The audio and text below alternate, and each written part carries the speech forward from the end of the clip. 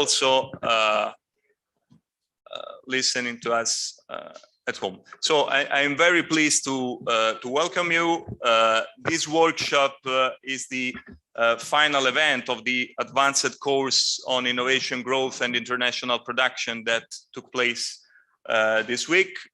It has been a fantastic week with a lot of PhD students and with a lot of courses that are very relevant to us, and I think it has been a great opportunity to them. The idea has been to conclude the course with an event that brings together research on issues related to innovation, growth, development, the European and the Italian economy, with a discussion and high quality presentation and policy oriented presentation that are very much related to the economic policy debate current in Italy and in Europe, and in particular to the Next Generation EU and National Recovery and Resilience Plan.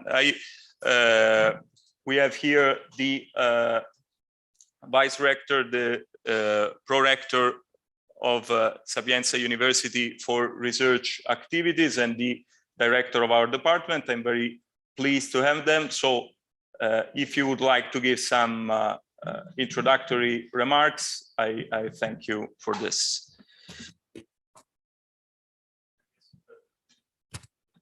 Good morning, everybody. Don't know whether it's working. Guess so. Good morning, everybody. I bring, first of all, the welcome and the regards from my Rectress, from our Rectress, Professor Antonella Polimeni. She cannot be here today with us for other institutional commitments. But she asked me to thank the Department of Economics and the other universities who have joined us in this endeavor, and in particular the University of Urbino and the Scuola Normale Superiore. It is good news that we have managed to carry out this activity for the 17th year in a row.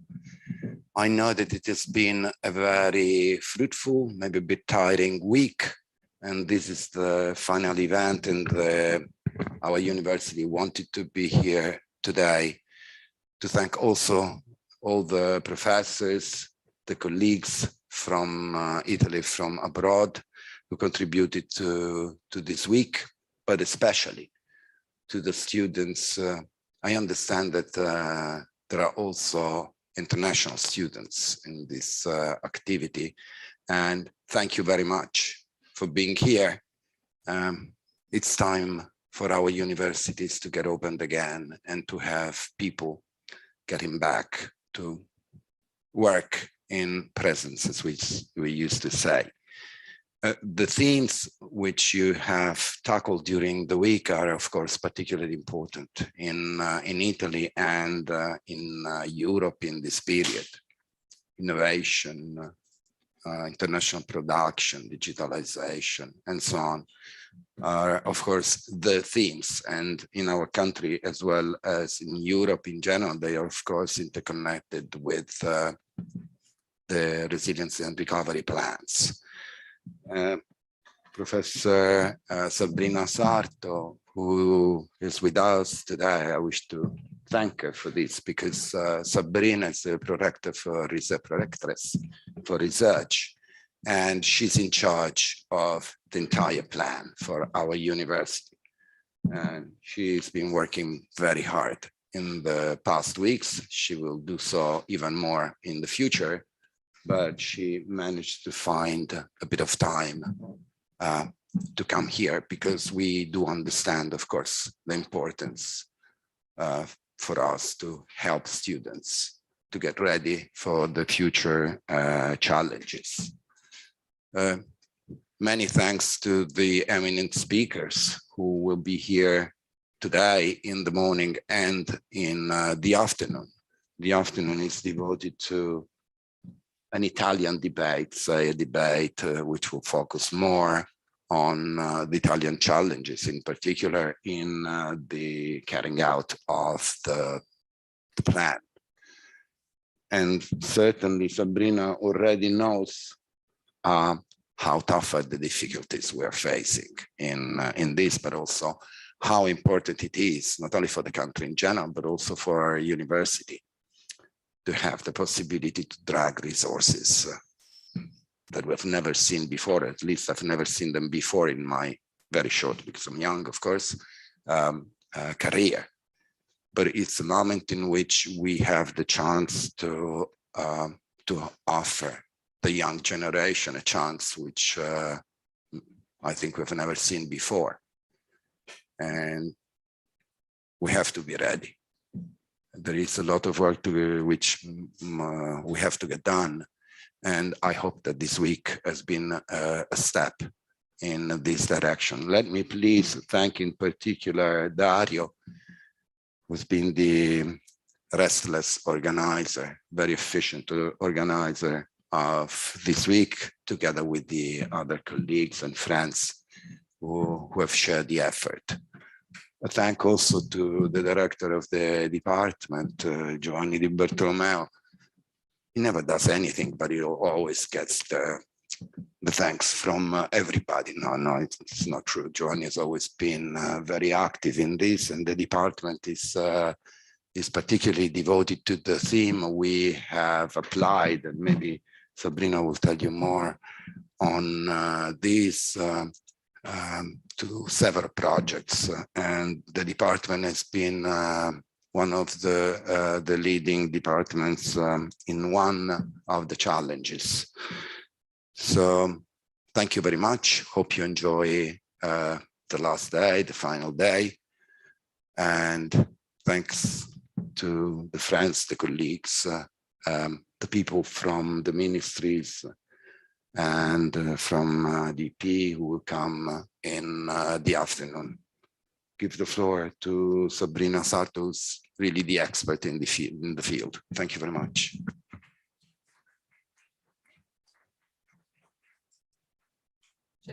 Okay. Good morning. Thank you very much. Thank you, Giuseppe, for your kind words, and thank to Dario and to Giovanni for inviting me to open this workshop. First of all, I wish to congratulate with you for organizing so interesting event on so cool topic. And I want also to congratulate because this year your department has a very important achievement at national level, being in the list of the department that has the possibility to be candidated for excellence in our country. So I really wish to congratulate for this very important results. And I think that initiative like that are really in the direction of improving excellence and stimulating research on topics that are very up to date. As regards PNRR, actually, we have been working a lot since last August due to the stimulus that we received from the minister and the public in the open call to participate to the possibility to get financing. Actually, PNRR, from our point of view, is a change of paradigm in the research and in the university activities, because COVID pandemic has really changed our way of living, but also our way of working. During the pandemic lockdown, actually, university has been mainly one of the few entities that has been working. Sapienza had an increase of students during pandemic lockdown, probably because people could just studying instead of doing nothing at home. But we have been also able to continue doing research at home, also in the lab, because it was one of the only activities that was permitted. I am a director of a department in which there is a lot of experimental activities in the department. So this means that in this situation in which the country have to restart again, and the university. So finally, the government understand that the university and research can be the engine of the new development of our country. And this is the really important results of this PNRR. Accordingly, Sapienza has been working a lot. As you may know, within Mission 4 Component 2, there has been 3 very important investments in addition to the investment on research infrastructure. And as these 3 investments concern 5 national centers, 15 extended partnership, and the possibility to finance 11 innovation ecosystem. Sapienza is, of course, a lead in in several of these initiatives. You may know the initiative of Roma Technopole, which is the regional innovation ecosystem that is led by Sapienza. It has the specific purpose of putting together in a net 7 universities in our region, the 3 state Roman university, the 2 private most important, LUIS and Campus Biomedico, together with the 2 regional university, Tuscia, Cassino, together with 4 research entities, and a lot of industries. We are in total 39 partners. Among them, we have, of course, local administration, including also the Chamber of Commerce in Rome and also Frosinone and Latina. But in particular, we have more than 15 big companies, industries operating in our territory. This means that we are creating a stable net for collaboration between our research and educational system and the industries. Industries are asking to university to have a strong connection in order to integrate our educational path with their needs in the field of energy, digital transition, health and biopharma. Companies today have difficulties in hiring young people in our territory, and therefore this is a strong response to this need. So I think that it's a big opportunity, a lot of money and a big opportunity, and it will be no easier to spend all this money so that it will be an investment, a real investment for our community. In order to do that, it's necessary to have a strong commitment of all our community, Sapienza community, and give the opportunities also to young people to join this project. In our purpose is to support with also more resources, Ph.D. courses that will be carried out in collaboration with industries. One crucial point is the regulation of all aspects related to IPR and sharing, dissemination, exploitation of research, of results of research when in collaboration with companies. So I think that this is a crucial topic in all our activities, but the scope is to have the final recognition from the industrial point of view of a third level of the high education, which is the PhD, that nowadays is not so much recognized at industrial level. So I want just to stop because I know that I have only a few minutes, and this is just the top of the iceberg, I could say. But I get the occasion to give the floor to the director and to wish you a very good day. Thank you very much.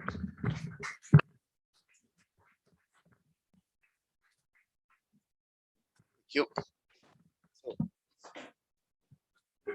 Good morning to everybody, and we are very happy to have you here for this workshop, and also for the school that is at the end. I have to thank Sabrina and Giuseppe for the attention of the university to the initiative of our department, and this is important because we need the support of the university in order to do things like that. And then I have to thank Dario, Mario, Elena, and all the people that have organized the workshop and the school, which is important. That is something that we do from a long time, and is something that is done by different universities together. And this is important in this particular context for something that Sabrina told us, that is we are living in a time of change, very important for our country. And in this time of change, the university can have an important role as an engine of this change, but this role can be done only if the university cooperates with the other university within the university system, and if there is a talk between the university and the institution and the social, the society. And this kind of workshop, this kind of organization between different universities is an occasion for this kind of behavior, and I hope this will support a little this change. And that is very active in this kind of of things, so I'm very happy about that, as all the department. And I will be very short. I would just to say something about the topics, and I think that something that can be that is important to discuss today is also, apart from the huge amount of money that are associated with the plan, also the issue of the reforms, because the reforms, I think, is the real heritage of the plan, because it's something that will remain apart from the money spent. So I think this is something important that is somehow undervaluated or discussed less, because it's more difficult. It's easier to discuss about money, investment, and so on. It's a little bit more difficult to discuss about reforms. And I think this is important because this can also be useful for the policymaker and for the politics, that a lot of times have many problems in implementing reform, because reform have in the short run several trade-off and costs that from the political point of view are very difficult to implement, because the politics look at the votes, the election are today, but the effect of the reforms are tomorrow. And this creates a sort of very big problem for the politician. And I think that the academics should give the good reading of what are the effects of the reform. So I think this is important. So saying this, I will stop here my my talk, and I say good luck to all of you and good work for the rest of the workshop. Thank you.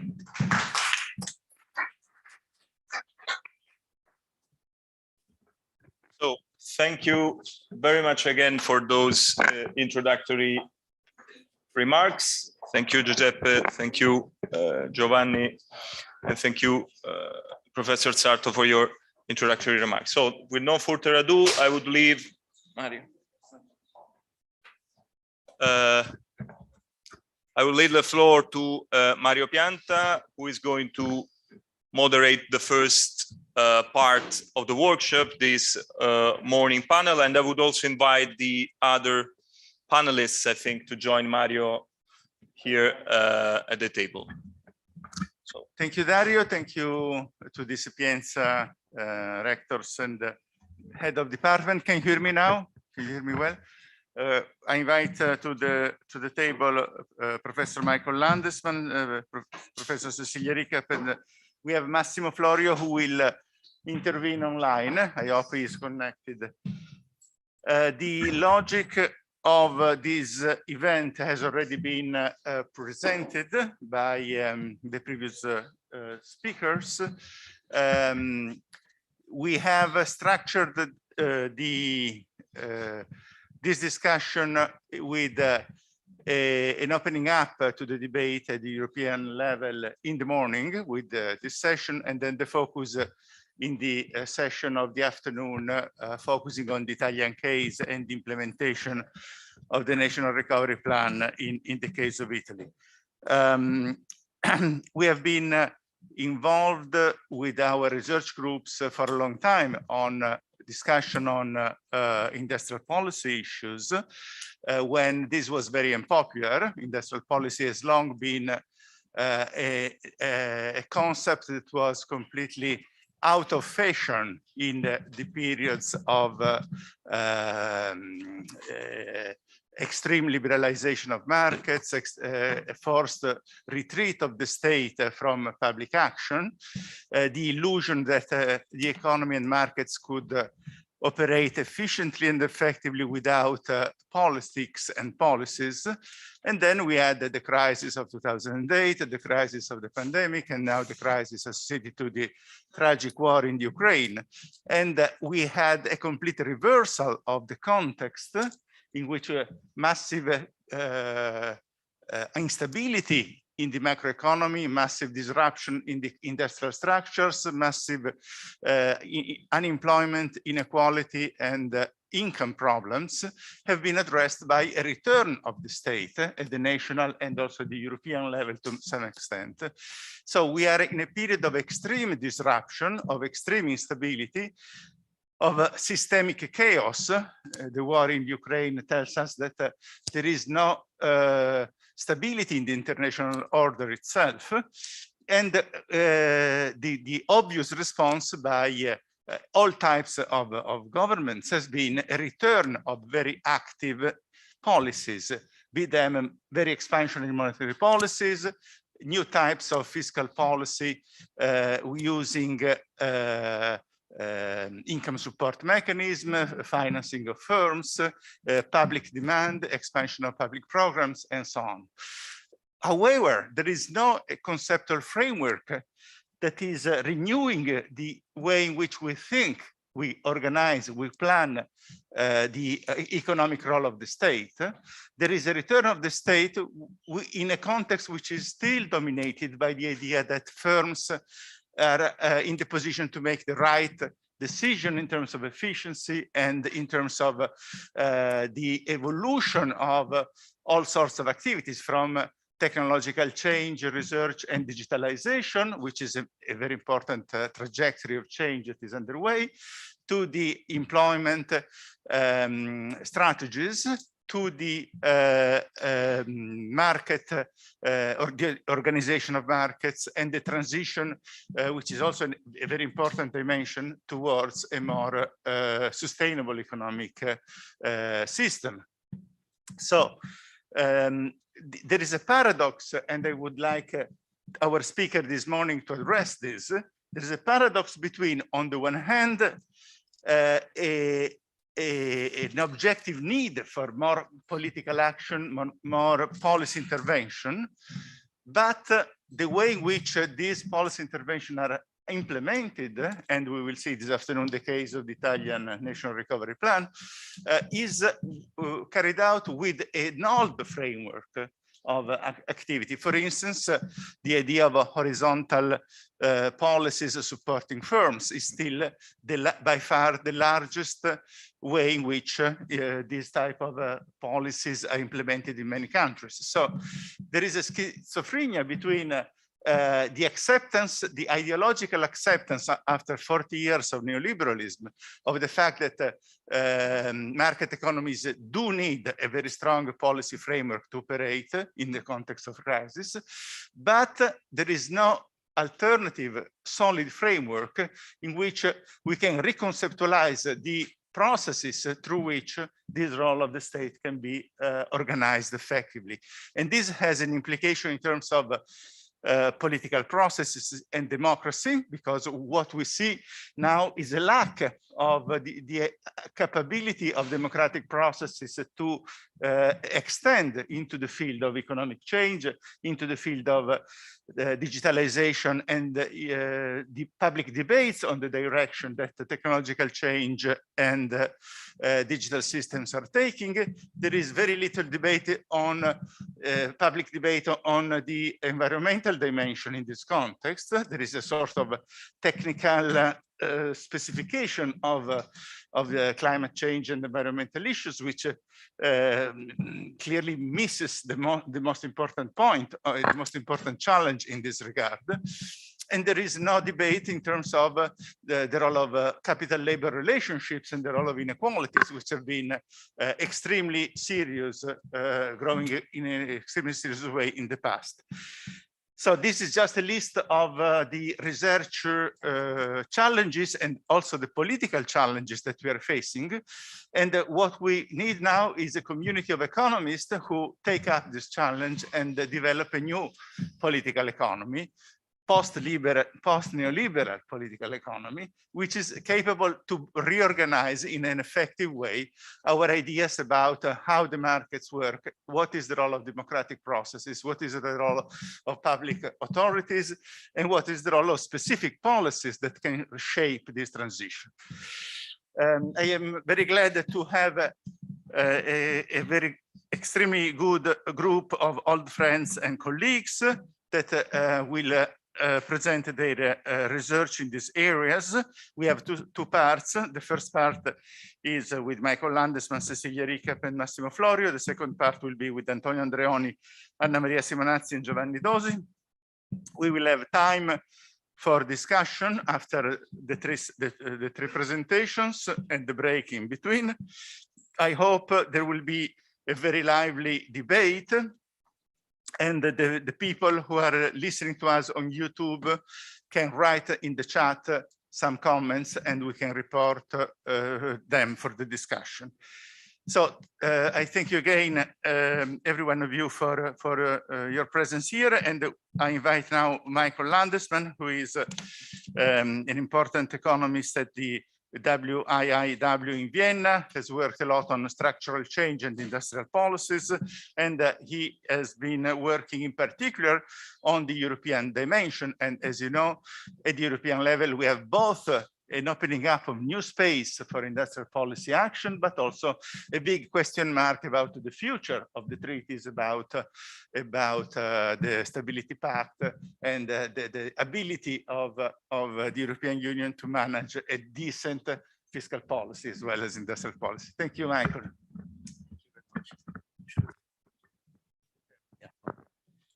Do I use this to move? Oh, okay.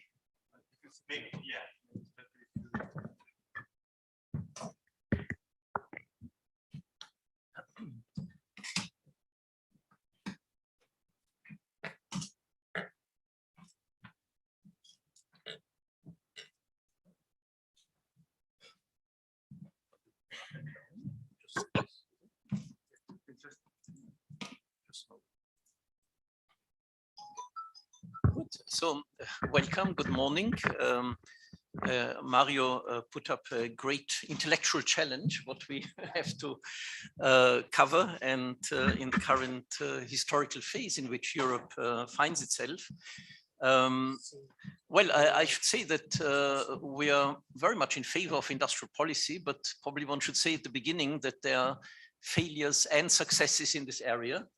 And I think it's quite important to learn from past experiences, especially if there are now many more resources available potentially here in Europe on industrial policy. I think one should also say that Europe is shrinking globally. So I think the context in which industrial policy has to be conducted in Europe is very much in a period of change. I think in the past one could say concentrating on the European market, on the disparities within Europe was the main concern, the scaling up technology, production, distribution of activities of Europe was probably central to the idea.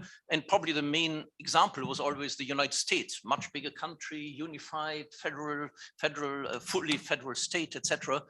And of course, technologically quite advanced. So I think the example for Europe was we have to become a bit like the US, at least in terms of exploiting scale economies, economies of scope, federal structures.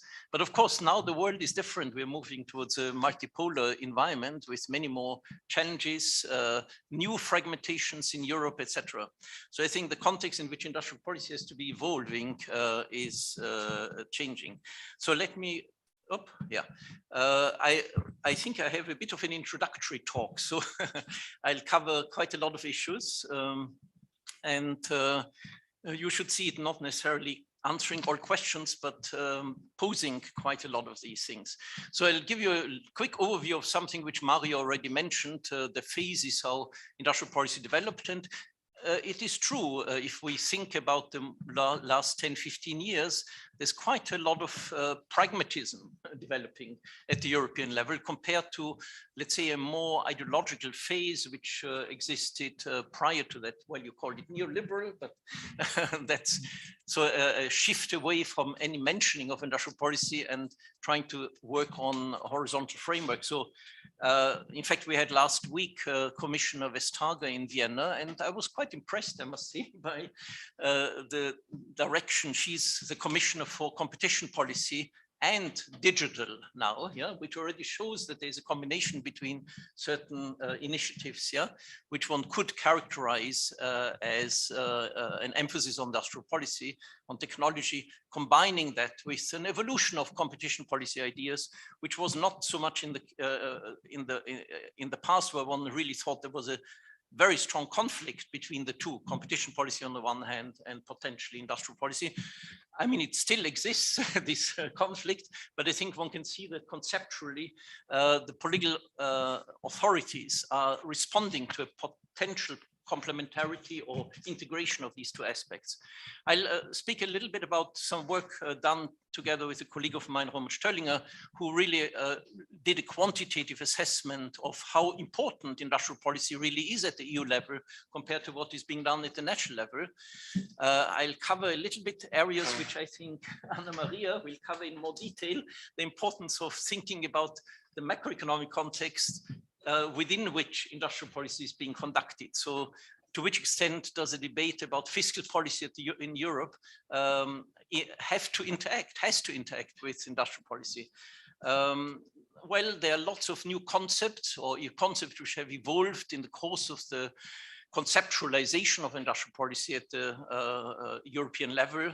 And I'll mention that very shortly, actually, what is done at the regional level, what is done in terms of the new Green Deal, the adjustment to the COVID crisis, to some extent, the shock to international production networks, but also the challenge in terms of international property rights, technology transfers with the rise of China, and challenges which over the next 20, 30 years will come not only from China, but from many other emerging or already emerged economies at the international level.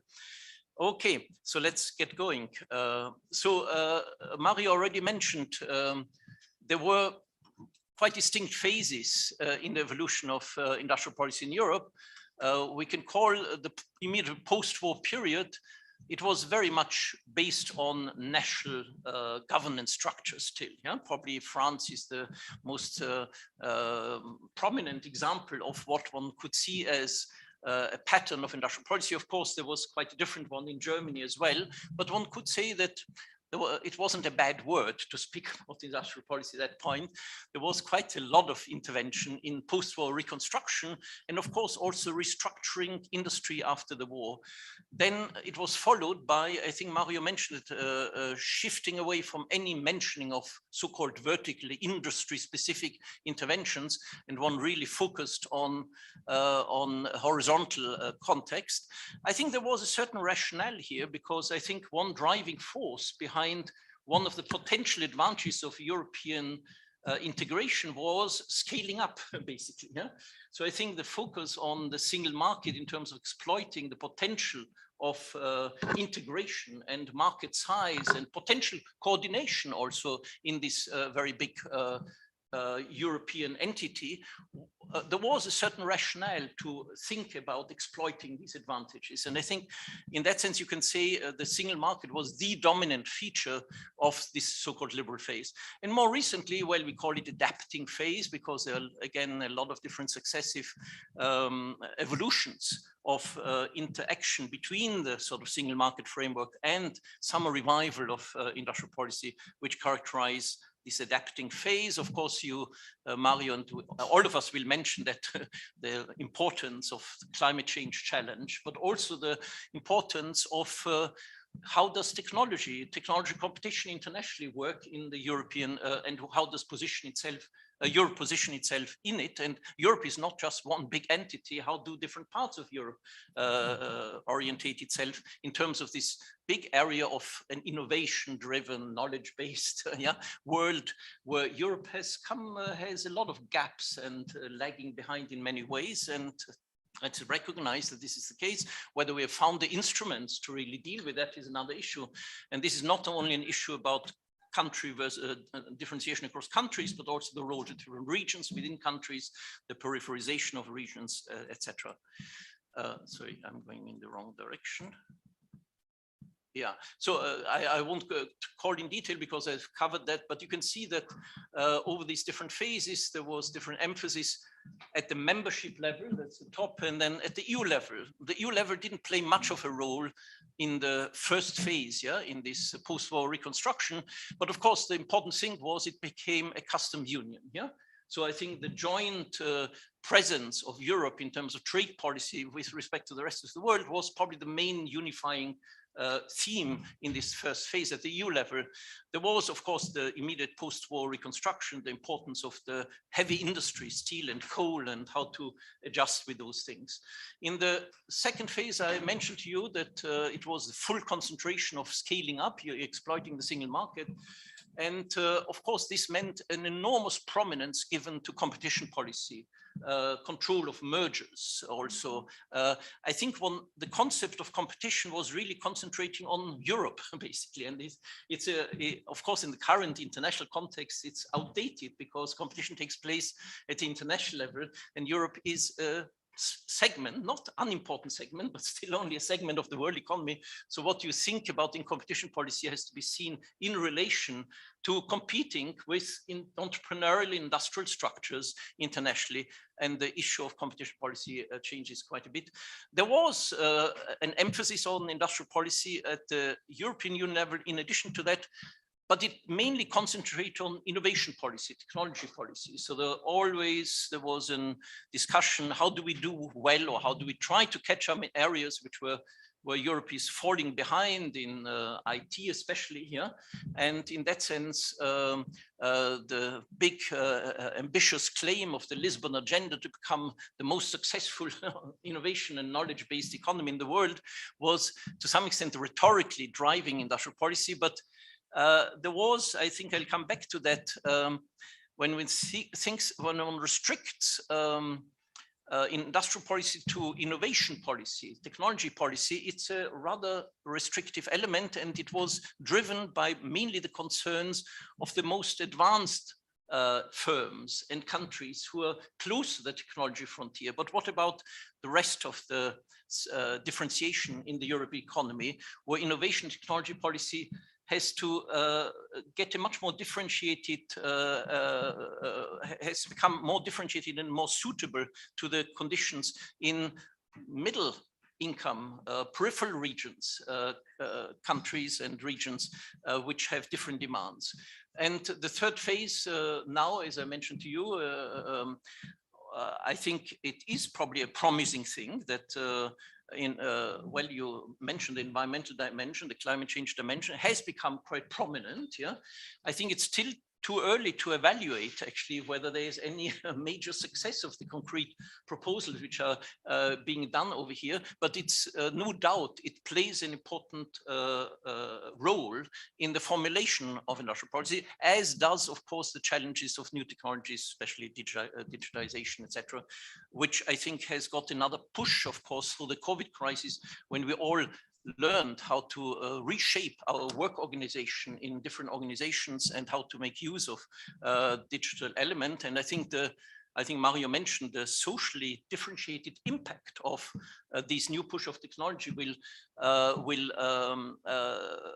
concern us for a long time, because I think the labor market conditions, the work conditions with the introduction of new technologies, also regionally differentiated, will be a major issue, and I'm not sure whether we are fully equipped to deal with that.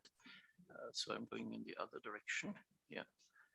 So overall, you can say the structure of EU industrial policy, there is this top layer still. Single market is a very prominent thing, and competition rules drive that.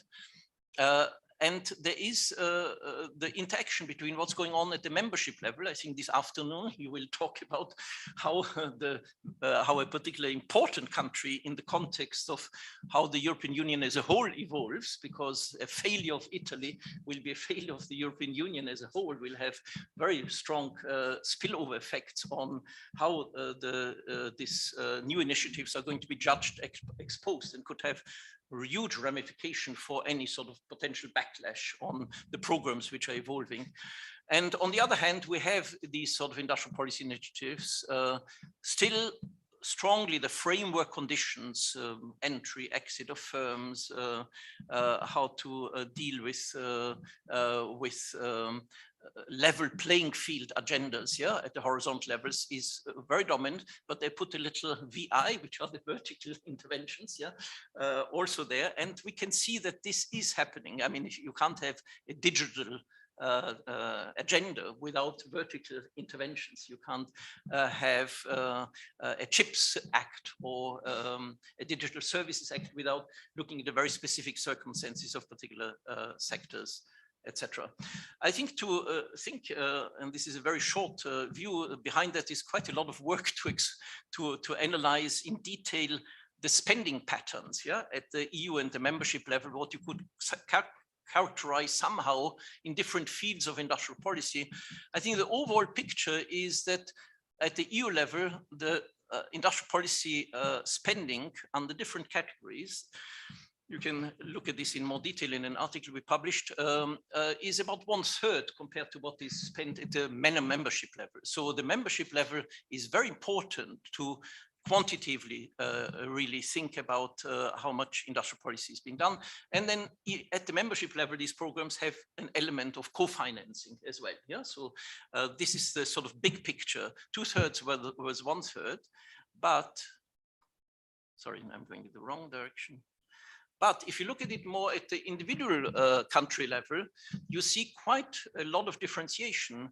In that sense, it's a natural differentiation, and probably an appropriate differentiation, that the countries which are lower income countries, or you can call them peripheral countries, you can see them on the right-hand side, are much more dependent on the EU level spending than the more advanced economies. So if you take Germany, it's about 1/10 of its spending, which you could roughly categorize as industrial policy spending, which comes from the EU level. If you take, on the other hand, the Baltic countries, the Balkan countries, Romania, Bulgaria, if you take the Central and Eastern European countries, it's more or less even, or even more important, the spending at the EU level. So I think in that sense, I think industrial policy initiatives of the EU at the EU level are playing a compensating role in terms of providing programs and so on, which are, oh, this is now working better. Yeah, okay.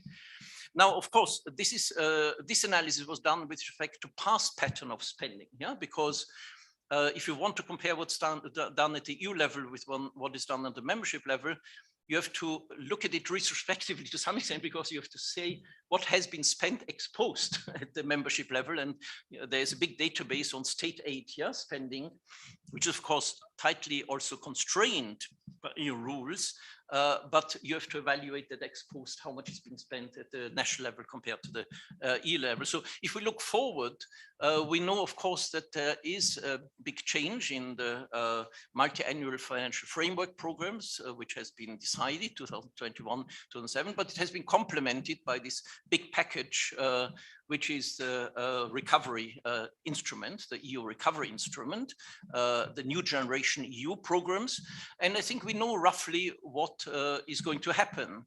On the one hand, making space during COVID for this resilience and recovery fund, which you're going to talk about in detail this afternoon, meant a little bit of scaling down of the MFF also. So 1 decimal point of MFF spending was reduced. And on the other hand, there was place made for quite a substantial new package. And I think that has been debated in great detail. And we can see roughly the composition of this multi-financial framework and also recovery and resilience fund, its role which it plays. So roughly you can say that about 25% of overall spending over the future years will be from this recovery fund. If we look at it in more detail, it is an important innovation. I think this crisis has led to an initiative which I think without the crisis wouldn't have happened. So this recovery or investment fund has in many ways, and I think some other people will talk in more detail, there is an important redistributive element to peripheral countries. There are new features, obviously, that for the first time the EU is borrowing on international markets to spend. Before that, it had to have never spent more than it earns in its own incomes. It also at least provides the role in future for increasing what one calls the own resources, OR, over there, meaning that the tax base on which it develops its own budget might be developing with, at the moment, there is only the plastics, how do you say, scheme or something but I think one hopes there will be more coming, a digital tax or in financial transaction tax and so on, but there are big conflicts around all these schemes, so we don't know yet what is going to happen. So but the element of climate change is prominent in the resilience fund. 30% of all the plans which have been submitted and have to be approved has to show this climate change element in it. There is also a recognition that climate change involves big structural change in many countries. We can see that in the current debate about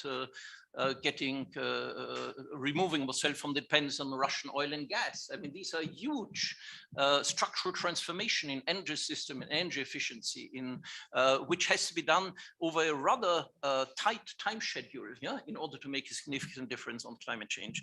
And I think there is a lot of thinking about that. Now, on the negative side, it's not much. I mean, if you take everything together, it's true in the past, the sort of upper limit was the EU level spending was 1.1%, sometimes even driven down to 1% of EU gross national income. And it has increased through the resilience and recovery fund, to about 1.5% of EU GNI. But of course, it's still tiny compared to national spending. So although one talks a lot about it and there's huge diplomatic negotiations around it, in the end, it's still a bit of a mouse, which emerges. And as I mentioned before, there was a bit of a trade-off. One scaled down the MFF and one increased the spending through the recovery fund was okay. And there was also some reduction of spending, some of them probably quite welcome, and not by everybody, by the agricultural lobby in agriculture, but that was planned. But unfortunately, also in external action, which is, of course, in the current international context very important. That neighborhood development cooperation funding was cut in these negotiations around the ERI. Now I'm coming to an area which I think Anna Maria will cover in more detail. I think we probably, all of us think it's very important to think about industrial policy in the context of the big macroeconomic challenges which Europe faces, and I think which have always emerged whenever there are shocks going on. The financial crisis was such a shock. The COVID crisis was such a shock. Any sort of trade policy conflict will be another shock. The impact of climate change, which will be differentiated across the European Union, will be a shock, and so on. So always macroeconomic balances emerge, and because the EU is such an in such an embryonic state of becoming a federal structure, we are not well equipped to deal with these differentiated impacts of these shocks. Yeah, so imbalances always evolve. They show up in certain features. Well, I will concentrate on current accounts, but also it will show in a quite differentiated situation how much national states can react to shocks. Yeah, so the fiscal constraints, which of course in Italy is one of the countries which have experienced it very strong, constrains that very strongly. So the conduct of fiscal policy, monetary policy in this big European space, which is still very much national state based, yeah, with a thin layer of European Union coordination, yeah, is a major challenge. And I think we have to recognize that industrial policy works within that. And sometimes all the big talk about industrial policy schemes and so on are dwarfed by the impact which the incompleteness of macroeconomic policy coordination imposes at the European Union level. Okay, so I think one of the features where it shows very much these macroeconomic imbalances is the current accounts. You show, I mean, you won't go into details over here, but you can see that many of the sort of middle income, lower income countries of the EU have been struggling with big current account deficits. Yeah, and that shows, of course, that underlying that there is some competitiveness problem here. And I'm going to talk a little bit about these competitive problems, but there's differentiation there.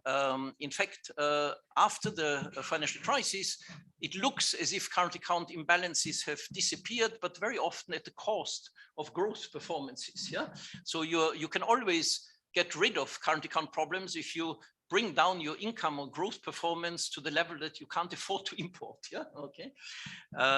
And this is what is happening. So, I won't go into detail over that, but you can see if you go down and look at the composition of the current account developments, even after 2008-9, after the financial crisis, when you see how did exports versus imports develop, there was always some improvement, but being brought back with a shock. Yeah, so the first improvement of the current accounts after the financial crisis was people just didn't improve the export performance, they just constrained very much imports, yeah, by austerity.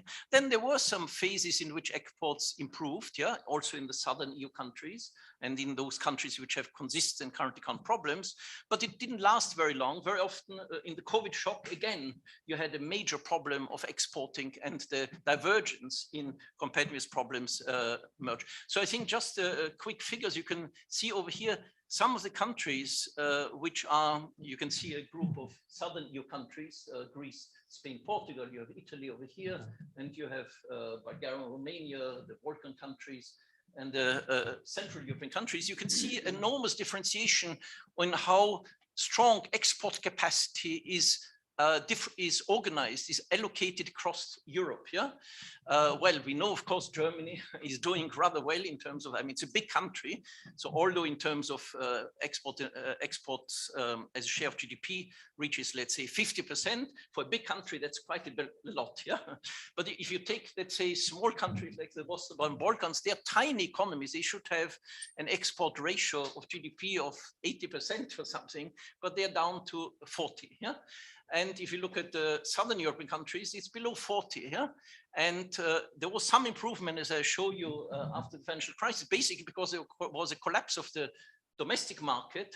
But if you look at it, in spite of this diverting production towards exports, their market shares in total European exports continue to decline. I'll show that in the next phase. On the other hand, you have some lower income countries or middle income countries, the Central European countries, which did enormous catching up process. Yeah, and of course that's a phenomenon which is researched by many people over here, like Dario, on the importance of production networks within Europe. There was a strong concentration. I mean, probably one of the reasons why there is a rethinking whether single market can do everything is because it accentuated very strong agglomeration tendencies, especially of tradable activities. Yeah, so you can see that in the European economic space, as economists, you will know that there is an advantage of regional concentration also. Yeah, you can exploit the interaction between researchers, between production activities, between good universities, research establishments, and those areas where you have to compete in the world with export activity. So I think it is true, unification of a market might be a good thing, but it also has the impact of a strong concentration. And I think you can see that it's a phenomenon which has been well studied, that manufacturing activity, industry has concentrated very much in center of Europe, in a sense, German, Swiss, Austrian organized production networks with Central and Eastern Europe. You can see here the evolution of industrial production. Look at the Southern European countries. It's normalized to 2008 being 100. Yeah, they have not recovered industry. Yeah, from the pre-financial situation. So the last year is 2020. Yeah, as compared to the Central European countries, which have been booming away. Yeah, in terms of recovery of the level of industrial production. Yeah. These are also Eastern European countries. There are still some problem countries like Bulgaria and so on. The Western Balkans are doing better. Look at the terrible performance of Ukraine, which we are going to have to deal with as a result of the crisis. But anyway, disparities are not resolved in terms of the main focus of industrial policy, which is to some extent to do well in industry. And I'm not going to explore that in detail, but lower medium income countries in terms of tradable activities are much more dependent on industry than high income countries. I mean, a country like the UK or Netherlands or can do very well in business services, in finance, insurance, in marketing, in consulting, and so on. But if you look at the historical data, it's very difficult for lower medium income countries or regions also to do well. Of course, tourism is an exception for that, but in principle, it is. I think I'm going to run out of time. But here you can see that in spite of this orientation of away from the domestic market and towards exports, in terms of market shares in European, in global market shares in exporting, Italy, some countries have stagnated as compared to a rather strong upgrading process. So these are on. Now, what are the big challenges? And probably I'll finish with this slide. Yeah. I think these are some of these streams are as we would expect them to be. I mean, Europe has to be doing well at technology frontier, and there were big gaps. Yeah, in IT. We are still perceiving now gaps in the new areas of artificial intelligence, robotics, and so on. Yeah, I mean, there might be something quite a bit happening in terms of diffusion of technologies, but in terms of being really leaders in innovation in these areas, not only in relation to now the United States, but also in relation to China, etc. There is this is obviously I think it has driven the formulation of EU industrial policy in the past, but whether it was successful or not is another issue. Yeah, and it could be that coordination of big companies and so on and competition policy might play a role in hindering actually the development of these new technologies. Yeah, a second challenge is, well, it's not anymore just comparing with the US. We have to deal with the impact of emerging or emerged economies. And of course, countries like in the European South have experienced that for quite a long time with the big pressures at the lower medium technology level, where one had to vacate industries, but one hasn't been fast enough in building up the upgrading and that's not only done at the national level, but at the regional level. The third one is, again, there is not enough, although more concern, but not enough attention given that if you think about industrial policy, it has to be part and parcel of also thinking about cohesion. Yeah, because cohesion is not anymore a distributive issue. Yeah, you give low-income countries money, yeah, to keep their income levels up, but you have to develop, keep their technology skill, infrastructure base up, and therefore to deal with cohesion issues from an industrial policy point of view, not only from a the fourth point is it is taken seriously, as I mentioned, the new Green Deal, climate change, but obviously it has to drive. And I think it's still early to judge whether we are doing the right things in this area. And lastly, we of course have this important change at the global level. We are not anymore in the neoliberal area in terms of international relationships, because we have a looming evolution at the global level of big powers, confrontation and rivalry. Yeah.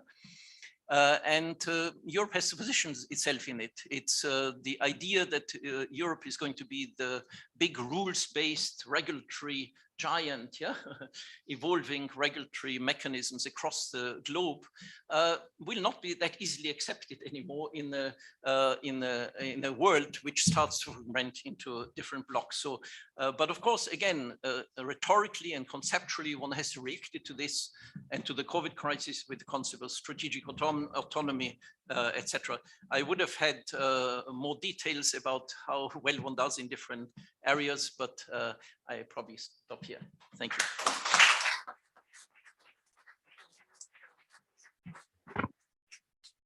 Thank you very much, Michael. This was an excellent introduction for providing the framework in which we can locate our understanding of industrial policy in the context of the different processes of European integration, of the different trade-offs between national and European level policies. And clearly, looking ahead, we have two big questions that are looming and can shape this theme. First of all, the climate change issue, which has to, as you said, we have to understand whether European policies are going to be effective in that direction and they're capable to reshape long-term industrial capabilities in a coherent way with a more sustainable outcome. The second one, which is going to change a lot your data, is the idea of Europe spending much more for military power and military programs. And of course, this again is an action without a framework, because so far military spending was in the domain of national authorities and national responsibilities. There was no idea on how Europe should deal with its international role. And so here we're really entering a minefield, a literal minefield of political challenges and risk of greater instability. So there is a clear need for Europe playing a role for granting, contributing to an international order based on peace, security, common security, and less reliance of military power. The emphasis and the decisions that are being taken in these days on rearmament, increased military spending, and increasing concentration of the weapons industry we're going to produce them are really a paradox, an additional paradox, which can have very dangerous consequences. But we can bring these issues up in the discussion, which will follow the next two presentations. I'm very glad to have with us now Cecilia Recap, who is a lecturer in international political economy at City University, London. She just published an important book with Benteke Lundvall, another very close friend and colleagues of us. The book title is The Digital Innovation Race. In the contribution by Cecilia and also in the contribution by Massimo Florio next, we focus now on the more technological side of the story, because digital transformations, the importance of innovation, the importance of the privatization of knowledge, which will be the topic of Massimo Florio speaking next, are reshaping the conditions and the sets of knowledge, the knowledge base, and the set of conditions in which industrial policy can develop, and in which firms and big players in the firm context are behaving. And Cecilia has worked in particular on the interaction between the power of big corporation and the power of public authorities in this regard. So I welcome her, and we will reflect now on the political crossroads of digital capitalism. Cecilia, you have the floor. Thank you, Mario. I would like to start by thanking Valerio, Yelena, and Dario for the invitation. It's a pleasure to be here. It's interesting that you will see the presentation like this. You will see that I have some animations, and that's why we had this technical issue. And it's interesting on two respects. First, because I will not be able to keep in secret what's coming next. So speaking about knowledge monopolization, why not? So you already know what's coming next. And also because of these technical issues we are facing and our different absorptive capacities to solve it is totally along the lines of what I will be presenting today. And as Mario was saying, I will focus today on digital capitalism, which is part of the focus of my research, and in particular on the political crossroads. But before that, and as you can already see, I want to just give you a snapshot of both market and technologies concentration in the digital economy. And no matter where we look at, and you have it already there, there is a high concentration, both in terms of technologies and markets, both at country level, as you can see on this figure by UNCTAD, as well as at the level of firms. And this indeed has raised policy and regulatory challenges and awareness around the world, but the focus today is the European Union and what the EU has done and is trying to do in relation to this context, where indeed we are facing a context where, if you want a clearer picture of how Europe is shrinking and is actually in the middle of a kind of a sandwich, these figures are quite illustrative on those respects. So what has been going on?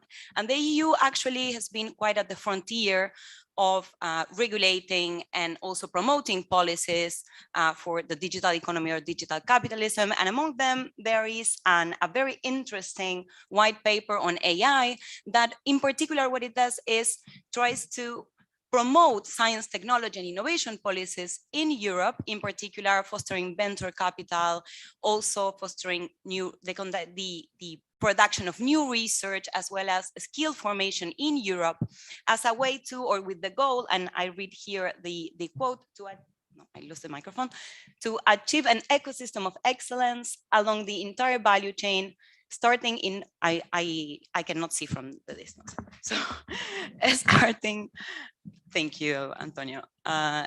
Starting in research and innovation, and to create the right incentives to accelerate the adoption of solutions based on AI, including by SMEs. And precisely speaking about SMEs, or in particular startup companies,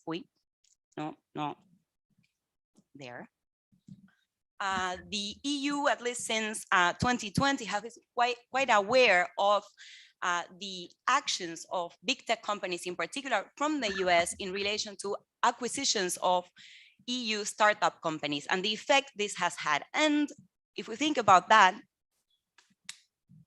in the words of Margaret Vestager, who is the EU Executive Vice President for a Europe Fit for the Digital Age, and you can also call her the Khaleesi of antitrust and competition in Europe, she says, okay, we haven't seen these acquisitions. We lost them because they were acquiring very small companies.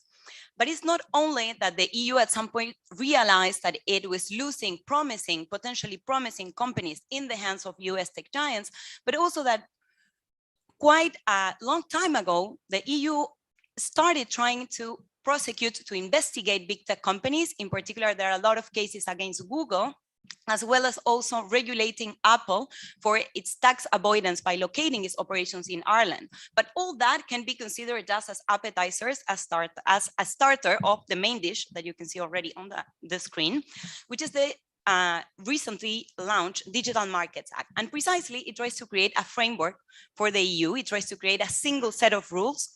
This is said 1,000 times in the very long document of the Digital Markets Act, for the EU to have more bargaining power. And who is the EU battling with? tech giants. And this is why the focus of the Digital Markets Act is precisely what the document calls as core platform services. These are mostly big tech companies from the US and China. You have some definitions on what a core platform service means. And it's interesting that the regulation is not just thinking in terms of the concentration of market power, but more generally about how these platforms have a potential role as gatekeepers, but still gatekeepers in terms of markets. Gatekeepers could mean that they are not necessarily dominant in market terms, but they are still limiting others and affecting both people and businesses.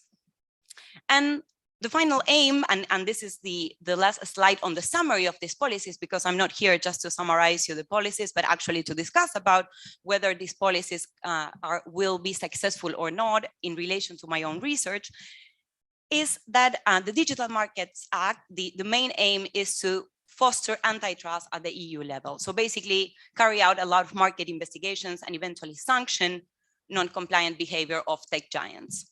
But again, main question would be, will this policy framework work? And if we need to think about what happened with these examples that I mentioned before, prosecutions against Google and the case of Apple and its business in Ireland, you can see on the slide, past fines were never cashed.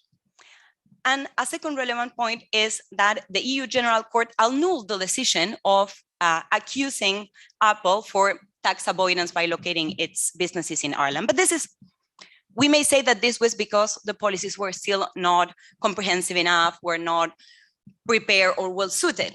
But there are other things to consider and that lead me to think that this policy framework is ill-equipped. First is that the giants actually can't afford to operate without privileging their products over others in their marketplaces. And why? Because of their reputation. For many, many years, Apple was the most valued brand in the world. Now that brand is Amazon. So although Facebook may be struggling in terms of its reputation, the real big tech companies, those that are concentrating the cloud computing market, those that are the biggest among the biggest ones, are still quite healthy when it comes to reputation. And the most important reason why I think that this policy framework may probably not work is this final factor, which is that even if all of us get access to our data and businesses get access to their own data, it is not just about getting access to our data. It's mostly and mainly about the capacity to centralize all that data, process it, and analyze it with artificial intelligence algorithms, in particular with machine learning algorithms, and I will come back to this later on. But tech giants are not only concentrating data, but also these algorithms, as well as the digital infrastructure that is indispensable for moving data around and analyzing it. So why are these policies ill-equipped? First thing is quite specific of the digital economy, and is this excessive focus on competition as the right solution. It's the excessive focus on competition is worldwide, and it's applied to every industry. But the issue, and this is in particular in this case, this is associated with the idea, the dream for some, to break up tech giants. The issue in relation to competition is that these companies, tech giants, more often than not, operate in markets that generate natural monopolies. And my favorite example is to think of search engines. Imagine if you had to work and look for 10, 15 different search engines until you get a good reply. And none of them will be as good as if you only had to go and Google it. Because since Google receives all the queries, its algorithm gets better, because AI algorithms get better the more we use them. Therefore, it's better for society to have only one search engine. Does that mean that Google needs to be the one that operates this search engine and profits from it? Of course not. It just means that we need to analyze deeper before jumping into say, we need more competition. And another related thing is there is a lot of narrative on these companies as market gatekeepers. But in fact, these companies, when they operate as market gatekeepers, that's just the tip of the iceberg. And what these policies are not looking at, perhaps, I'm not saying this is the reason, but perhaps because this other way of gatekeeping is also frequent in the case of other industries where Europe has leading corporations such as pharma, automobile industry, and others like Siemens, for instance, is that tech giants, as well as leading corporations in general, even BlackRock, which is the leading company in terms of asset managers, they are gatekeepers of knowledge and information. And this, in my research and together with other colleagues, is what we have been calling intellectual monopolies. And intellectual monopolies are not just companies that are concentrating intellectual property rights, although that's an easy way to identify them in many cases. But for instance, in the case of digital technologies, most of the research is kept secret. There is a report that on the state of AI that, for instance, shows that only 15% of the AI papers disclose the code, which means that although there are a lot of publications, really what the algorithms are doing is not being disclosed. And you may point as other examples, Google search engine algorithm, the search engine algorithm that operates Amazon's marketplace and others. But as I said, this is not a specific of the digital economy and tech giants. This is, or at least in my research, I try to show that this is a more general and comprehensive stage in capitalism. So how probable is this intellectual monopoly scenario? And the first thing we need to consider are the specific ways in which we, as a society, in organizations, how knowledge is produced. Knowledge is produced cumulatively. We rely on past knowledge. We rely on the work of our colleagues to build new knowledge. But at the same time, we do so with different absorptive capacities, not only at individual levels, but also at the level of organizations. And when it comes to organizations, those that are at the knowledge frontier will be better equipped to keep absorbing more knowledge from the environment and therefore continue innovating. As an outcome of this process, we may actually expect not a scenario where all the firms have equal chances to innovate and win the innovation race, but actually a self-reinforcing process where the same firms keep innovating anew again and again and again before the others catch up. So this is what can be understood as firms' technological differentiation. And these intrinsic features of capitalist competition, of the way knowledge is produced, have been reinforced by several other factors that have led to a scenario where I believe that intellectual monopolization is the most frequent or probable outcome. Of course, a higher cost of doing research and development. On top of that, recent technological changes. Think if you are an organization with the maximum absorptive capacity, since the first wave of the ICT revolution, you have the chance to just clicking and find out what's going on at all the universities and public research institutions around the world. So the chances to get access to new knowledge expand, as well as the chances to modularize, to divide in different steps that knowledge production process, outsource steps, and still surveil, control, overview the whole innovation network.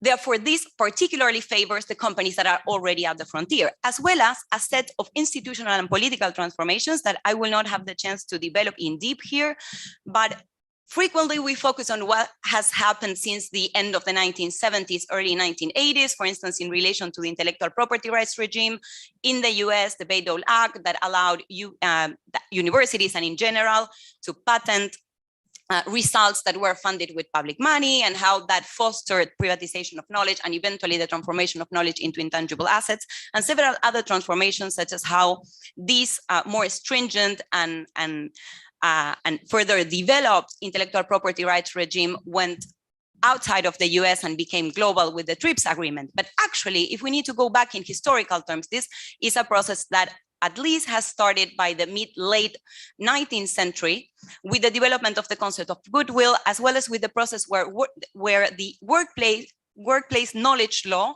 was developed. This means that the process when the employee, the person, the inventor, stopped being the owner of its knowledge results, and it was the enterprise that was employing the person that ended up owning it.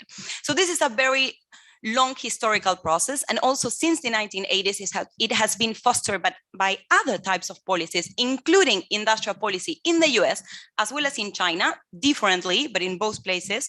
And in the case of the US, it included, as probably all of you know, among others, hidden industrial policy, very connected with the US military, responsible for GPS and a lot of technologies that are in the iPhone. And we heard this story many, many times. So all this has contributed to a scenario of intellectual monopolies. I'm sorry, this looks awful. It didn't look like that in like the S there and all the stuff. It didn't look like that in my computer. This has led to a scenario where the same firms win the innovation race again and again. Therefore, their temporary advantage, this temporary windfall, the privilege of the innovator, stops being temporary and becomes a permanent advantage. And these companies are not the typical parasitical rentier. This is a different type of rentier. These companies are permanent rentiers, but also quite proactive. First, because they need to be constantly winning the innovation race. And second, because they need to be constantly limiting others to catch up. And when I say they need to be constantly winning the innovation race, this doesn't mean, as it was, for instance, in Schumpeter Mark II, that these companies need to be doing the R&D internally all the time. It's not just because they have huge R&D laboratories, which in many cases they do, but it's mostly because actually the expansion of their intellectual monopoly relies on outsourcing steps of their innovation processes, building what together with Bentake Lundvall we have called corporate innovation systems. And therefore, they rely mostly on knowledge, and also specifically in the case of tech giants and other companies that are becoming more data-driven, they also rely on data appropriation. And a way to show this, and of course, I know that you cannot really read them up, it's just an invitation to read my research if you want to put it in those terms. But a way to map this is by looking at the co-authorships of papers and who these companies, this is Amazon, in the biggest triangle that, of course, in that screen, it's impossible to see. It's who Amazon is working with. And you see that Amazon is working with hundreds, even thousands of other organizations conducting research. But then when you look at the patents and who Amazon is sharing the ownership of the patents, there are basically no co-owners. So this is a clear indication of how these companies, and the same thing happens with pharma companies, all the other tech giants, Siemens, Tech Great Corporation of China, and I can keep giving you names. Even, as I was mentioning before, BlackRock. So what we have as a result is a process of monopolization of knowledge that goes beyond the appropriation of intellectual property rights, and also a process where, interestingly, I'm sorry, again, the slides it's completely mixed, a process where these intellectual monopolies subordinate companies that lose their technical autonomy to organize their own labor processes.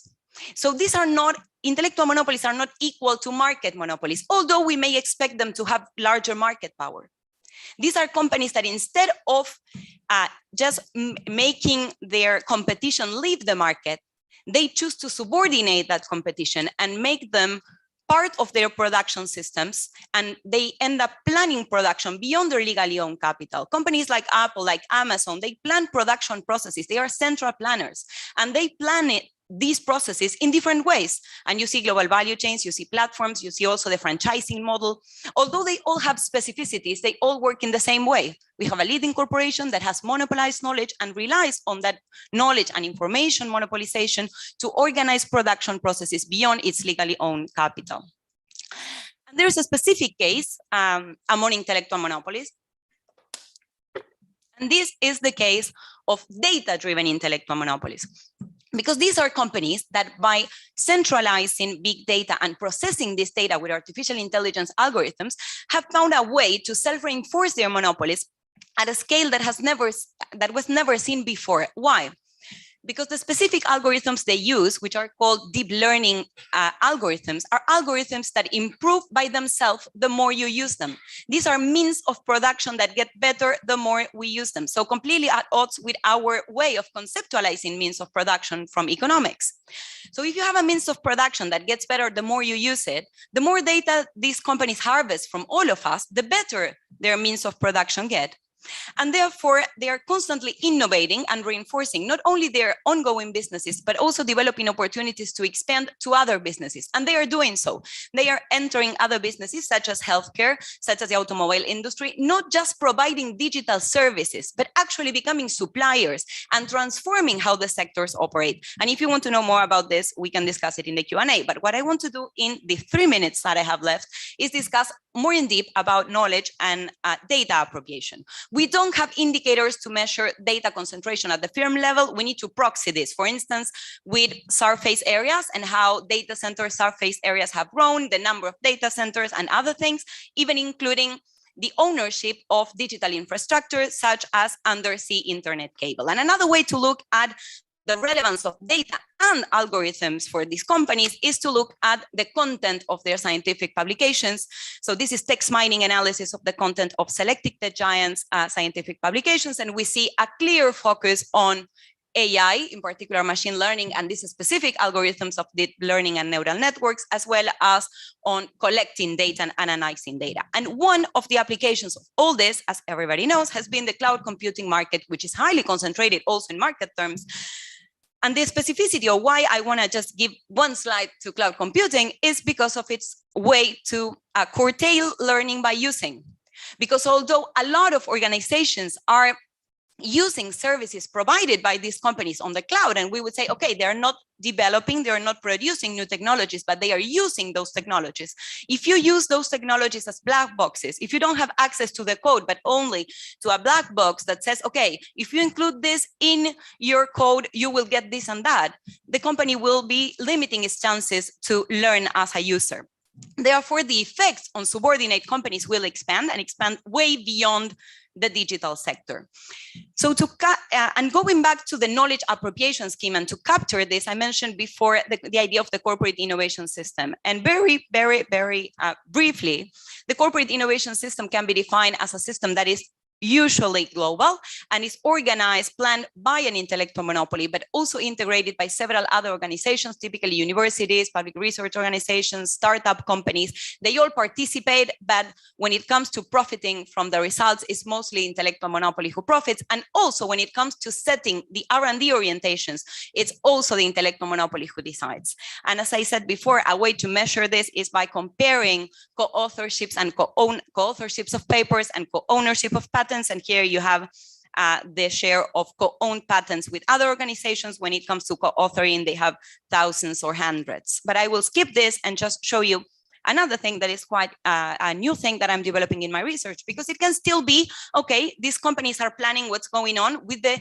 organizations that belong to their corporate innovation systems, but there are many, many other organizations that are doing research on AI, for instance, that are not directly connected or collaborating with the giants. So they might be having their own research agenda. Here, what you're looking at, and I can share the presentation afterwards if you want to really look at it in detail, is at the main presenters of the top AI conferences between 2012 and 2014. So the main actors in the development of new artificial intelligence research around the world. And between 2012 and 2014, the only tech giants that were in this map were Alphabet and Microsoft, and actually with very few connections with other organizations. And in this map, there were also leading corporations from the rest of the world, like Toyota and Siemens. When we move very, very fast to who's dominating the AI research agenda nowadays, we see that now Alphabet has a central position with many direct connections to most of the clusters.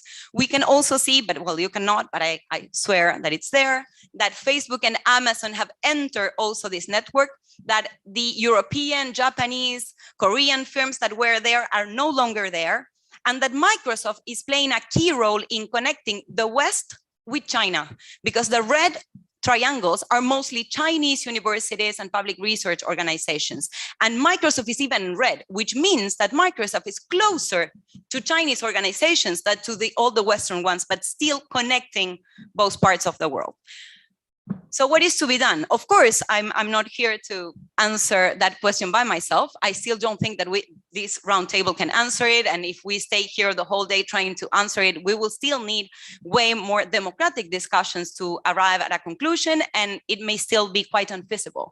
But something that is clear is just thinking in terms of science, technology, and innovation policies will never be enough, because more research means more funding for research ends up meaning more means of knowledge appropriation for these companies. And this is quite puzzling, because of course I am not suggesting that the EU should invest less in science, technology, and innovation.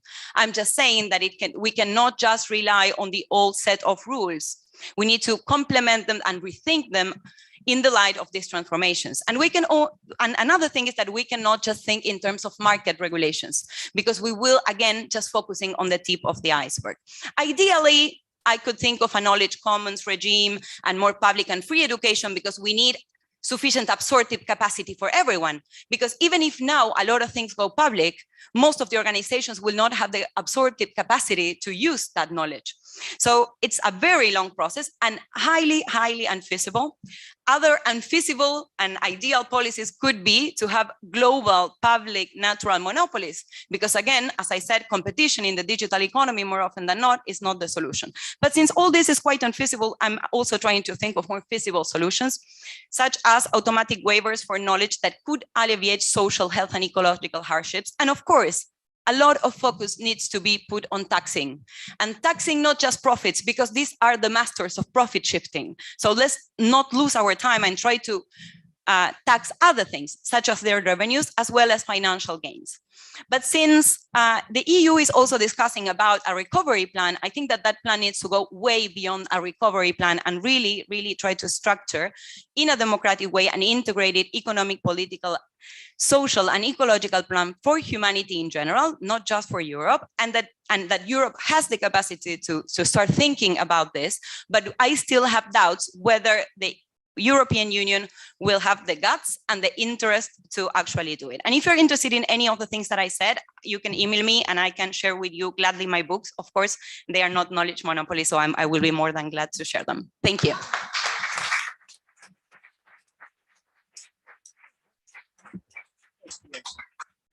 Thank you very much. Thank you very much, Cecilia, for this contribution.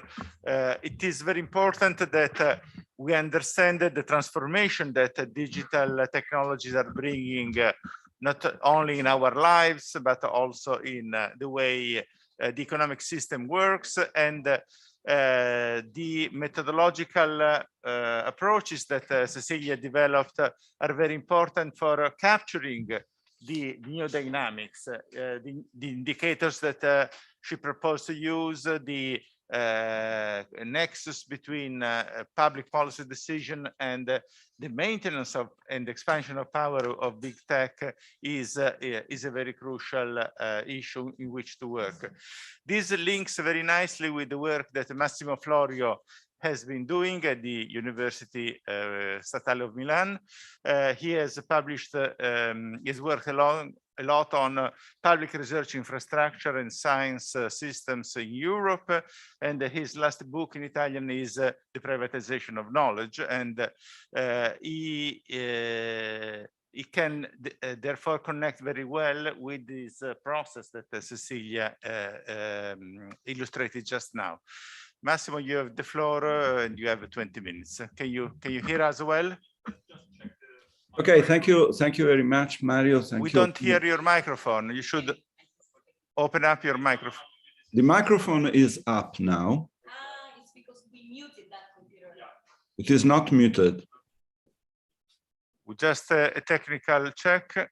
1 sec.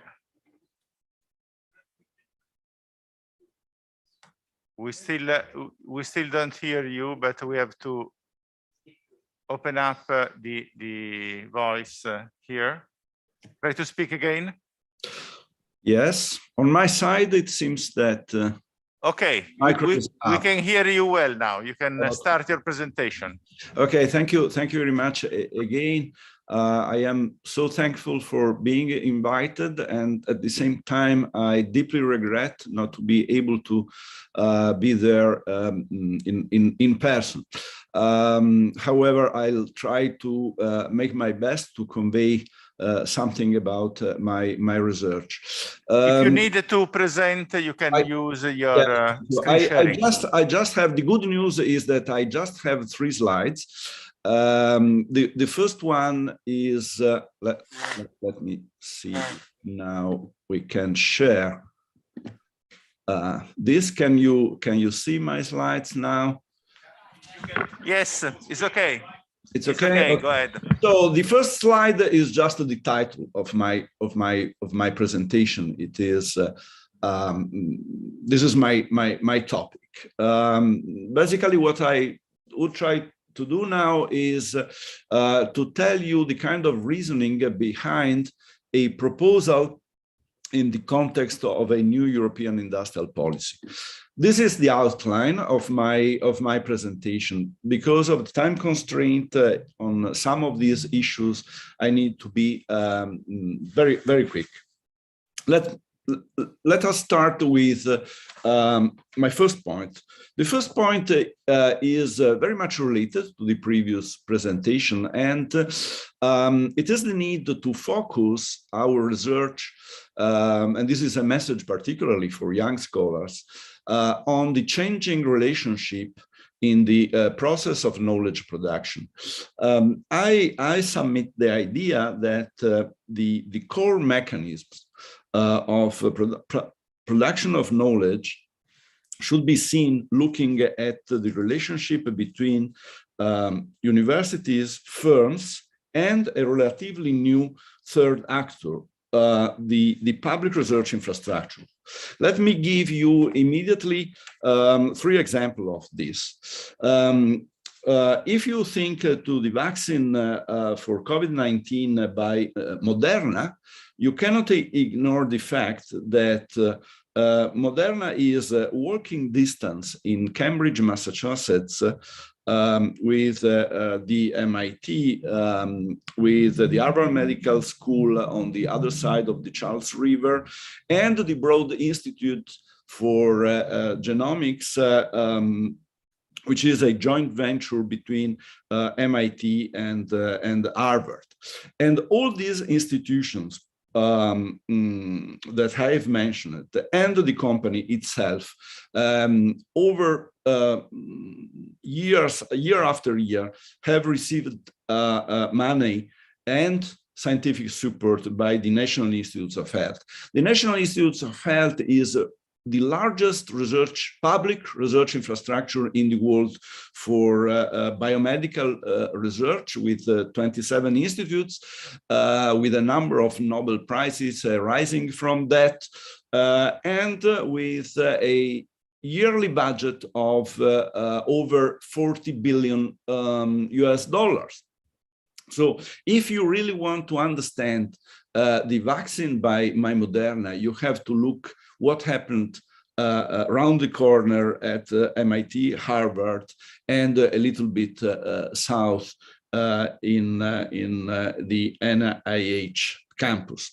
A second example is the relationship between the European Space Agency, tens of Department of Physics, including with University of Rome, and in many other places in Europe and worldwide, and firms such as Thales, one of the giant in the space industry and in the military, with 80,000 employees and around 70 billion sales. It is the interrelationship between these 3 actors that explain why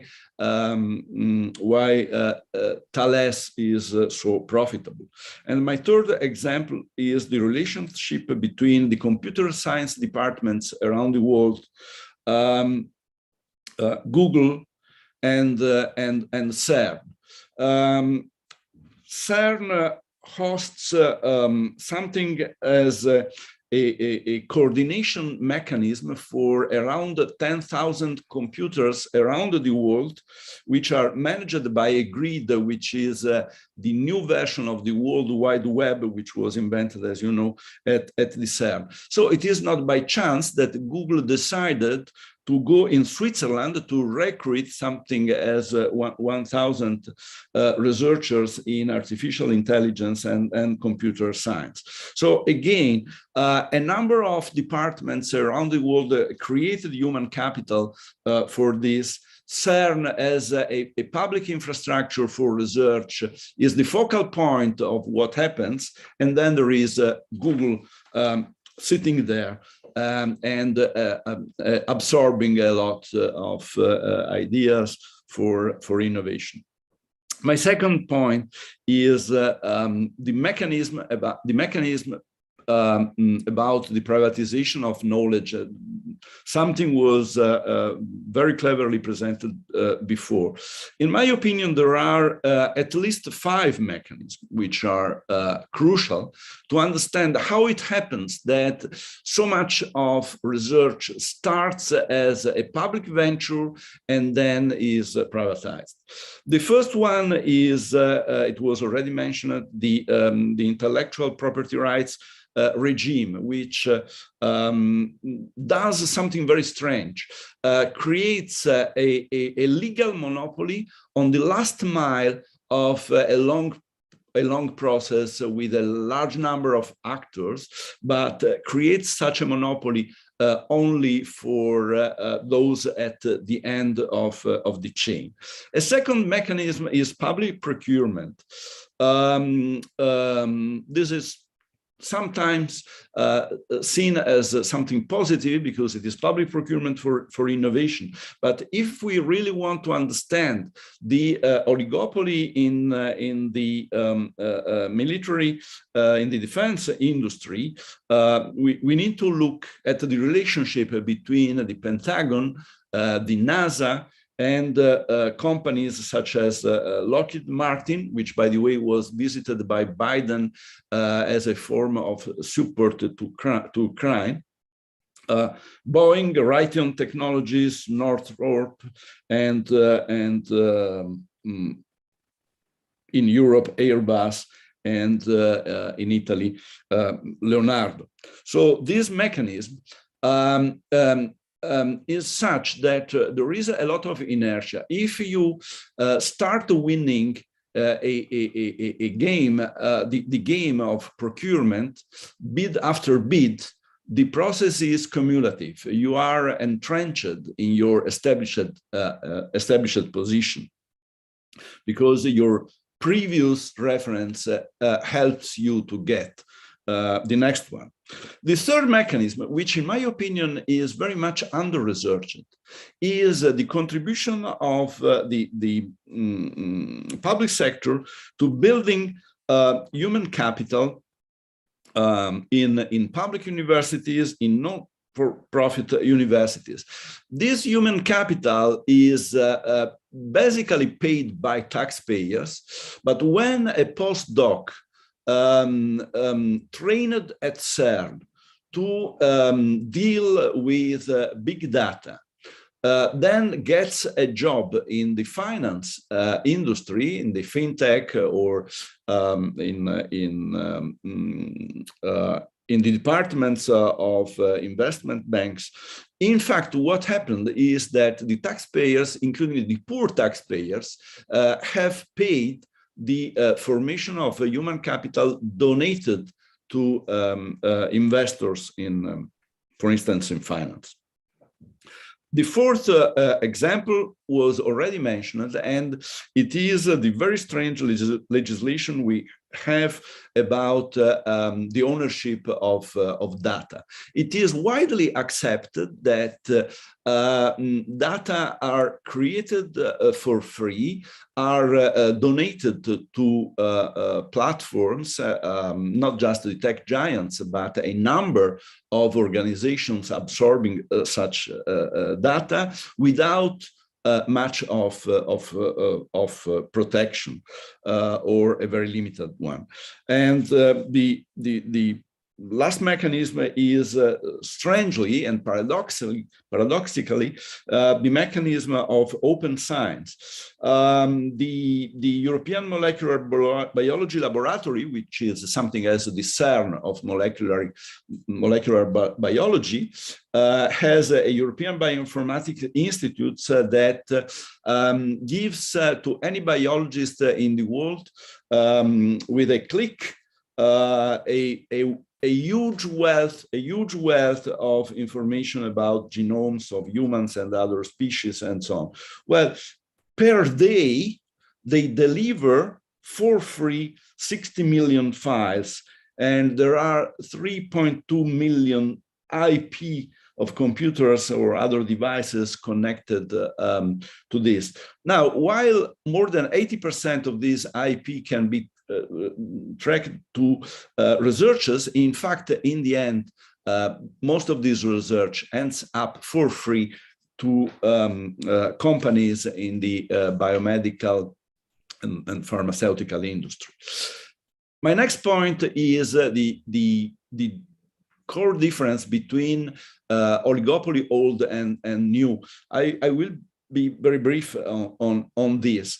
The main transformation is that we still do not really understand the change in concepts such as economies of scale and economies of scope when capital is 90% made up of intangibles. This is again something probably under-researched, but if we look to the scant information we have about the source of revenues, for instance, for the tech giants, scant because there is no regulation about what they need to report. The fact that Amazon is perceived as a leader in logistics is clearly a misunderstanding of what Amazon is. Amazon is a leader in cloud computing and in a number of associated activities. The new type of economies of scale and scope based on this kind of intangibles is such that most of the antitrust remedies are really poor, exactly for reasons that were explained before with the example of search engines. Another under-researched topic is the relationship between market power and social inequality. This is under-researched for some reasons, basically because of the labor division between industrial economists and economists as me working on public economics, and economists working on the distribution of wealth and of income. But as a shortcut, one can consider this. Who are the richest people in the world? First, Bezos of Amazon, second, Gates of Microsoft, third, Ellison of Oracle. And then in the first 20, we can see Zuckerberg, or again, Ballmer by Microsoft, or Brin by Google, and a couple of Chinese guys such as Jack Ma and Ma Huateng, who are also related to the digital economy.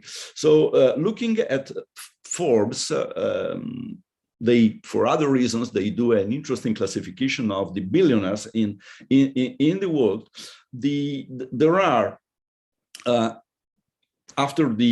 over the threshold of the billion of wealth, there are 241 tech tycoons, and these tech tycoons own collectively something as 1.4 trillion US dollars, and the first 20 of them own something as 740 billion. So in fact, the relationship between wealth distribution, income distribution, and the new oligopoly is probably very close and needs to be studied. But there is another aspect that is probably under-researched, and it is the fact that given the huge concentration of financial resources captured by the new oligopolies, the investment in research and development they do will shape the future of humanity for decades. Again, some figures. In the United States in 2020, research and development was estimated something as 713 billion. Well, the big five, the big tech giants, spent something as a quarter of this, $1 out of 4 originated, of the whole research in the United States, originated from just 5 companies. And how they invested this? Well, they invested this money in the technologies that, obviously, in their opinion, are the most profitable ones. These are not charities. They invest where they see most of the return. So the metaverse, autonomous vehicles, biomedical innovation, the space economy, robotics, fintech, crypto, and quantum computing. Quantum computing is a wonderful result of research in physics around the world, but the serious investors in these fields are now IBM and others. So if they will be able to control the transition from the binary digital economy to the quantum digital economy, their power on the data will be huge. Let me give another couple of examples of what is going on. Just in the past 3 years, the Big Five acquired 110 something companies. So picking up the companies, not just startups, but even big companies, combined with their expenditures in research and development, creates the agenda of the future. One example of this is Microsoft, that acquired for 19.7 billion Nuance Communications, which is a healthcare-focused company for software in health. Something as 20 billion spent for acquiring a company to get additional control on digital data on health. Traditional policy, I will be very quick. Something was said. I'm not saying that we shouldn't try and tax these rents, that we shouldn't try and regulate all this, and that we shouldn't have competition policies. But the point is that these policy tools are mostly ineffective. However, there is a recipe that was experimented largely successfully in past decades against the traditional oligopolies. And these are public enterprises. Public enterprises, first of all, were not wiped away by privatization. Still now there are a number of energy companies and telecom companies where governments are in. They are regarded as successful. For instance, in the Scandinavian countries, they are very, very successful, not to mention Chinese companies and companies elsewhere. So what we need, I think, are knowledge-intensive public enterprises. How much time I'm left, Mario, please? 3 minutes. Wonderful. So in 3 minutes, what I can suggest is an option for reviving the idea of public enterprises, but in a rather new way. The idea is to learn the lessons of the successful research infrastructures. The fact that thousands of brilliant scientists at the National Institutes of Health in the United States, of brilliant physicists at CERN, of very good engineers at the European Space Agency are able to deliver frontier research and frontier innovation without stock options, without incredible salaries, but essentially through intrinsic motivation and internalization of a mission arising from the communities they are in, is a message not just for the scientific world, is a message for how to build new institutions for the creation of global public goods. So my proposal is to create in Europe new research infrastructure with an operational ability to challenge the new oligopolies, at least in 3 fields. In biomedical research, there is no need to have Pfizer or Moderna to get the vaccine of the future. We may create an infrastructure that goes up and create the medicine of the future. I have led a study for the European Parliament on this idea of a Biomed Europe infrastructure. A second example is having such an infrastructure for the energy transition. We cannot think that Tesla will be the solution to the issues of sustainable mobility. We cannot think that the oil and gas companies will cut their history and invent the future. We need a new generation of technologists and scientists to promote disruptive innovation in this area. And my third example is challenging the tech giants. Challenging the tech giants, creating open public infrastructure for cloud computing, for hosting in a safe way personal data and industrial data. All of this, in my opinion, is feasible with much less than 1% of GDP for each of these infrastructure over the years, and could have a tremendous impact. After all, it is not clear why we should have the European Space Agency with a budget of around 6 billion euros per year, and we couldn't have an agency for the pharma or for energy or for the digital economy with similar budgets.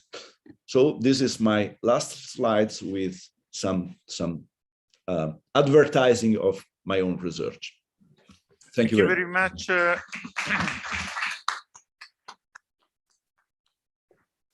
Thank you very much, Massimo. I think your presentation is very worrying in terms of the understanding of the current trends, but your proposal is also very fitting in the context of our discussion of today. If you want, one of the problems and the tragedies of the implementation of the national recovery plans in Europe and in Italy is that no money at all is going in the direction that you are suggesting in terms of building knowledge production capabilities and material production capabilities in the hands of public controls. Let me just emphasize that on your presentation and on Cecilia's presentation, one of the most important strategies used for the concentration and the privatization of knowledge is the takeover of startup firms developing new ideas and new technologies and new knowledge. This could be probably one area in which the old antitrust tools of for preventing takeovers could be really effective, because we are talking about thousands and thousands of takeovers across borders, which really fuel the dynamics of concentration you have been emphasizing. So, but I completely agree that we need a set of policy tools for the intangible age, for the digital age, that can be effective, but also we need proposals like yours of a constructive nature on how new type of actions can be taken. We have time for 3 questions and then we have a break, well-deserved break. You have to come here and speak. You have to speak at the microphone, otherwise Massimo will not hear you. Very short questions. About the military expenditure for European states, what's their role that they can play, because they are going to rise because of the war, etc. Is there a possibility that also European states will construct some organizations that try to do research at the military base, as in the United States? Next question, Elena.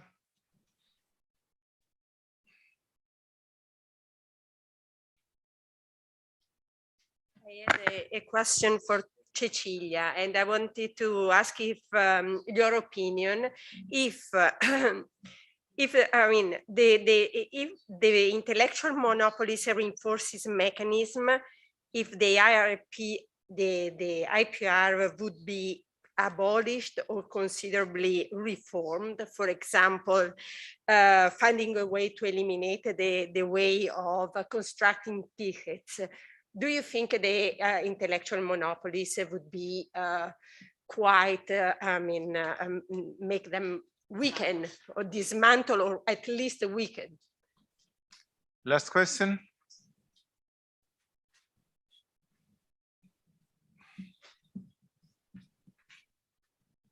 Hello, good morning. Can I ask 2 questions? Yeah. My first question is to Professor Landesmann. What's the particular challenge in the EU where the main symptoms of emerging economies, and your suggestions? And my second question is to Cecilia. Actually, the policy of the European Union is pretty broad pattern. What is the EU's economic transfer policy on digital economy? Thank you. Okay, we can give 2.5 minutes to each of the speakers. Michael, you want to start? Since I'm first, I can also ask my own questions to the other panelists. Probably let me start with those and then come to your question here on emerging economies. Well, I think these were a very interesting presentation by Cecilia and Massimo. I wasn't so sure about the policy conclusions which derive from that. Yeah. Well, I think that Cecilia's case, it was this description of what in a knowledge-based global environment, traditionally network externalities, how powerful they are basically here. And they are global in scope and provide these big companies with enormous market power, through outsourcing, through innovation generation and so on.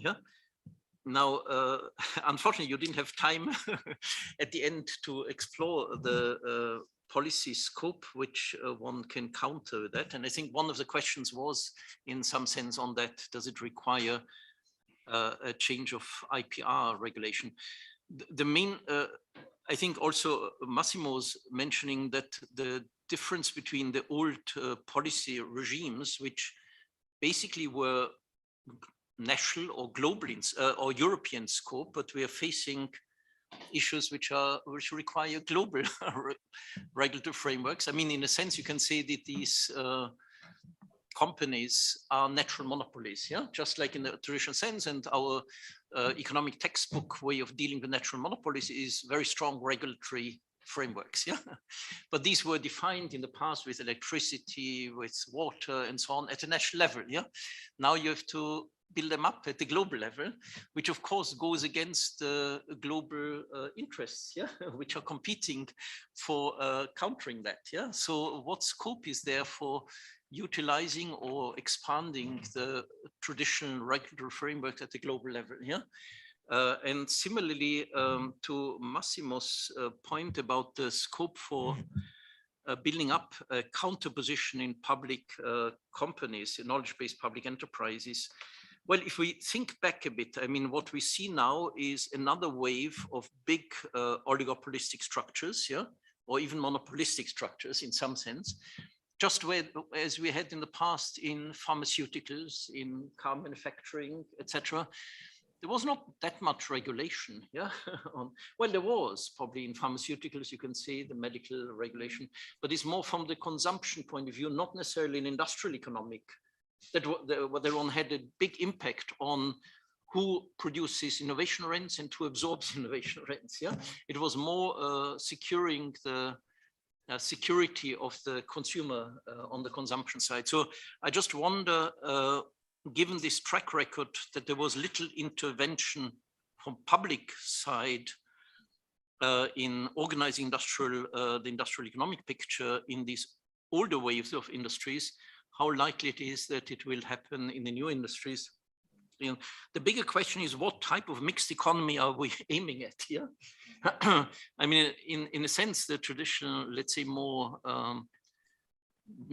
midstream view of mixed economy is, yeah, the state is supposed to provide this upfront investment in human capital, in infrastructure, in R&D, and then you let the private sector take over. Yeah, so the direct intervention in innovation absorption was pretty limited in our mixed economy setting. Okay, that's enough for asking my co-panelists.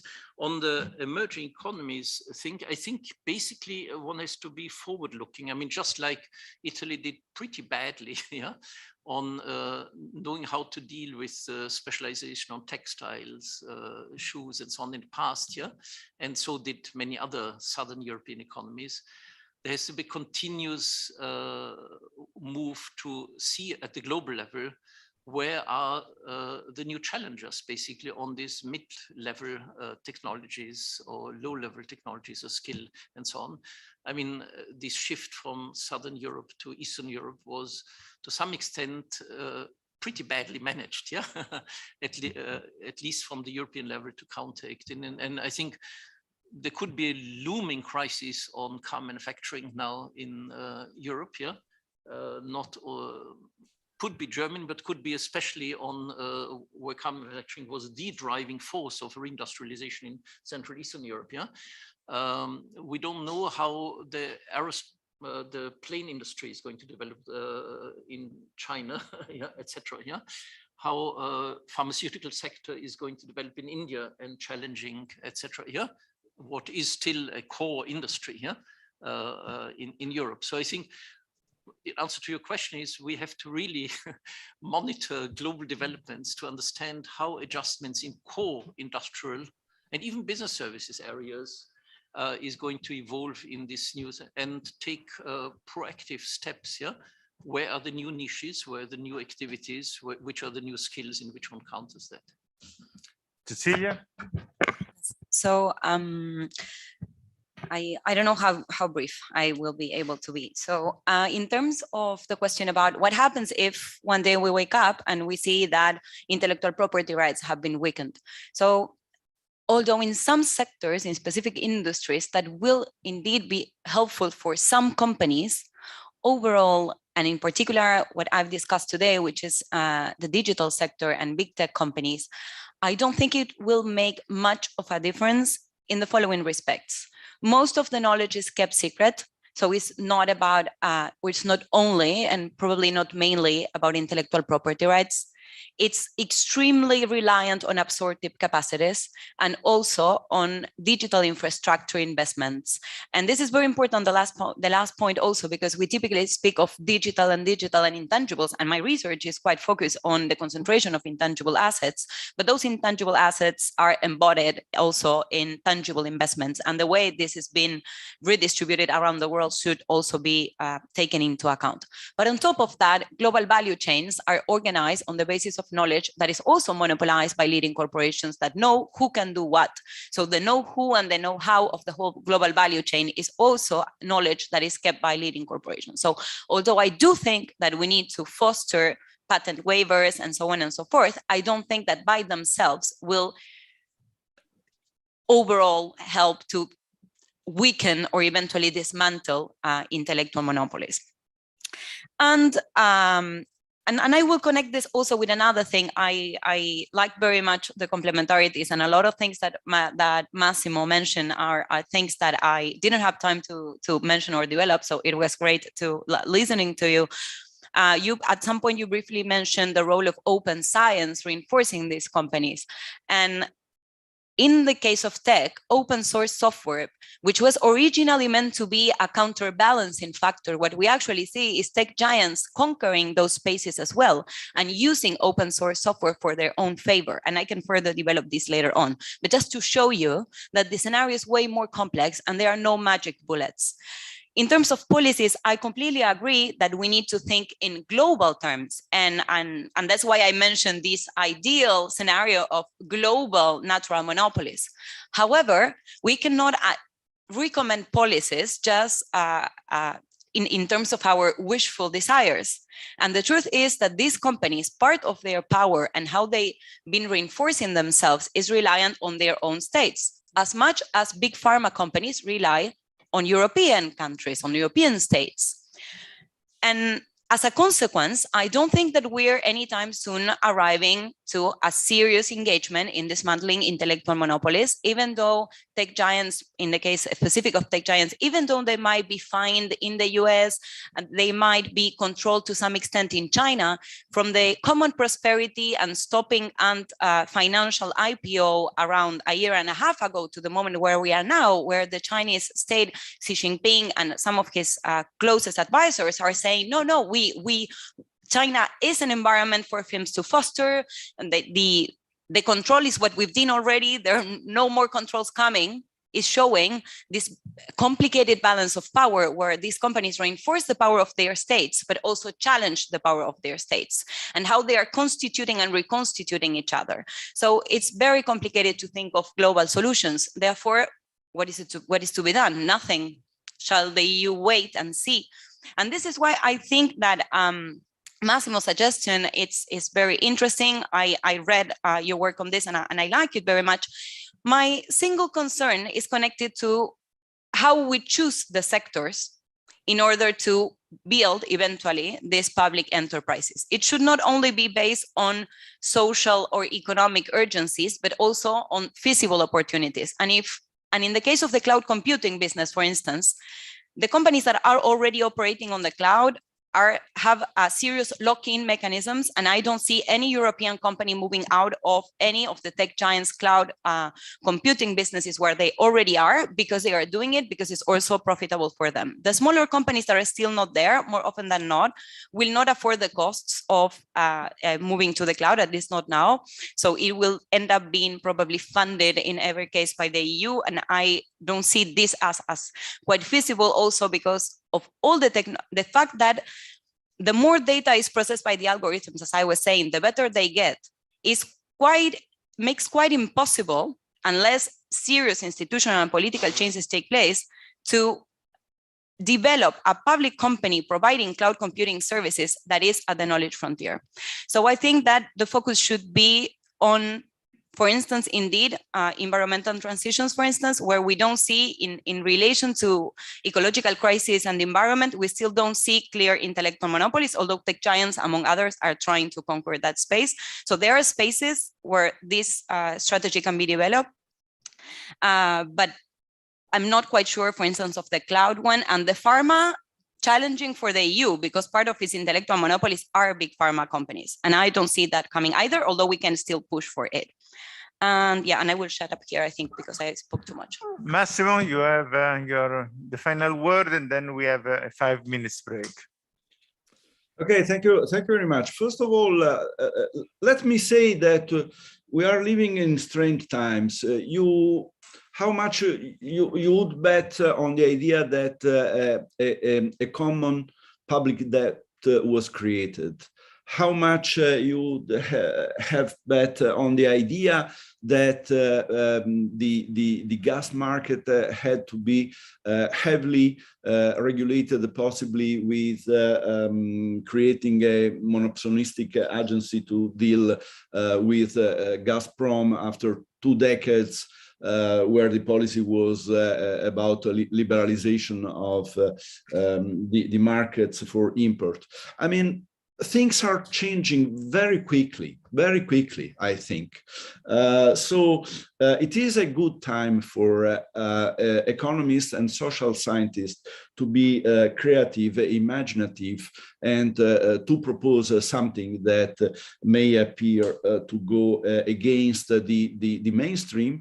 Also because part of this mainstream is dead in a sense.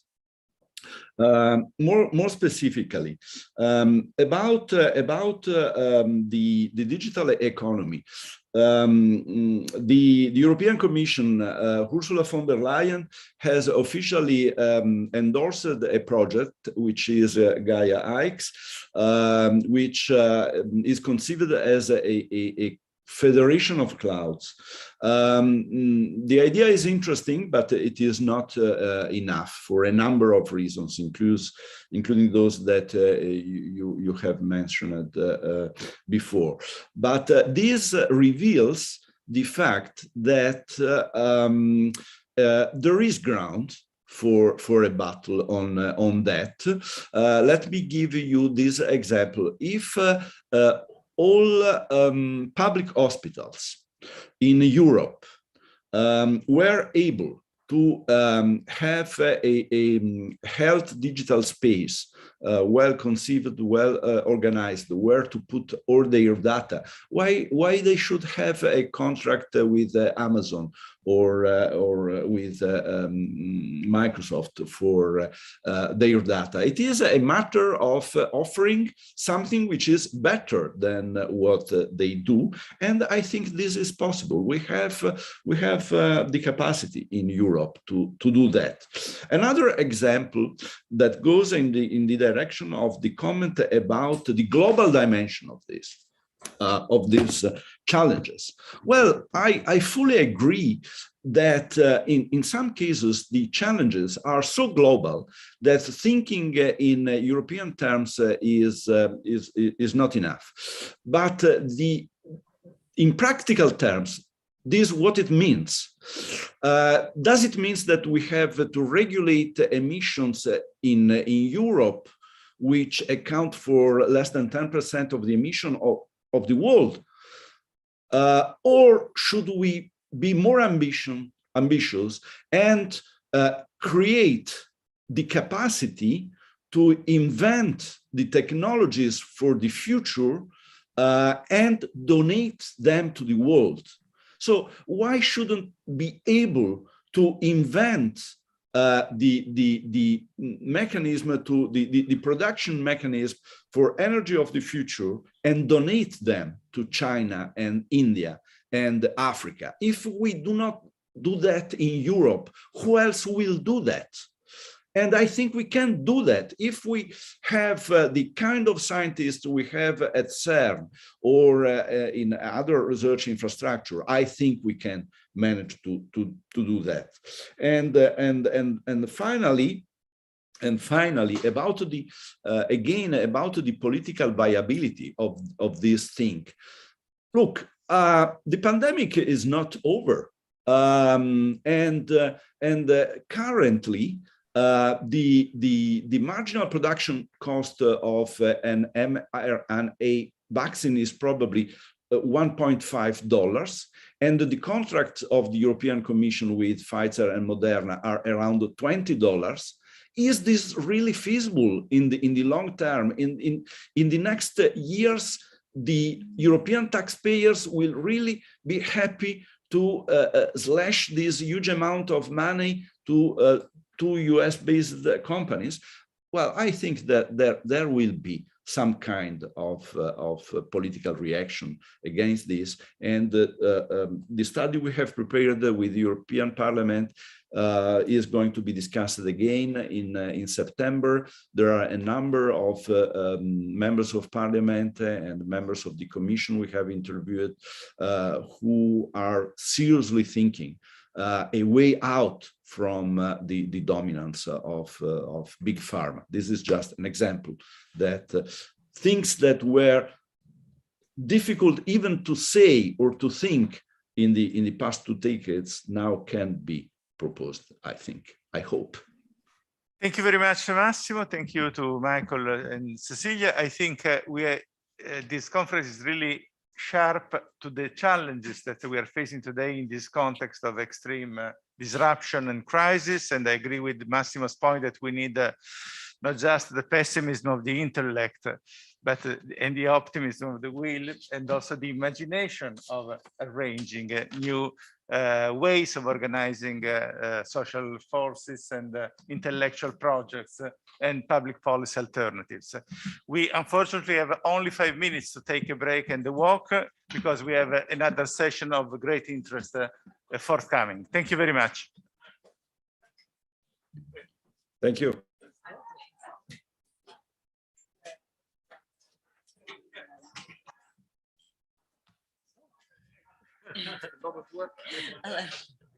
It was a perfect mix, no? Perfect mix, yeah. And also the order, it was very appropriate. In person, no, I went his work actually.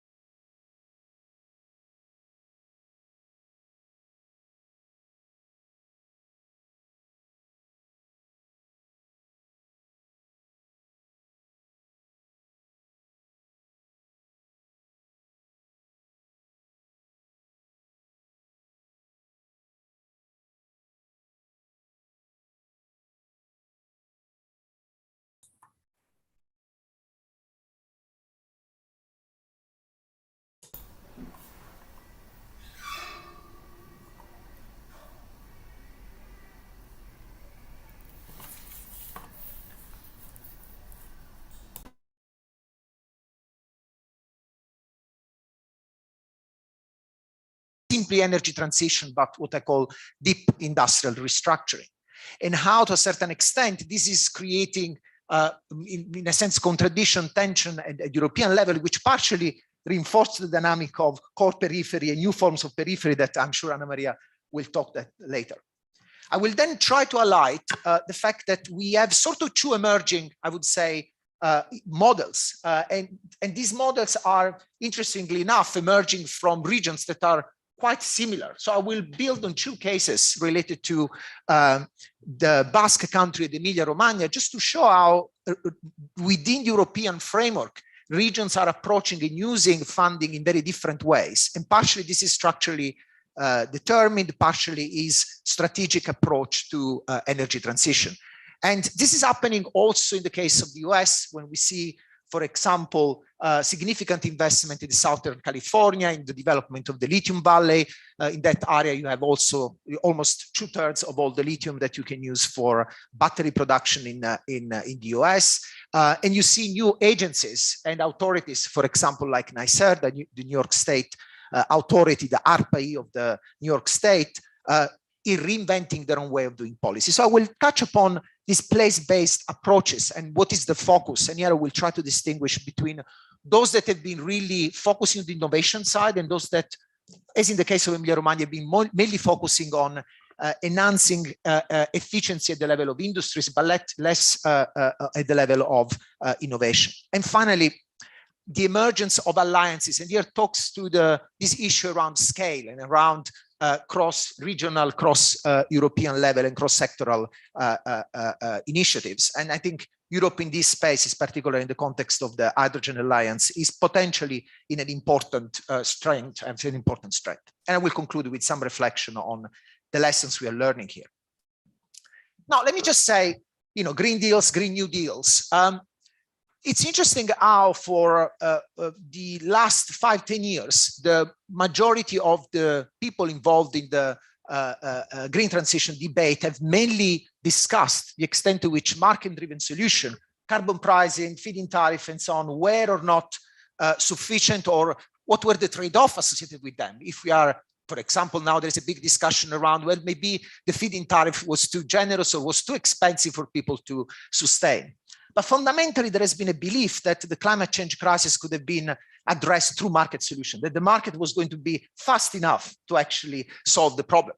And increasingly, we are seeing that this belief is sort of shaking. And in fact, there has been a reopening of much more macroeconomic expansionary type of measure, much more significant investment in terms of, for example, the role of the European Investment Bank, green finance, big discussion around de-risking. So the shift is moving towards a much more interventionist state. But I would say this is not even the last part of the journey, because to a certain extent, while the discussion on climate finance dominates European Union, there is already a recognition of the fact that we can create more demand for certain technology. We can try to channel extra resources, but if there is no capacity in capturing and directing these resources, we are again in a very strange situation where actually we are not generating this relationship between demand and supply, and so in particular technology diffusion, which would actually put us in a very difficult situation, especially when it comes to not just technology, renewable technology diffusion, but actually deep industrial restructuring, which means rethinking how industries produce, how they use technologies along value chains, and what is the overall sources of the kind of material that enter into these technologies. Now, let me try to just use the example of the EU Green Deal, which, and here I just tracked down, the multiple initiative up to the last one, the last May on Repower Europe, which fundamentally is bringing another 200 billion or so of extra funding, increasing and accelerating the targets, but remaining within the same sort of strategic approach that has been already sketched with European industrial strategy and the Green Deal. What you see is that increasingly there have been initiatives which have been trying to start targeting specific sectoral and technology focused challenges and problems.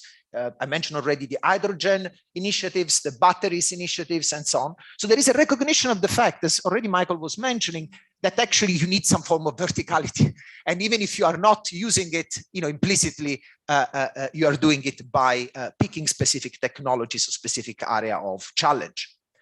Now, I will not have time to go into it. I recommend there is very nice work by Natalia Nakvi and Stephanie Griffith-Jones on the way in which the European Investment Bank is now approaching its sort of de-risking of lots of these investments that will support this expansion in these technology areas. It's interesting how there is lots of greenwashing and lots of de-risking of financial risk, not of technology risk associated with this. But what is clear is that the European Investment Bank is the main vehicle that at European level has been chosen to channel these resources, and that there are then lots of other funding that actually are going to be sort of directed towards green transition as part of the normal budget. So the normal budget you see across all the different type of streams of funding will be mainly implemented, of course, at the regional level through various forms of structural funds and various forms of like Just Transition Fund, and will be mediated by national government. Now, this opens an interesting scenario because, of course, different regional national governments will use these resources in a very different way. They're more or less capable and strategically ready to actually engage with these resources. So the quantum of the resources matter, but to a certain point. And we know how, in particular, in Southern Europe, this is an important issue. There has been, if we look back at some of the data Michael was showing in terms of the regions which were able to spend the money, those that needed the most were also those that had less capacity to spend the money. So paradoxically, we have been reinforcing and re-increasing disparities more than reducing them by implementing those. Now, there was supposed to be some animation, but doesn't matter. The point is that in this kind of phase of transition from looking at market-driven solution, macroeconomic solution towards more deep vertical industrial strategies and industrial policies for deep industrial restructuring, there is a sort of shift towards the left, towards the right of the screen of this picture, which is much more in-depth interventions and cluster of policies around these different sectors. I'll try to give you an example. In the case of many of the key sectors that contribute CO2 emission, for example, in the context of the industrial sector, two sectors, cement and steel, are basically accounting for 50% of this entire CO2 emission. If you add the food industry and a few others, we are basically getting, I'll show you later a graph, significant, basically the big chunk of the entire contribution.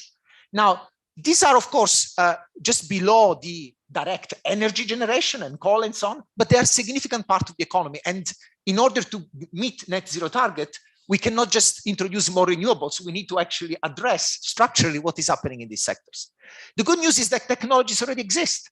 We have ways to actually produce cement and steel in ways that actually has very limited impact on the environment. Now, the question is why this is not scaled up? Why we have a problem in terms of that significant transition? And here it's clear that markets are not very good in doing this, right? That the government needs to have some form of new indicative planning or some new form of strategic commitment of very specialized assets and resources to create that space for this transition. And this is happening across many, many different sectors. This is the picture I was referring to. When you look at across sector, the contribution to CO2 emission, if we were addressing, starting with cement, aluminum, few activities around basically chemicals and plastics, we are fundamentally not talking simply about reducing emission, but we are talking about restructuring the entire upstream industry, right? All the raw materials that go into downstream industries from whatever, automotive, machinery, pharma, and so on, will be affected by this restructuring upstream. And this restructuring, of course, will not happen only in Europe, will happen, given that many of these companies operate within integrated global value chain, will have to happen globally. So in fact, what we are trying to do here, it's changing the industrial structure in Europe, but at the same time, integrating, creating a new value chain. And if you want the relationship between and the agreement between the US and the EU on green steel is partially a strategic way to reduce the power of China in that sector, and also the fact that margins are extremely low in that sector, so it's very difficult to make new investment. but partially is also a way of creating a new space for the upscaling of this technology, and so the creation of new value chains around it. Now, as I mentioned, this is also an issue that when I mention about industrial restructuring in upstream industries, we cannot escape from the fact that many of the technologies, I was talking about new technology for cement, for steel, renewables, these all depend dramatically on a number of critical minerals. So we are just shifting, if you want, structurally, the bottleneck towards new other type of resources. The bottleneck is still there somewhere. So the question is, who is actually managing this process? Is there any country who's ahead completely in this? And it's becoming clear that actually many countries, in particular Europe and US, didn't see this coming. I mean, the biggest cobalt mine in the Democratic Republic of Congo until 3 years ago was owned by a US company, was sold for a 2-3 billion, if I remember correctly, to a Chinese company. And suddenly the US realized that they don't have control on strategic resources. So this is an interesting moment where China is not simply affirming itself in terms of controlling the production of cheap solar panel, but in fact is affirming as the only country who has been strategically thinking about climate change and green transition over the last decade or so. Now, what is interesting is that when we go back to Europe, this type of deep industrial restructuring, it's extremely disproportionate and uneven, because of course there are regions, a part of Europe, which are concentrating activities that require this restructuring the most.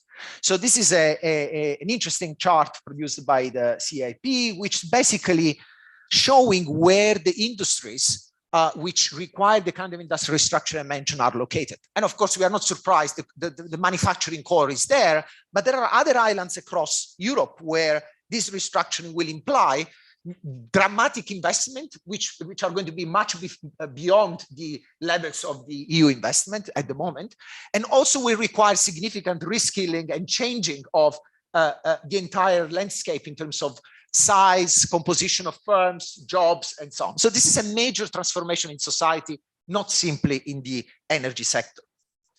And what is interesting is that the question is who is going to pay for this restructuring? What is the political economy of that? Because there is a clear sign, for those of you who were looking yesterday at the Financial Times, major asset managers like Vanguard, we're talking about BlackRock before, they are not particularly keen to see their assets being stranded and being taken out of the picture. This is a new paper just published in Nature by a group of friends and colleagues led by Gregor Semyeniuk, showing that when you track down who owns these stranded assets, actually, many of them are in the US and the UK, which were supposed to be the leader in the last COP26 about this green transition, right? And of course, there are European countries involved there as well. So we have a very difficult scenario here where there are very strong, powerful groups who are actually on the paper talking about supporting green finance and green investment and so on, but behind the scene are unwilling to basically write off a significant amount of stranded assets. And of course, the problem is that when we think about the kind of heterogeneity of story that I was talking about here, and the fact that there is a political economy of that, as I was mentioning in the very beginning, the risk that we are facing is that this green transition, if it's not managed in a strategic way through industrial policy, not just for the core, but actually industrial policy for the peripheries, we run the risk actually of reinforcing again a pattern, which has already shown, as Mario was mentioning before, that cohesion in the European Union will definitely collapse, right? Because we are talking about a dramatic paradigmatic shift in the technology platform that support the economy, and this would create significant shift in employment. So as much as there was a shift in the past in terms of, we were mentioning the automotive sector going to Eastern Europe, if we now see a shift in terms of the productive sector that need to restructure to go to countries and regions where they can actually invest, that is going to be a major problem. Now, let me move quickly. A few examples. When I mentioned the fact that regions are engaging with these issues in different ways, we see it's a very interesting patchy figure emerging now. There are all the industrial regions which are actually showing willingness and capacity to turn from brown to green, and in fact, turning in a sort of related, unrelated pattern of diversification their technologies in that direction. And we see similar things happening in the context of the US. For the sake of time, I will not talk about the US, but happy to engage with that later on. Now, what do we see? Well, we see basically, I try to summarize the picture in this way. We see that the core regions where you have richer industrial ecosystem are basically picking two different trajectories. One trajectory is towards basically building up on their rich ecosystem to actually jump in an innovative way towards industrial restructuring. The Basque region is a leader, global leader, with companies which were built by the state and through authorities, and then expanded in the private sector in the areas of wind and wind turbines. It's not the case that Siemens, Gamesa, all these companies are highly integrated. So Spain and the north of Spain, the Basque region, is at the forefront of that, also technologically and in innovation. While other regions which are equally rich industrial ecosystem, like our Emilia-Romagna, don't seem to have taken the same kind of ambitious path. And partially I think this is because their approach to industrial policy has been less autonomous and much more dependent on the way in which the European framework was evolving. So we see lots of initiative in a number of these regions where the focus has been mainly creating financial scheme mechanisms like the Fondo for Innovazione and Fondo Energia, which basically are saying companies, we are going to de-risk and pay for your restructuring, right? And for your efficiency enhancing measures. But there has been much less in terms of partnering with companies and partnering with the ecosystem to actually say, what can we do to become the leader, let's say in Emilia-Romagna, on the new packaging or in the new kind of frontier of automotive or hydrogen and so on.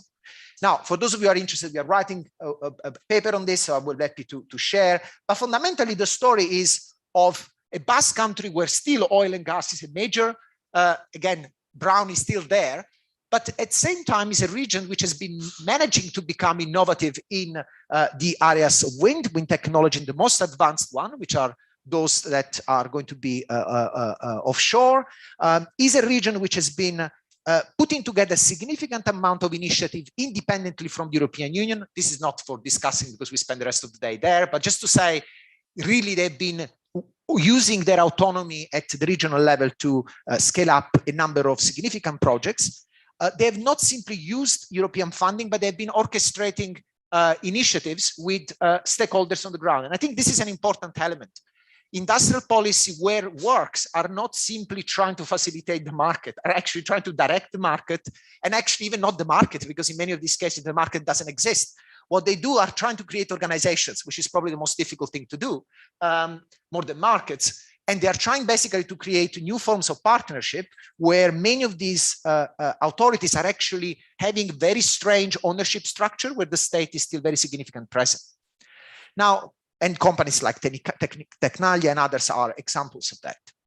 Now, we look at Emilia-Romagna, which has the potential to move in a similar way. In fact, the industrial structure of the two regions, and actually historically also the cooperative movements also are very similar. Actually, this has not happened at all. What you see is mainly, which is surprising, because Emilia-Romagna, for example, in the data side, we were talking about digital, has been very proactive in creating the data valley and so on, but strangely enough, not so lungimirant in thinking about green, which actually, I'm raising this as a case, as a big fan of the region, just to say how probably if the leading region in Italy in terms of industrial policy, regional industrial policy, is not thinking carefully about that, I'm concerned about the rest of the country, okay? So that's because means really not thinking strategically. When I talk with people, for example, in Terna, and they tell me, well, we would like to scale up capacity in Sicily and the south, and, but the infrastructure doesn't allow to bring enough energy in the north of Italy where, there is demand for electricity. I just wonder the extent to which they are looking at what the world is doing in hydrogen and, infrastructure for liquid hydrogen and so on. So there is an element of myopic or less strategic approach to that. And this is partially reflected when you look at type of projects they've been funding, the scale of that, the timeline of that. Emilia-Romagna got quite late into the engagement with these teams as well. Now, let me just try to conclude here saying that there are also other type of initiatives, which I think are particularly interesting, that resemble a bit that Airbus type of approach, right? European level alliances, leveraging really capacities in different parts, which could actually be a pathway for peripheral regions. And in fact, when you look at, and here I have to jump just because my time is off, when you look at the pipeline of project of the Hydrogen Alliance, suddenly you start seeing that some regions, which are not the core, are actually managing to get into that picture, right? So it seems that we need to think about new formulas, new kind of strategic approaches that actually pull together peripheral regions in this kind of initiatives, and instead of thinking about simply the traditional smart specialization type of approach. Let me conclude saying that I think what we are seeing is that, you know, deep industrial restructuring goes far beyond just energy transition. It's fundamentally rethinking in a systemic way, structural way, how the economy works, how the productive sector works, how jobs are created. So ultimately how wealth is generated.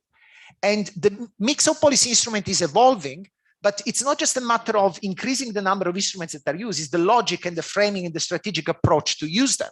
It's not just a matter of more finance, it's about directing finance in ways that actually allows the state to exercise some form of strategic control. The resurgence of use, even in Italy, which was quite surprising, a fresh news of using golden share to actually try to control certain type of acquisition, as France has always been doing and kept doing over the last 2 decades.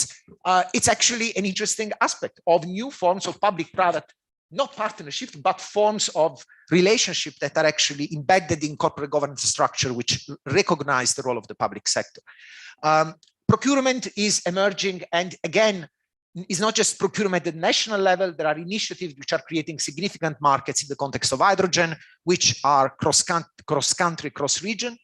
And there is lots of work at the level of standards and technology services. The example of the Basque region is exactly about that. Lots of the micro-level efficiency enhancing technologies are actually coming from traditional location-based type of support services, more than just thinking in terms of incentives and patent box type of approaches, which unfortunately, again, it thinks that we like a lot in Italy, much less in terms of their effectiveness. And finally, I think the issue is real overall policy approach, which is actually not just looking at, again, as I said, increasing the number of tools, but actually managing the fundamental conflict that are emerging out of this transition and making this conflict explicit in the policy making process. So lots of the story that we have learned from fastest industrialization in the last century is that industrial policies are often about managing conflicts and emerging conflicts, and actually supporting exit, not just encouraging entry. So I think we need to think about not simply allowing for entire sectors of industry to disappear. We need to manage the process of exit in a way that creates the conditions for a deep industrial restructuring. That's all there. Thanks.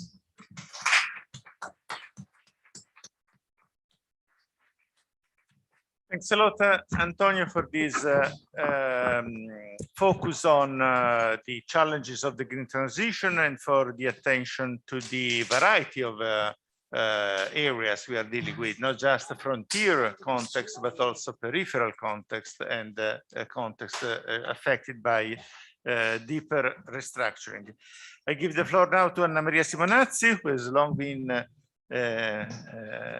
part of this department, has been long teaching Economia Politica here, and she continues to be the scientific director of Fondazione Brodolini. She has long worked on the combination of macroeconomic issues and productive systems. And with Celi, Ginsburg, and Guerascio, she co-authored an important book on a center-periphery perspective on the dynamics of European integration. I give the floor now to Anna Maria, who will discuss the policy and risks in the new industrial policy in the context of this core periphery perspective. And you have 20 minutes again.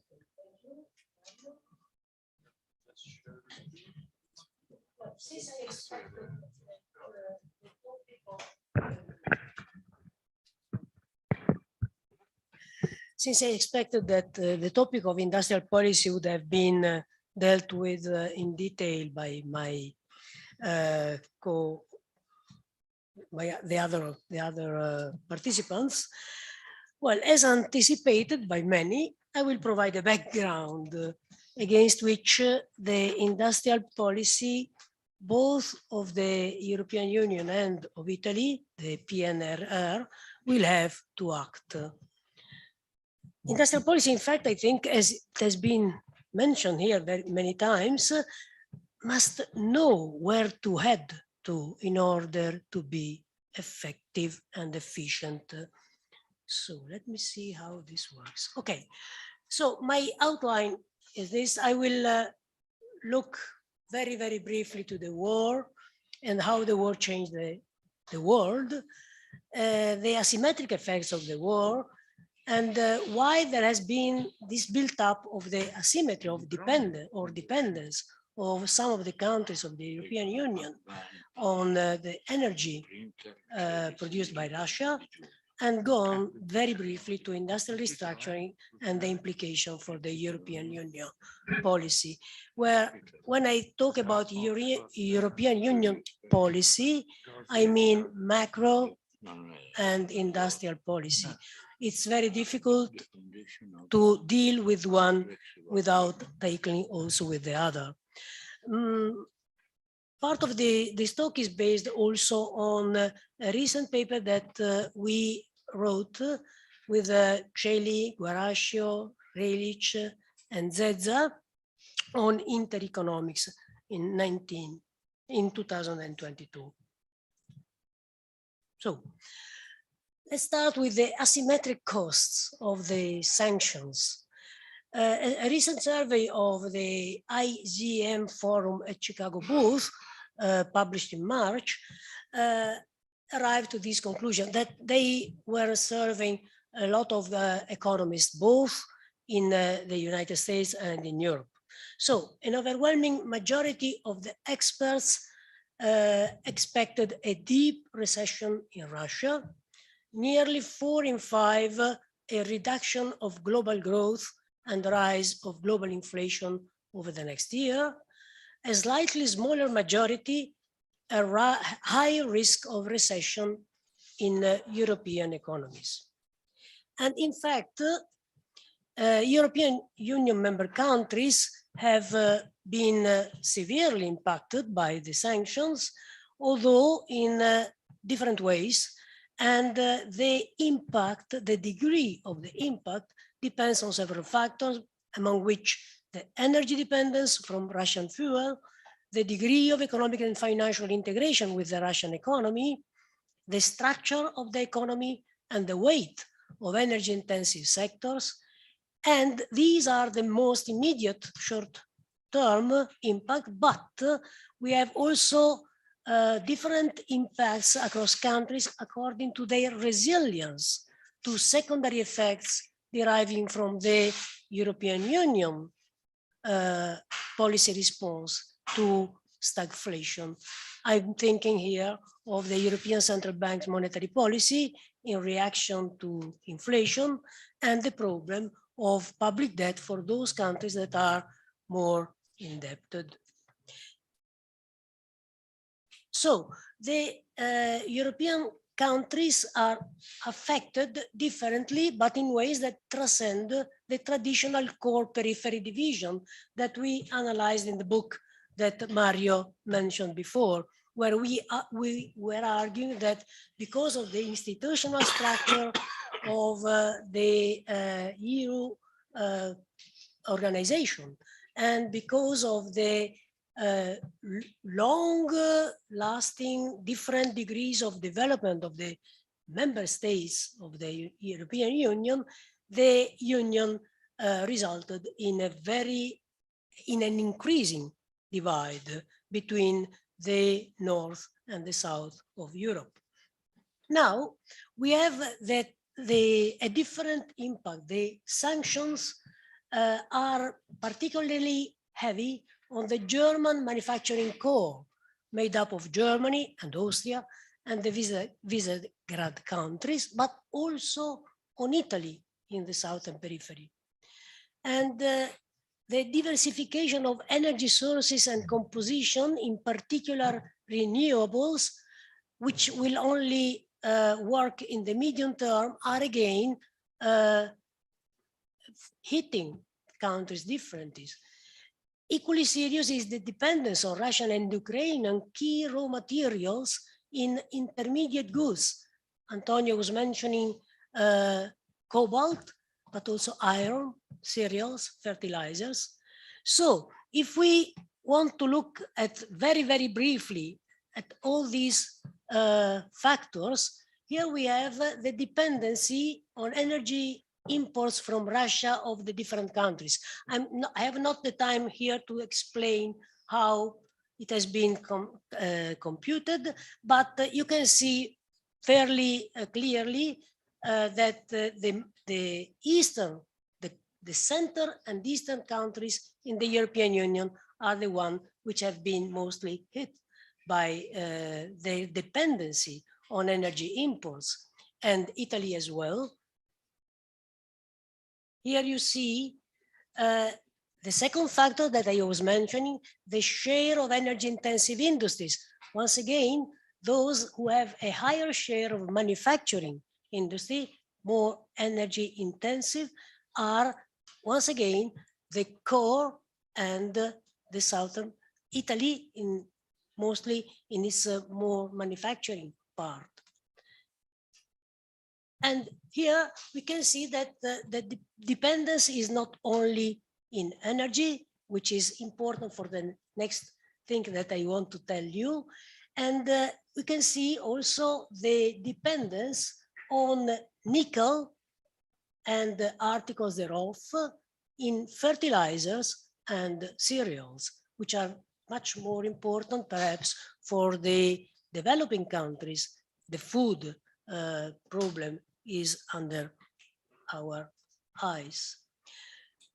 So the risks of bottlenecks and supply restrictions feed sector-specific inflationary shocks, which are easily transmitted to the whole economy. Here, for the discussion on inflation, on the reaction function of the European central banks, it is important to bear in mind that the components of inflation are different from the US and the EU. In the European Union, the main components are energy and food, while in the United States, it's the other components, which means overall economy, that are important in fueling inflation. And this perhaps can give an idea of the more urgency from the part of the Fed to fight inflation, and the more cautious attitude of the European Central Bank, which is trying to hope that the inflationary shock is more temporary. So how was it that some of these countries, the core of the industrial manufacturing part in Europe and Italy, became so dependent on the energy imported by Russia? Here there are economic interests as well, perhaps, as the illusion behind the do commerce doctrine, which in German is called Wandel durch Handel. And these may explain the lack of diversification efforts as ties to the Russian energy sector grew stronger. Well, Germany always had this attention to its eastern border since Willy Brandt's Ostpolitik, which was first favored and then opposed by the United States. Then in the 90s, there has been the fall of the Soviet Empire, which opened a new phase of rapprochement, the relocation of German industry to the east, and an increase in German trade with Russia. And here again, we have a sort of mutual benefits, Russian gas against German technology. And similar arguments may hold true for Italy. Now, with the sanctions and the problems with the war in Ukraine, the problem of industrial restructuring has become more urgent. And again, we have that structural change in the European economies, which is no longer postponable, implies different costs across the different European Union countries. We saw in Antonio's slides that there are clusters of industry, mature or energy intensive industry, which are differently placed in the different countries. And so the disruptions and opportunities will not be evenly distributed across sectors and regions. And here enter a new player, which is China, which has been very important for the export-led policy of Germany, importing cheap consumer goods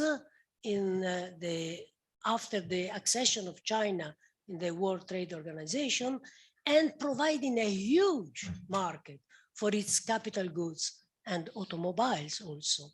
So in this changed context, the Chinese actor is becoming from a strategic partner to systemic competitor. We have seen already the Chinese leadership in production and export of green products, renewables, and its control of raw material sources in Africa, Asia, and Latin America. So we are seeing, as we are moving towards this green transition, there is the risk that we move from the dependence on Russia for fuel to the dependence on China for rare earth and other inputs for renewables. And here again, we have a sort of geopolitical consideration that we have to bear in mind when we are trying to find which are the long-term policies that we as Europe or Germany have to undertake. Germany's competitiveness at the moment is tied to Russian resources and Chinese markets. But its politics and financial links are with the Atlantic Alliance. So it is doubtful that Germany will permanently subordinate its industry, technology, commerce to Washington, even for the sake of the high principles. True to its mercantilist principle, Germany's policy follows Lord Palmerston's rule. We have no external allies and we have no perpetual enemies. Our interests are eternal and perpetual, and those interests it is our duty to follow. We can apply this rule to any other countries, the United States and all, China and all that. So with the pandemic and the Ukraine war, the age of politically naive globalization is over. German ambivalence and American conflicting aims have to find a way. The US needs a strong Germany to lead a united European front, but not a too strong Germany, such as to jeopardize its foreign policy, especially with China. So the tension between economic and political forces or interests may grow over time vis-a-vis the United States, but what happens within the European Union? For instance, the Nord Stream 2 episode is indicative of fragmentation of interest even within the European Union. What are the implications for the European policies then? In the present situation, we need and we have had fiscal support for households and business. But these increase deficits and debt. And the war has only temporarily overshadowed debt and austerity. The growth of public debt, which might be made worse by the commitment to increase military spending, may alarm creditor countries and convince them to resume austerity measures for the whole Union. On the other hand, rising inflation confronts the European Central Bank with a conundrum. Interest rate hikes, although inadequate to cope with price increases due to supply shocks, may be needed to strengthen the European Central Bank's credibility in moderating inflationary expectations.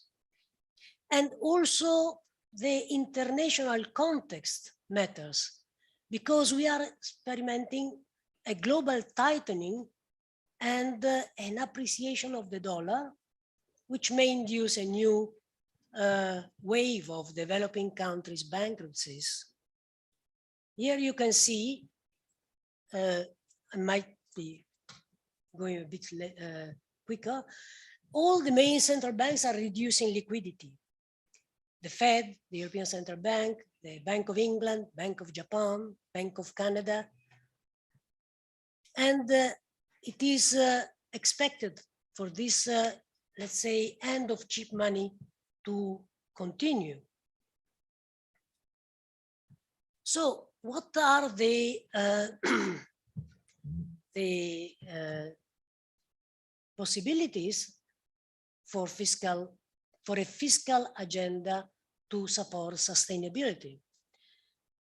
There is a consensus by now that the European Union needs a new contingent facility to finance the emergency spending that will be required, a consensus on the left. Along with a commitment by the European Central Bank to introduce a PEP-like program, if necessary, to provide liquidity to the market and fight financial fragmentation. Also, it is suggested that the European Central Bank should consider flexibility in the geographical distribution of asset purchases and exercise a great deal of caution in withdrawing monetary support. Mind that considering flexibility in the geographical distribution of asset purchases is not a thing that goes easily down some of the northern countries. More consensus there is on the fact by now that the European Union monetary and European Union monetary and fiscal authorities must coordinate and calibrate the instruments they use in responding to the crisis. All this applies to the short term, but it is important to understand that the definition of the fiscal rules for the future is as important as the policy mix implemented in the current environment for the survival of the Union. That is, it is not a short-term policy. It needs to be a change in the European policy. And besides, there might be some more common policies for financing European Union investments. Now, I would like to say a few words because there has been already a huge discussion on industrial policy. The point that I would like to make is that these disruptive innovations that have been presented here have spawned a range of transversal technologies spreading horizontally across sectors. So I'm pretty worried when I heard that Europe should abandon or cannot aim to enter in sectors that are already lost, because these sectors are the ones that control all the other sectors. For instance, in the automotive industries, all these big tech are already controlling most of the process. We can speak now of computer on the wheels, talking about cars. So if the European Union, if it is true that the European Union cannot aspire to control this digital aspect, then we can have problems in controlling the old stuff in which the European Union countries were stronger, automotive, capital investment, and all that. So there is the need of an industrial policy at the European level capable of anticipating economic change and not simply tracking or reacting to it. And I think I have the impression that the many initiatives designed and implemented by the European Union, we have seen many of them, they must be coordinated within a common vision. And perhaps you should put together the regulation policies with the intervention policies, with the financing policies. We have hydrogen policies, we have batteries policies, we have so many alliances, but what is the target for the European Union in order to anticipate, not trace the Chinese and the US innovation policies? I must go, huh? I think that the Italian plan, PNRR, presents the same problem. The plan is more demand activation rather than intervention aiming to structurally influence supply capacities. Public demand interventions are prevalent, especially infrastructure, while we have few measures targeted at influencing the development of the Italian production structure of advanced goods and services. There is no plan on how or when to help existing firms,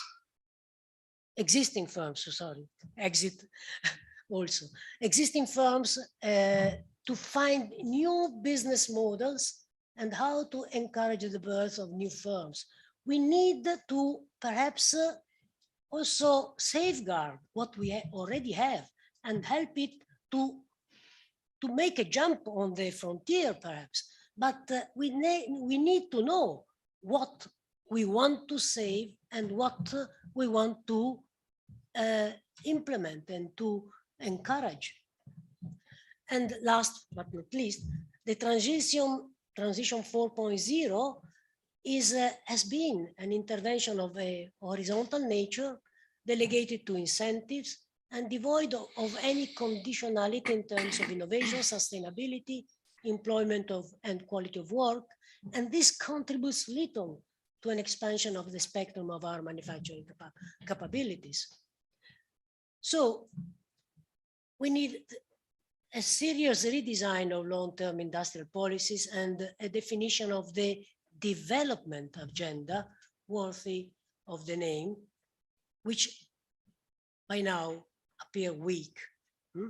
And my very last point, so the war marks an epochal turning point for the global geopolitical order. The globalization, which has already been affected by the US-China trade conflict and the disruption following the pandemic, could be in retreat, and we may see the formation of international economic blocs. Well, if the engines of growth falters, distributional conflicts within and between societies will intensify, fueling a global trend towards protectionism. And in such a world, there can be no longer any world champions in exporting. Germany and its fellows will have to rethink their export-oriented economic model.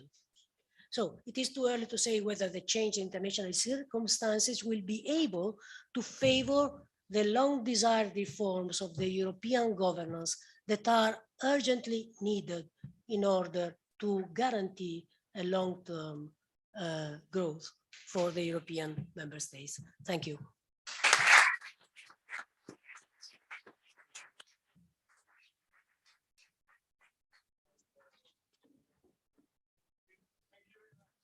Very much, Anna Maria, for this extension of the consideration to the issues of the effects of the war in Ukraine and the disruption in the world order. We are clearly entering a period of systemic chaos where a lot of the framework which were considered as given are being challenged and changing fast.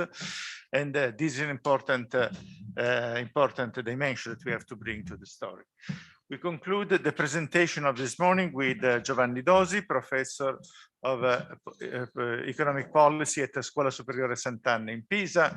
He is one of the leading figure in the economics of innovation, and an important book is forthcoming with Oxford University Press, where a summary of his contribution to the analysis of technology, innovation, industrial structures, and policies is condensed. The title of the book is The Foundation of Complex Evolving Economies. Giovanni, are you using slides? No. Okay, so you have the floor now. Thank you. Thank you also for the marketing of the manual. I appreciate. I hope that will be out in a few months. It's what I consider the opus magnum of the analysis precisely of complex evolving economies. Ideally, is volume 1, and then volume 2 will be on macroeconomics and development. But read volume 1 first. Well, what I'm talking, I will not talk about maximum broad system. I will talk about one particular case of policies, or better, lack of policies, or mishandled policies that have been accompanying the COVID pandemic. Now, it is striking that the pandemic came out, and in few months, you had already several vaccines out, more than a dozen, in fact. While generally vaccines take years to be developed. Why? Well, because there was a lot of public knowledge developed within public institutions, and was knowledge that was generated via what would be considered nowadays useless search. That is curiosity-driven search without any practical purpose. There is a beautiful booklet by Princeton University Press, 1939, republished recently with a major addendum 70, 90 years, 80 years after. That is called, you should read it, it's called The Usefulness of Useless Knowledge. Science progresses that way and builds redundant knowledge that sometimes is then used for application, sometimes is not used, but at least since electricity onward, that has been a major source also of technological advances. Without having in mind the technological advances, this is fundamental.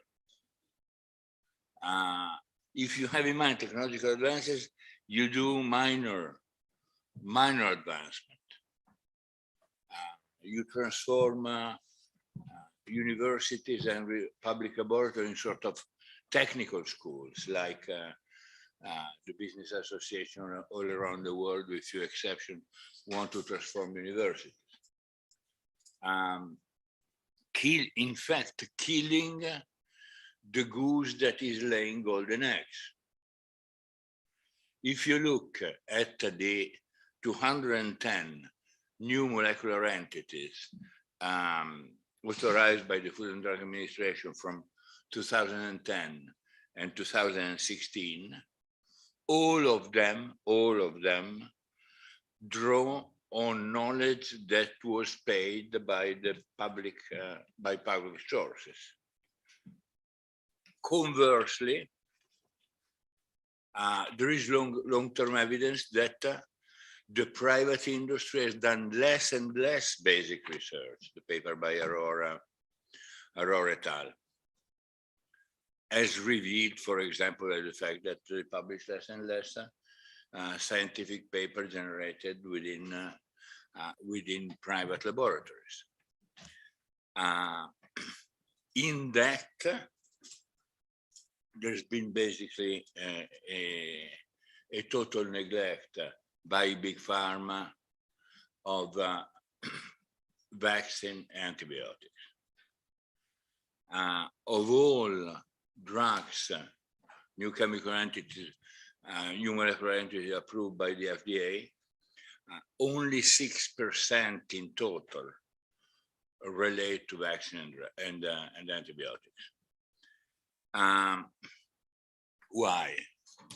The reason is obvious. I mean, you prefer to make a chronic a disease rather than, if you can, rather than having a vaccine against it. And so even the public-private venture, for example, for AIDS, miserably failed.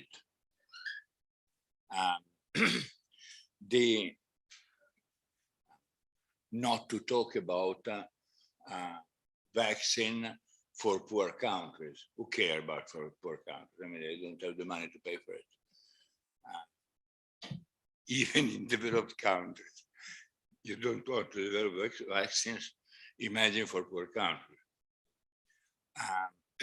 Of course, with COVID, the things change because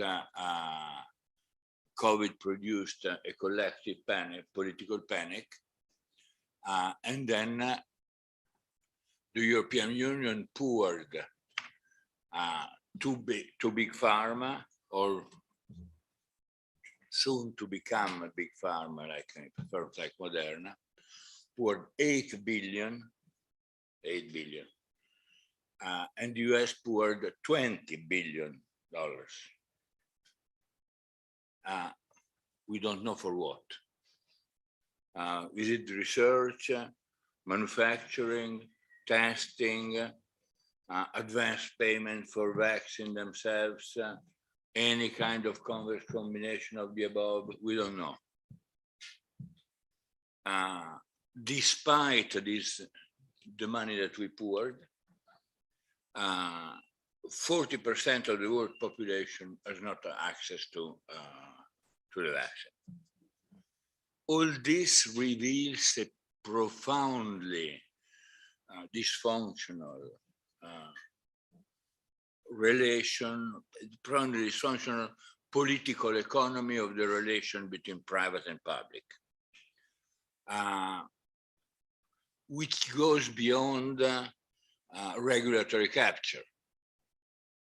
Is the fact that essentially the state becomes the managing board of private companies, with private companies that define objectives.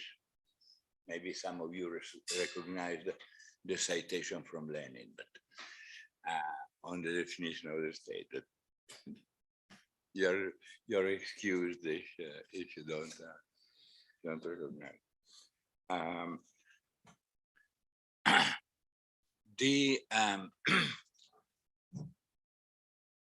What you find is that the abdication of the role of the state as a state, interestingly enough, is higher and deeper in Europe than in the US. The US has kept, since the 1950, the Korean War, the Defense Production Act. And the Defense Production Act authorizes the president to order the production and distribution of goods and equipment and to requisition property, to do whatever they want for public purposes. Failure to do that is a felony. And then other instruments have been introduced, the Pandemic and All Hazard Preparedness and Advancing Innovation Act 2019 that improved on another act 2006 that essentially had public agencies able to order to some extent and direct to some extent the search and production of whatever it is needed to face emergencies. In Europe, you don't have that. In fact, in the US, you have recently something more. One of the few things that, good things that has accomplished Biden has been the establishment of ARPA-H. ARPA is the model of DARPA, the defense agencies that sponsor innovation truly mission-oriented in the sense that spots around or tells private firms, I would like to have XYZ, or sponsor a firm that goes to the federal government and says, I've got these things that might be interesting. I don't know where it will work or not. And if the defense department consider it worth searching, say, okay, I give you the money. Sometimes even I give you, I enter with shares in the firm. Of course, taking a lot of risk. And we know that innovation generally is associated with a high percentage of failures. But this is the name of innovation. Now, Biden has financed, well, the Congress has financed this ARPA-H that is on the model of DARPA, of the defense agency, for pharmaceuticals. With much less money, the Congress has given much less money than Biden was asking. He has given 1 billion instead of 6. And probably you'd need to have a comprehensive initiative, even multiples of 6. In any case, this goes in the direction, I know that Massimo, I guess what Massimo said before, and I think goes in that direction. The US, in fact, is a model in which it's like, take the metaphor of fighting a war. Just use the war against the pandemic. Well, fighting wars is too serious a business to be left to the market. And already is a bad thing to privatize war. But at least the US have privatized the war, telling the private subject, I give you the money, but you have to go there, you have got to win it. The Europeans have said, well, I give you the money, do whatever you want, do your best. I leave it to your heart. Tell me how much money you want and I give it to you. If you need more, feel free to come back and give me more. And I give you more. Of course, developing countries are in even worse situation because there is the same setup with typically a corrupt and incompetent bureaucracy. So even the little loopholes that there are in the international property right agreements, in the TRIP agreement, Article 27, Article 31, and Article 73, typically they are not used because of the pressure of big pharma and because many countries are unable to exploit it, even if they were allowed, with the exception of India, South Africa, Brazil, and a few others. This is one side of the big dysfunctionality of the relationship private-public and the absence of a comprehensive industrial policy. The other side, let's say on the user side, is the fact that the public has given up the idea that health is a universal public good. This has never been the case in the US, but in Europe, it has been the case. And increasingly, you have privatized the provision of goods. I mean, it is like privatizing the provision of security or the provision of law, of justice. Well, Italy is very advanced in that. I mean, Berlusconi docet that you can sell and buy court ruling, but this is not a particularly healthy example.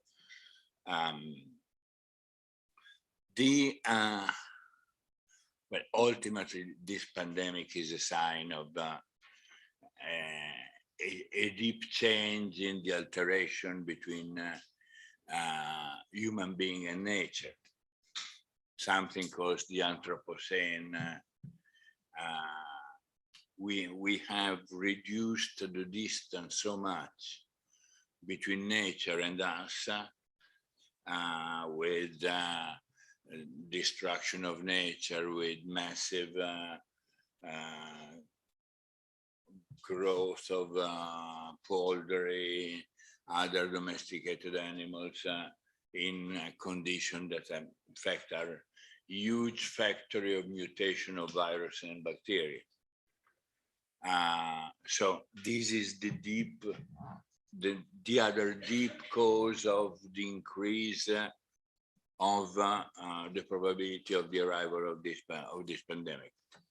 Vaccines are an ex post remedy, but of course are better than nothing, and should be considered a priority in the provision of health as a public universal goods that I was saying before.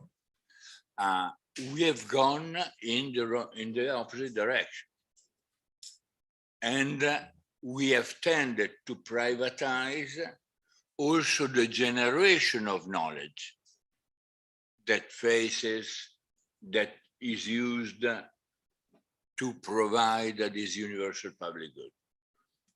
A disaster has been the Bayh-Dole Act 1980 in the US, imitated as usual by the Europeans, because if something is made in America, must be good, right? Especially if it is peddled by major neoclassical universities. The Bayh-Dole Act essentially allows to patent the result of publicly funded research. Then what happens to this?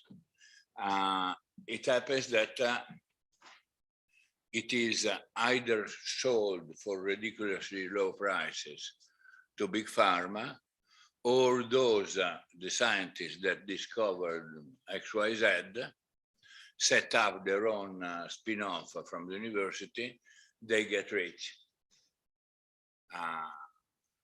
Take the CAR-T vaccine, the CAR-T immunotherapy for cancer.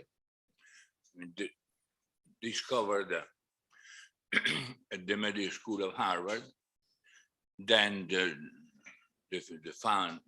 discoverer set up their own company. They sold themselves for a few $100 million, which for them is good money, right? For Novartis is peanuts, because they sell CAR-T for $200,000 to $300,000 per patient.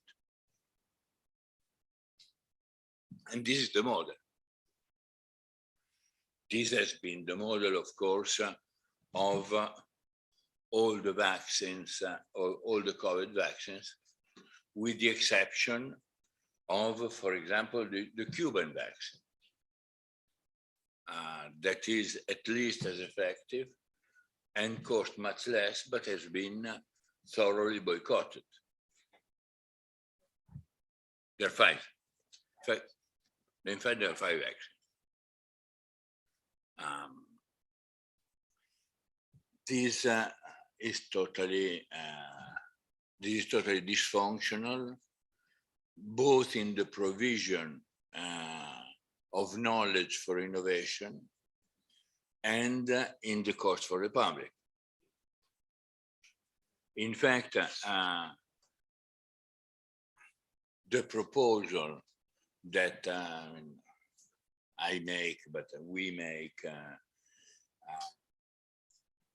Joe Stiglitz, but other people that are certainly not communists, like George Soros, is to have the public, the public typically does the stage one of research.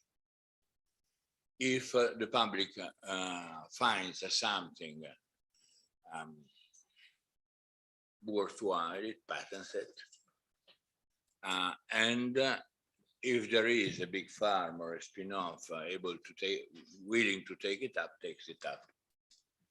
So the phase one is paid by the public, undertaken by research and undertaken by the public. Then phase two and phase three, that is bringing to trials the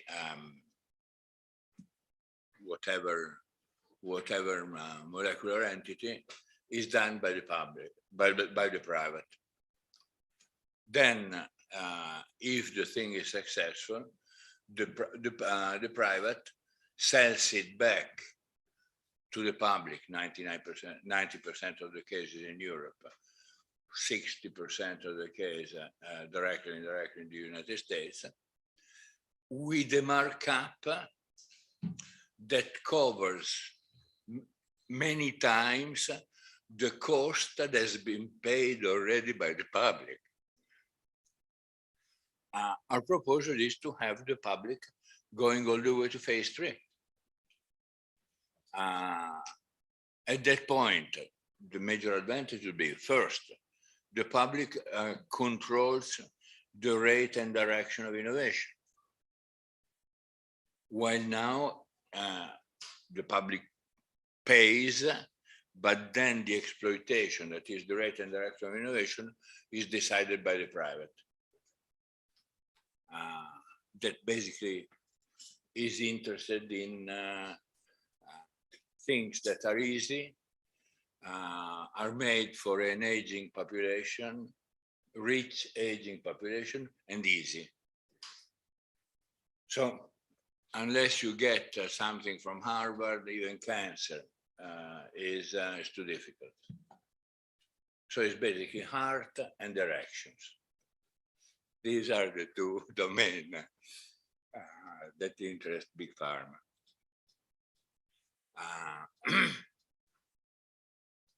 With our proposal, on the contrary, you would direct all the search effort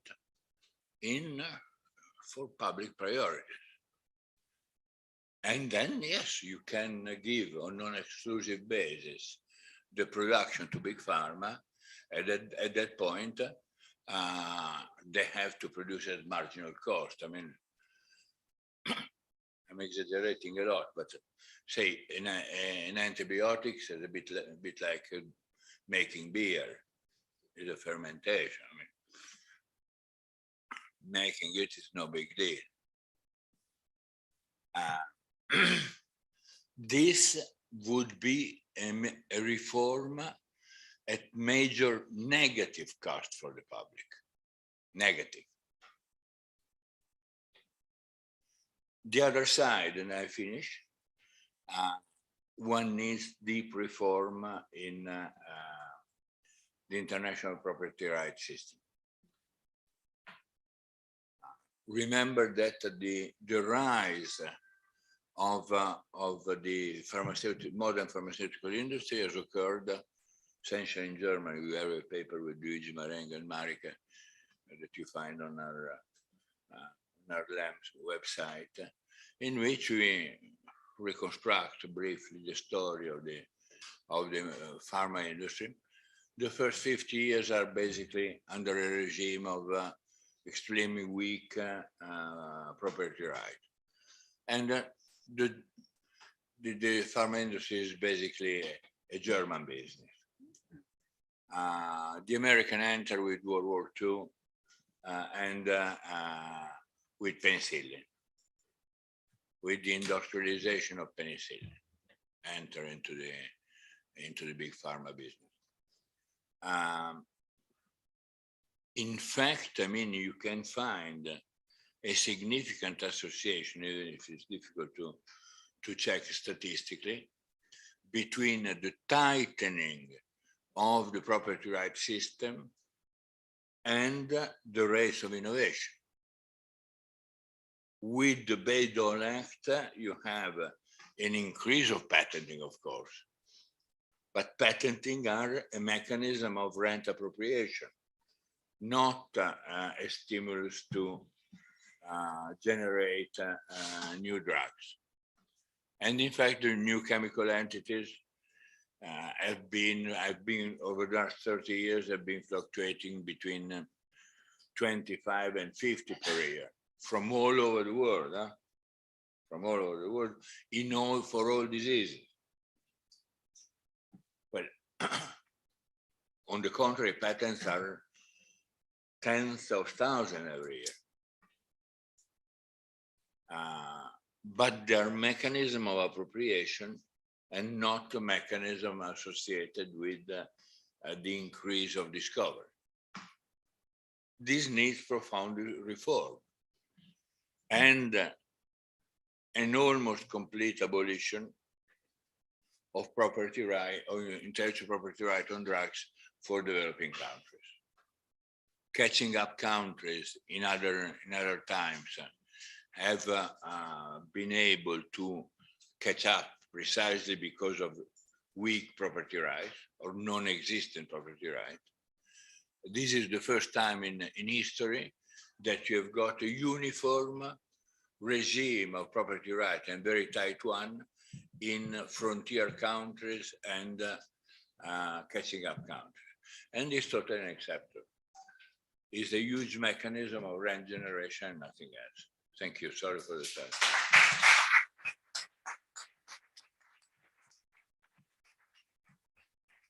Thank you very much, Giovanni. This is a very important part of the industrial policy agenda. Fits well with the experience of Europe and Italy facing the COVID-19 pandemic, and with the missing action in this regard in the PNR, which is being discussed this afternoon.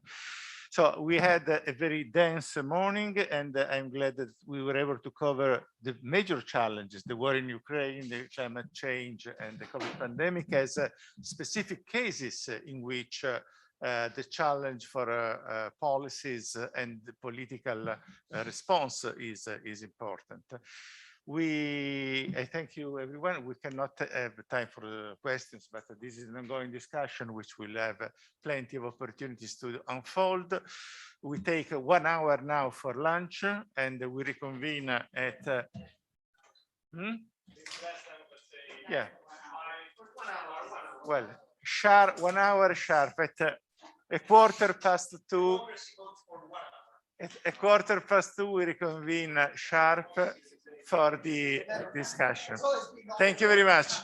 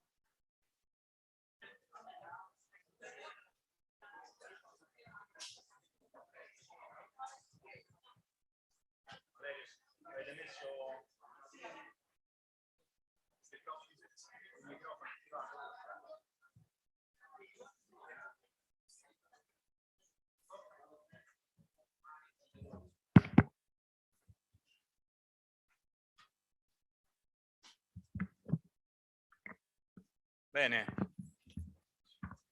allora benvenuti di nuovo, grazie per essere qui per questa sessione pomeridiana e quindi sessione conclusiva del workshop cominciato questa mattina. Come avrete compreso si è passati dall'inglese all'italiano perché come preannunciato questo pomeriggio i temi che abbiamo cominciato a discutere in modo molto ampio e approfondito, quindi il tema della politica industriale, saranno calati in modo diretto all'interno del contesto di politica economica e in particolare del dibattito attorno alla implementazione del Piano Nazionale di Ripresa e Resilienza, con l'idea di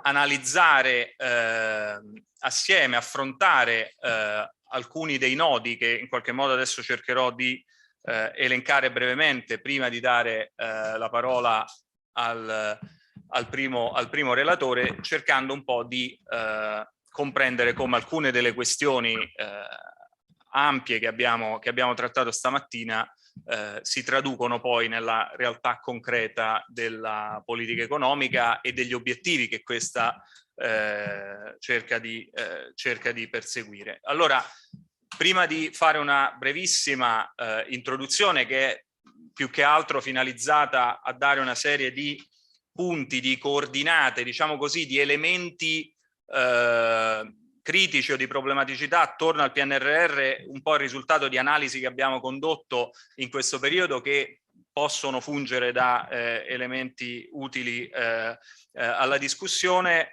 Preannuncio che purtroppo la dottoressa Pennisi e la dottoressa Bria non possono essere con noi per ragioni diverse, ma purtroppo poco fa ci hanno comunicato questo. E quindi avremo e siamo grati e lieti di avere come prima relazione, quindi come relazione principale, quella del dottor Calabrò del Ministero dello Sviluppo Economico, che è dirigente della politica per la digitalizzazione delle imprese e responsabile delle missioni del PNRR riguardanti appunto la digitalizzazione delle imprese e la ricerca delle imprese, ed è stato già responsabile della prima edizione delle politiche 4.0 del Ministero dello Sviluppo Economico. E quello che gli abbiamo chiesto, e quindi un po' la funzione nella discussione di oggi pomeriggio, è quella di fornire in qualche modo il quadro di quella che è l'implementazione e anche gli obiettivi che ci si sta ponendo per quanto riguarda il Piano Nazionale di Ripresa e Resilienza, ovviamente dal punto di vista del Ministero dello Sviluppo Economico, in modo tale che poi le relazioni che seguiranno, che saranno relazioni di discussione ma che verteranno su punti specifici, molti dei quali già accennati e in qualche modo trattati durante la mattina, potranno in qualche modo ingaggiare una discussione dialettica rispetto a quello che già stiamo vedendo, quello che speriamo di vedere, a quelli che possono essere i problemi o i punti di forza nella implementazione del Piano nazionale di ripresa e resilienza, cercando però di inquadrarlo all'interno di un quadro macroeconomico strutturale più ampio, e tenendo ovviamente conto dei cambiamenti strutturali, di tutto ciò che è avvenuto e sta avvenendo, e quindi dei vincoli anche in una certa misura che si stanno materializzando e che possono ovviamente, anzi hanno sicuramente un effetto sia sulle strategie di implementazione e possono averlo anche sugli effetti. E quindi prima di dare la parola al dottor Calabrò per la sua relazione, voglio solo elencare una serie di punti a mio giudizio importanti per quanto riguarda la analisi, valutazione e discussione del piano, e questi hanno in particolar modo a che fare con il grado di organicità delle misure contenute all'interno del piano, quindi quanto queste misure pensiamo che siano in grado nell'interagire tra di loro e nell'attivare componenti diverse all'interno del sistema economico di favorire il perseguimento di obiettivi di carattere sistemico, e quanto invece non siano misure relativamente scollegate e quindi non capaci di produrre cambiamenti e trasformazioni di natura sistemica, come sono la gran parte delle quali di quelle contenute all'interno del Piano Nazionale di Ripresa e Resilienza. Quanto strumenti obiettivi del piano e suoi contenuti, sia in generale e quindi prima, sia alla luce dell'impatto attuale della guerra, quindi degli attuali sconvolgimenti ulteriori che abbiamo osservato, quindi quanto il contesto macroeconomico e di politica economica, quindi le politiche che stanno attorno al PNRR, sono in qualche misura una cornice nell'ambito della quale possiamo auspicare che effettivamente il piano, per come adesso è disegnato, per le risorse che contiene e per come queste sono allocate, può effettivamente raggiungere gli obiettivi che si prefigge. Quanto si tiene conto, e questo penso per il Mise sia di assoluta importanza, quanto si tiene conto degli elementi che hanno a che fare non tanto con i singoli settori, le singole tecnologie, ma con le filiere, quindi quanto si tiene conto di quei, diciamo, insiemi di settori, aree, tecnologie, imprese tra loro connesse, quanto si tiene e si è tenuto e si sta tenendo conto di elementi legati alla capacità produttiva e tecnologica dal punto di vista delle misure che sono contenute all'interno del piano, e quanto, diciamo, si tiene conto ad esempio dei rischi legati alla mancanza potenziale di capacità produttive e tecnologiche in alcuni ambiti, che per esempio può dar luogo a crescita di importazioni anziché a effettivo rafforzamento di produzione e di capacità tecnologica, soprattutto in ambiti particolarmente strategici. Un elemento di particolare interesse nel nostro lavoro di ricerca, nel lavoro di ricerca di molti di noi, è il legame che c'è tra politiche industriali, mercato del lavoro, qualità dell'occupazione, distribuzione del reddito. Quindi di nuovo, che livello di organicità possiamo rilevare rispetto a questo nel piano, e quanto immaginiamo che le diciamo, caratteristiche del nostro mercato del lavoro, la dinamica dei redditi, la tendenza che c'è rispetto al tipo di lavoro che viene creato e alla dinamica delle retribuzioni, è qualcosa che di nuovo in una logica un pochino sistemica possiamo immaginarlo un favorevole oppure no accompagnamento al rafforzamento strutturale, al perseguimento degli obiettivi del piano. E infine è stato ripetuto molte volte il Piano Nazionale di Ripresa e Resilienza e il Next Generation EU come diciamo entità in qualche misura sovraordinata a questo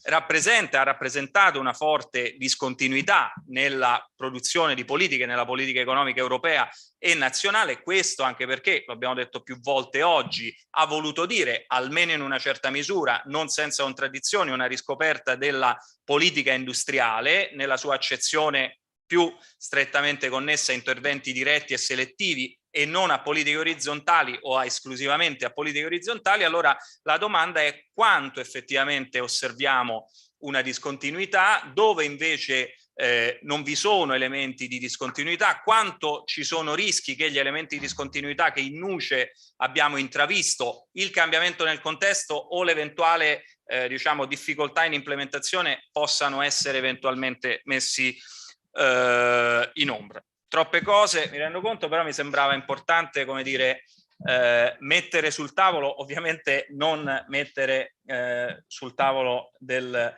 solo intervento del dottor Calabrò, ma per la discussione collettiva a partire dal suo intervento. Molte di queste cose verranno sicuramente riprese dai commenti successivi, quindi senza indugi ulteriori, 20 minuti o insomma un tempo approssimativamente attorno a questo per l'intervento, e poi possibilità di ulteriore replica e di discussione ulteriore al termine della presentazione.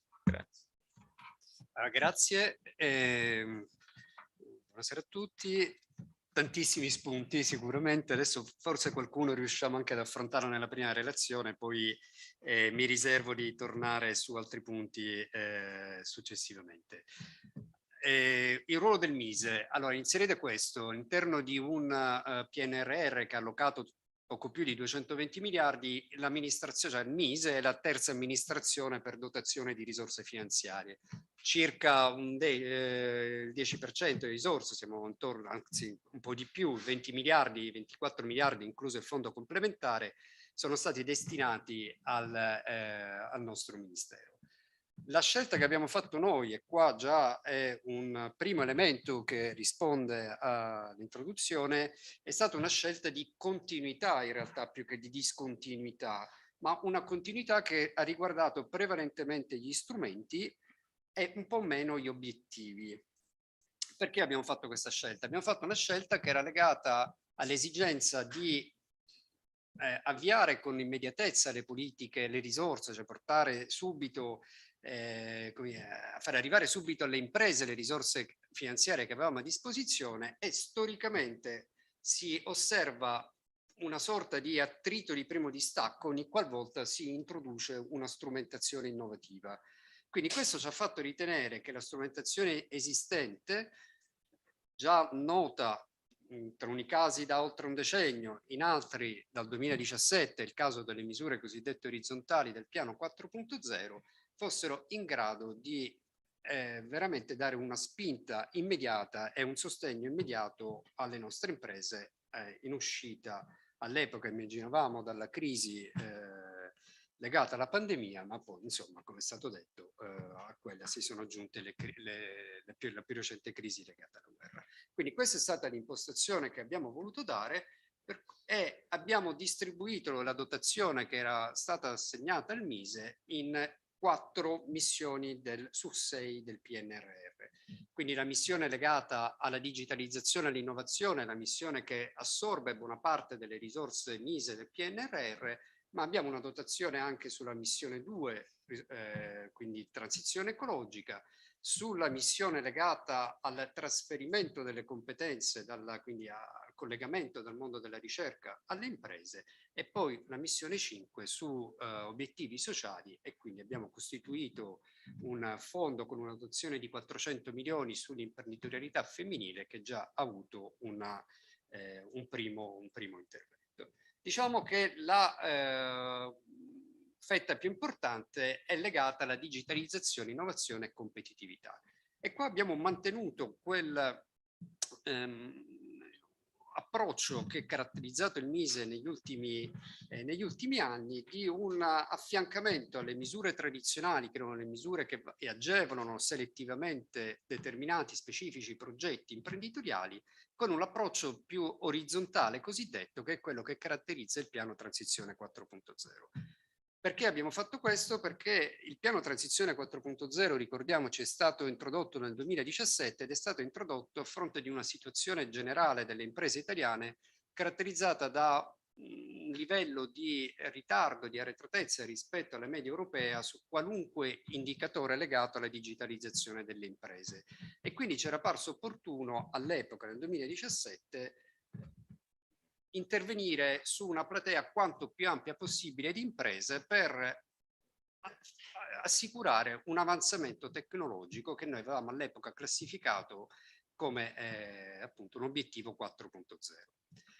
A distanza ormai di 6 anni da quella data in cui abbiamo iniziato a ragionare il piano 4.0, e qua mi piace ricordare che all'epoca, nel 2017, era addirittura negletto in generale il termine di politica industriale, e non solo la declinazione di politica industriale tra interventi orizzontali ed interventi invece più di filiera o verticali. Quindi venne fatta una scelta anche di rilancio di interventi di politica, e dopo direi l'esperimento di costruzione molto felice, di applicazione non altrettanto felice di Industria 2015, è stato il primo tentativo del Mise di riaffrontare in maniera organica un obiettivo di crescita e di rilancio della competitività delle imprese italiane.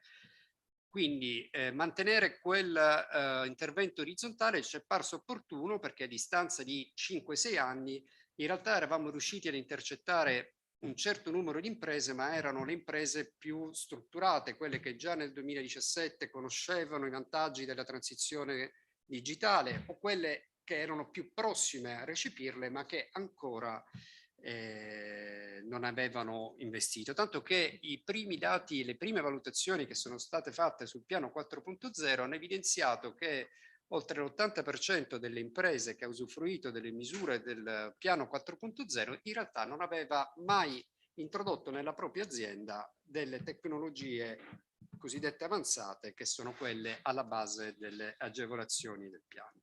Quindi mantenere quella base orizzontale c'era sembrato necessario per appunto far avanzare una platea ampia e quindi rivolgerci a una generalità di imprese. Il PNRR ci ha dato la possibilità di potenziare questi interventi attingendo a risorse che fino a quel momento erano naturalmente inaccessibili per il nostro paese, e quindi abbiamo potenziato le misure. E considerate che tra risorse nazionali, risorse del fondo complementare e risorse del PNRR complessivamente abbiamo allocato sulle misure del transizione 4.0 nel triennio 2022 oltre 24 miliardi, quindi un sostegno veramente significativo. Cosa stiamo facendo sul piano come novità? Qua è poi entreremo forse, se riesco, più nel merito delle singole misure, ma un approccio generale che è legato all'introduzione diciamo, all'utilizzo delle risorse del PNRR, che abbiamo messo in piedi un sistema di valutazione degli effetti del transizione 4.0. Le misure sono una fonte inesauribile di dati e di informazioni, perché considerate che abbiamo i dati cioè i microdati di tutte le imprese che utilizzano le agevolazioni, per cui stiamo creando un un sistema di valutazione. Abbiamo intanto costituito un comitato composto dal MEF, dal MISE, da Banca d'Italia, con collaborazioni, apertura a collaborazioni anche esterne, e quindi riusciremo a valutare gli effetti delle misure in termini di performance delle imprese, in termini di ricomposizione dell'occupazione e qualunque altra, però ci stiamo focalizzando molto su questo perché è performance nelle accezioni più varie, e questo sarà naturalmente funzionale anche a una rivisitazione delle misure del piano ed eventualmente ad un successivo adeguamento. L'altro filone del PNRR è invece quello legato alla competitività e resilienza delle filiere produttive. Qua ci basiamo su uno strumento che è uno strumento consolidato nella tradizione del Ministero dello Sviluppo Economico, che sono sostanzialmente i contratti di sviluppo destinati a progetti strategici del nostro paese, però vedremo fra poco con una declinazione un po' innovativa e comunque rispondente alle esigenze di rilanciare alcune filiere strategiche nazionali. Quindi cambia l'obiettivo, ma direi che è cambiato pure il modo di lavorare del Ministero. Qua dirò qualcosa tra poco. Sulla rivoluzione verde e transizione ecologica abbiamo due obiettivi principali, uno legato al sostegno alle start-up innovative e l'altro invece più destinato, sempre utilizzando lo strumento dei contratti di sviluppo, a sostenere il fotovoltaico, l'eolico e la filiera delle batterie. E infine, dalle ricerche alle imprese ci sono vari interventi. Quello su cui mi focalizzerò sono certamente i centri di trasferimento tecnologico, ma segnalo anche un rifinanziamento dell'IPCEI, che sono dei progetti strategici di portata europea in determinate filiere, in determinati settori. Quindi qua c'è tutto un lavoro di scouting dei progetti imprenditoriali più interessanti e di accompagnamento di questi progetti a un tavolo congiunto che vede partecipare, a seconda dei filoni dell'IPCEI, Francia, Germania e gli altri principali paesi. Diciamo competitività e resilienza delle filiere produttive perché abbiamo introdotto un modus operandi innovativo, pur basandosi su uno strumento agevolativo che è rimasto invariato. L'abbiamo introdotto innanzitutto perché abbiamo avviato uno studio specifico per individuare le prime filiere che dovevano essere oggetto del nostro intervento. E quindi abbiamo fatto un'analisi non soltanto macroeconomica, ma abbiamo avviato un dialogo diretto con i principali esponenti, con le principali imprese delle singole filiere e con i principali almeno fornitori di primo livello delle filiere stesse. Segnalo tra l'altro che per fare questo lavoro e più in generale per occuparci anche della gestione, dell'attuazione del PNRR, il MISE si è dotato anche di una struttura di esperti mista con esponenti del mondo universitario, con esponenti del mondo della ricerca, con esponenti anche con dei tecnici che hanno quindi esperti anche di innovazione, che ci stanno dando un supporto sia nell'analisi delle filiere sia poi nel appunto dare l'adeguata attuazione agli interventi previsti. Le filiere, le vedete, le prime filiere su cui siamo intervenute sono le 6 elencate nella tabella. È stato aperto con una dotazione di 750 milioni un primo sportello. A oggi lo sportello ha dato degli esiti che erano più o meno in linea con le nostre aspettative, perché ripeto, noi avevamo un quadro ben preciso in questo caso degli investimenti e dei progetti che sarebbero stati portati avanti dalle imprese. Sono state presentate oggi oltre 50 domande, ancora residuano delle risorse che potranno essere allocate, in particolare nelle filiere dell'automotive, della microelettronica, dell'elettromeccanica, diciamo del Made in Italy, design moderno. Si è invece esaurita la dotazione su agroindustria e chimico-farmaceutico. Questo più o meno ce l'aspettavamo. Tra l'altro il lavoro sull'automotive è stato un lavoro che forse quello sul quale ci siamo più dedicati, ha avuto una capillarità veramente elevata su tutto il territorio nazionale. I contratti di sviluppo sono stati soltanto uno degli interventi che abbiamo fatto sul sull'automotive, altri saranno anche resi pubblici a breve, ma comunque abbiamo dialogato con le imprese anche in una ottica di prevenzione in un settore che è chiaramente colpito anche da fattori esogeni che stravolgono le imprese, soprattutto le fornitrici della componentistica italiana. Stiamo intervenendo in una logica di prevenzione anche di possibili crisi delle imprese. Quindi per una volta non reagiamo con l'altro grande asset, chiamiamolo così, l'altra grande competenza del Ministero, che è quella di gestione delle crisi d'impresa. Non vogliamo reagire solo dopo che la crisi si manifesta, ma intendiamo reagire e anticipare gli effetti delle crisi. Abbiamo poi, ed era quella missione 2, diciamo, stanziato 1 miliardo di euro alla trasformazione anche in ottica transizione ecologica, e in particolare è stata portata avanti una misura sulla filiera dell'autobus, che è una filiera particolarmente in crisi nel nostro sistema produttivo, e anche qua a seguito del dialogo con le principali imprese della filiera. In questo caso in realtà abbiamo disegnato una misura che è complementare ai contratti di sviluppo, che sarà a breve operativa proprio per consolidare la filiera nazionale degli autobus elettrici. Qua andiamo rapidamente. Un'altra misura è legata sempre a risorse europee, a Next Generation EU, cerca di tenere insieme gli obiettivi della transizione ecologica e gli obiettivi della transizione digitale. Ha una dotazione di 700 milioni, è stato da poco aperto il bando, vedremo qua che tipo di reazioni si avrà. Molto rapidamente sul transizione 4.0 vi stavo dicendo che stiamo immaginando delle modifiche anche alle misure, un po' a seguito dell'analisi che già naturalmente è in corso sull'utilizzo che viene effettuato dalle imprese delle varie misure, un po' anche diciamo, perché gli obiettivi devono essere adeguati dopo 6 anni di permanenza di misure orizzontali. Intendiamo in qualche modo modificare ed elevare l'asticella dei requisiti richiesti dalla transizione 4.0. Minime modifiche sono state già adottate nel decreto aiuti, adesso in fase di conversione.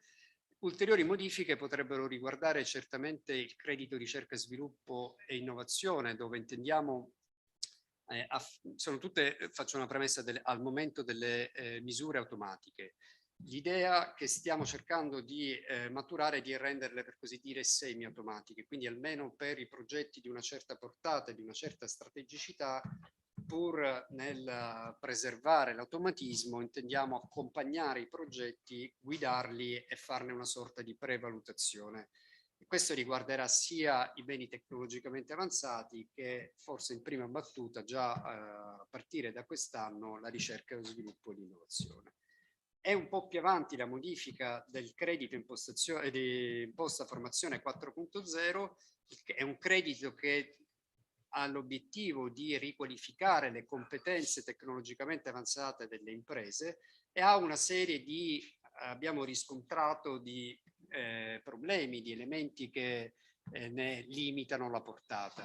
Sinteticamente direi che innanzitutto le piccole imprese, soprattutto, in parte le medie, ma soprattutto le piccole imprese hanno un limite nella consapevolezza del proprio fabbisogno di competenze avanzate, e quindi avevamo necessità di approcciare una platea sempre più ampia di imprese. Abbiamo poi individuato un limite anche nella qualità dei corsi di erogazione, cioè nell'erogazione dei corsi di formazione 4.0, che spesso si limitavano ad essere dei corsi di training, magari mirati sulla capacità di utilizzo dello specifico macchinario appena introdotto dall'azienda, ma che non davano una qualificazione delle competenze più generale, più adatta quindi a gestire i processi di trasformazione avanzata. E infine ci sembrava che questi due elementi portassero una distribuzione di risorse pubbliche non finalizzata al raggiungimento di davvero di obiettivi di crescita delle competenze, e quindi ci siamo posti quindi l'obiettivo di introdurre anche un elemento di valutazione delle competenze acquisite dai lavoratori che seguono questi corsi. Questo è più o meno il disegno che è previsto dalla norma già introdotta nel citato decreto aiuti e che avrà attuazione in 30 giorni dalla conversione del decreto, quindi sostanzialmente nel corso degli anni.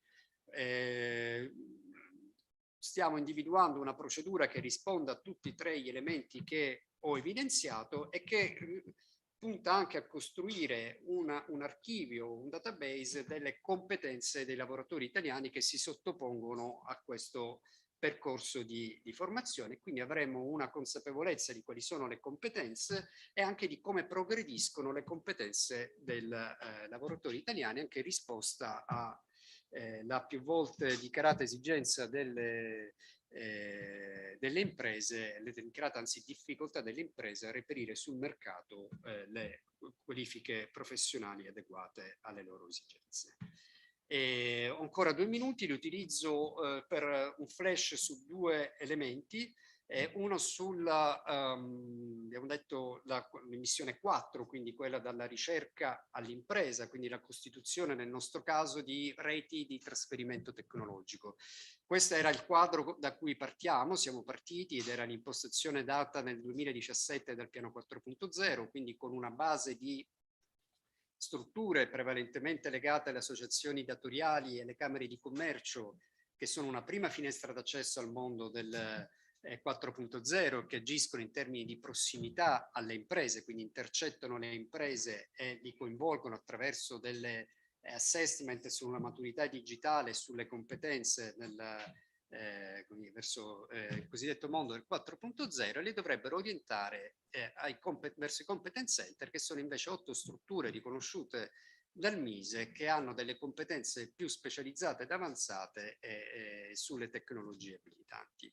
Ora, questo modello a distanza di anni ci siamo resi conto che funzionava fino a un certo punto, perché le 8 strutture che dovevano avere una finalità nazionale in realtà non hanno la capacità di agire al di là del proprio confine regionale nella gran parte dei casi, e quindi utilizzando le risorse del PNRR le strutture saranno moltiplicate, diventeranno 50, alcune saranno vere e proprie strutture, altre saranno più piattaforme di servizi destinate alle imprese, con questi obiettivi target individuati dal PNRR, che sono abbastanza sfidanti, soprattutto di intercettare 4.500 PMI per erogare servizi di trasferimento tecnologico e vanno dalla formazione a accompagnamento a progetti di innovazione. Target ancora più sfidanti se pensate che il 40% delle risorse devono essere destinate alle regioni del Mezzogiorno. Chiudo veramente con un'ultima slide che evidenzia, se volete, la superfetazione di strumenti che sono stati ideati in questi anni e che sono gestiti dal Ministero dello Sviluppo Economico, quindi l'occasione del PNRR è anche un'occasione per mettere ordine in questa pletora di strumentazione agevolativa, perché ci rendiamo conto che per chi deve utilizzare gli strumenti Mise orientarsi intorno a tutte queste possibilità è piuttosto complesso. Quindi il primo step sarà la pubblicazione ormai imminente la prossima settimana di una piattaforma Mise che aiuterà appunto a utilizzare, individuare lo strumento opportuno a seconda della tipologia di investimento che intende realizzare l'impresa, ma poi è stata appena approvata una legge delega che punta proprio al coordinamento, alla semplificazione degli strumenti stessi, e lo fa in un'ottica di coordinamento non solo degli strumenti Mise, ma di coordinamento degli strumenti anche di altri ministeri, quindi finalmente in una logica di più sistemica, nella speranza appunto di dare supporto alle imprese.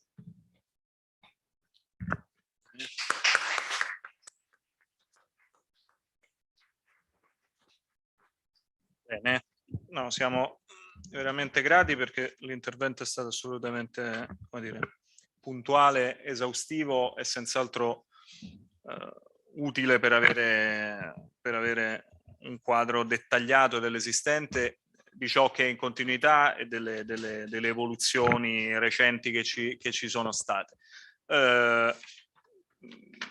rispetto a alcune delle sollecitazioni iniziali mi sembra abbastanza evidente l'elemento della continuità, diciamo così, ancorché appunto con aggiustamenti relativi agli obiettivi che il PNRR si pone e a ciò che eventualmente è stato in qualche modo imparato con l'implementazione di politiche analoghe dal 2015 in poi. Devo dire che l'ultimo punto toccato, cioè questa intenzione, mi immagino imminente, visti i tempi del PNRR, di cercare di favorire una sistemicità anche con politiche che vanno oltre il perimetro che ci hai mostrato, è qualcosa che parla ad alcuni dei problemi e delle questioni un po' più sistemiche e strutturali che ci siamo posti anche questa mattina rispetto a alcuni settori, a alcune tecnologie, alcuni elementi anche se vogliamo di ritardo tecnologico o difficoltà non solo dell'Italia, anche dell'Europa, ma nel nostro caso dell'Italia in particolare, rispetto ad alcune tecnologie digitali, ma non solo. Però io direi che non sottraggo tempo ai commenti, diciamo, alle relazioni di commento. Il primo a intervenire è Alberto Quadriocurzio, poi fra gli interventi programmati Raffaele Brancati parla prima perché poi deve andare via, e poi invece proseguiamo con Francesco Crespi, Laura Bruni, Luca Bianchi e Mario Pianta. E poi se sei d'accordo magari raccogliamo anche se c'è qualche domanda dalla platea, in modo tale da avere un secondo giro con una reazione e poi eventuali commenti successivi. Quindi grazie mille di nuovo, e a questo punto, se volete, Raffaele, Francesco, potete anche venire direttamente qui. Allora sì, ascoltiamo prima.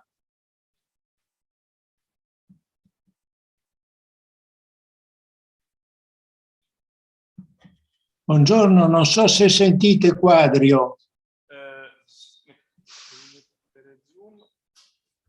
Sentite sì, Quadrio? Sentiamo bene, sentiamo bene. Non so se mi vedete, questo non lo so. Sì, sì. Ah, buongiorno Maria. Buongiorno. Ci si ritrova virtualmente. Sì. Allora, grazie. Interrompi la condivisione. Grazie. Puoi anche metterlo a schermo intero. Grazie per l'invito.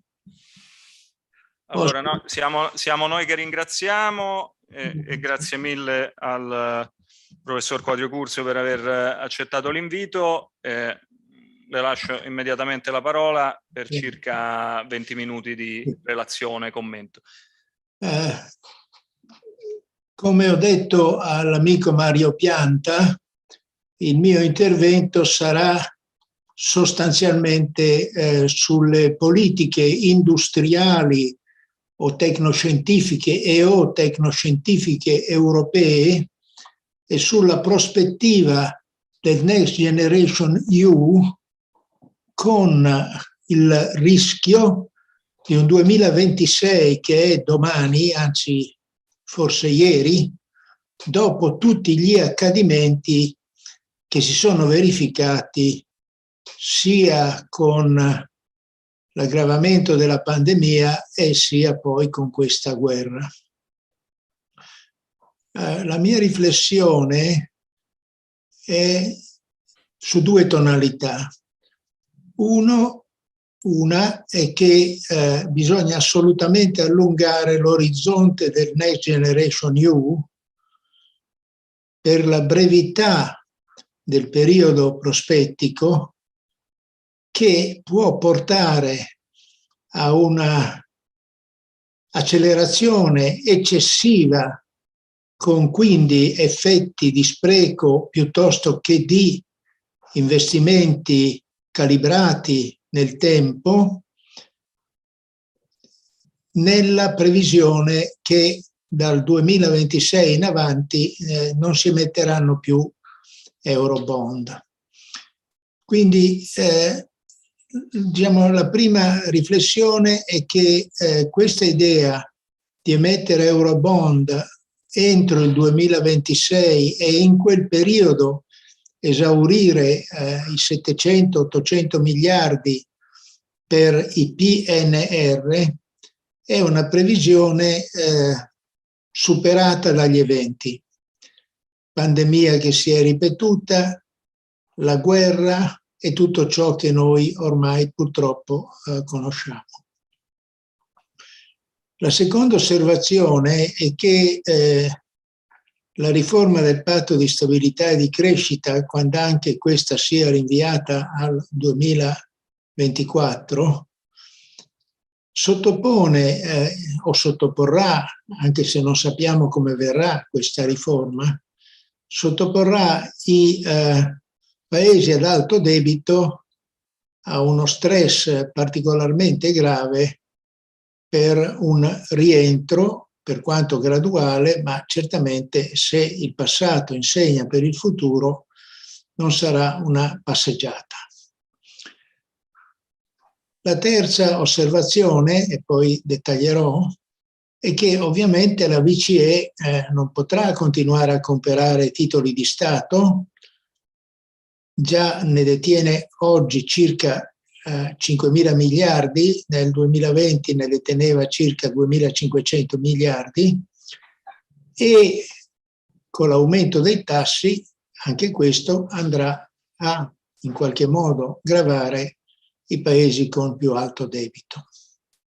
Quindi ci troviamo di fronte ad alcune incognite che a mio avviso richiedono un ripensamento sui tempi del PNRR o dei PNRR, ma nel contempo richiedono delle forme di intervento di politica economica, la chiamo politica industriale o politica tecnoscientifica o politica delle grandi infrastrutture, che sia portata a livello europeo.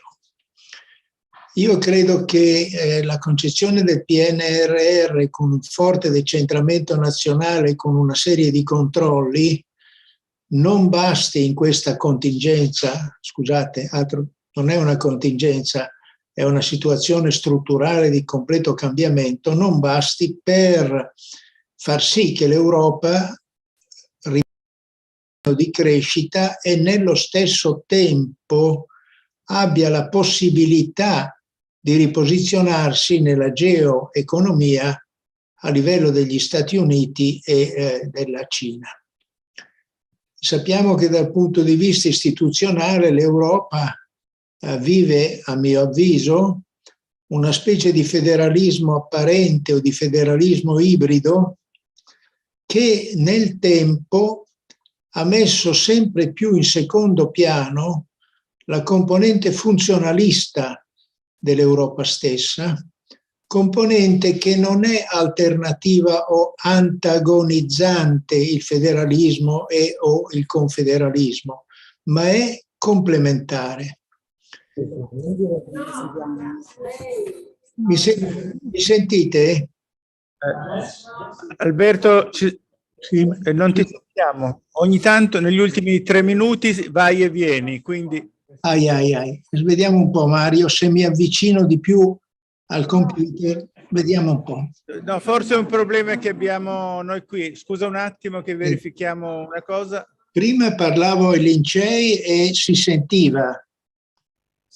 No, ma adesso ti sentiamo di nuovo. Riprendi da quando parlavi del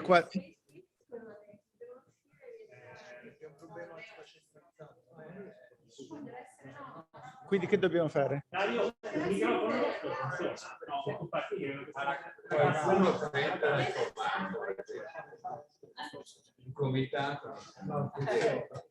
Le tecnologie digitali hanno qualche problema. Che dobbiamo fare? È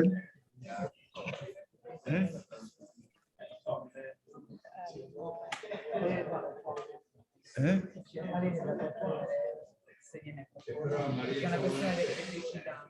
Non è possibile.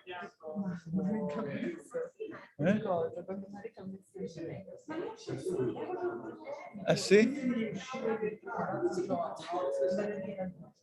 Ah sì?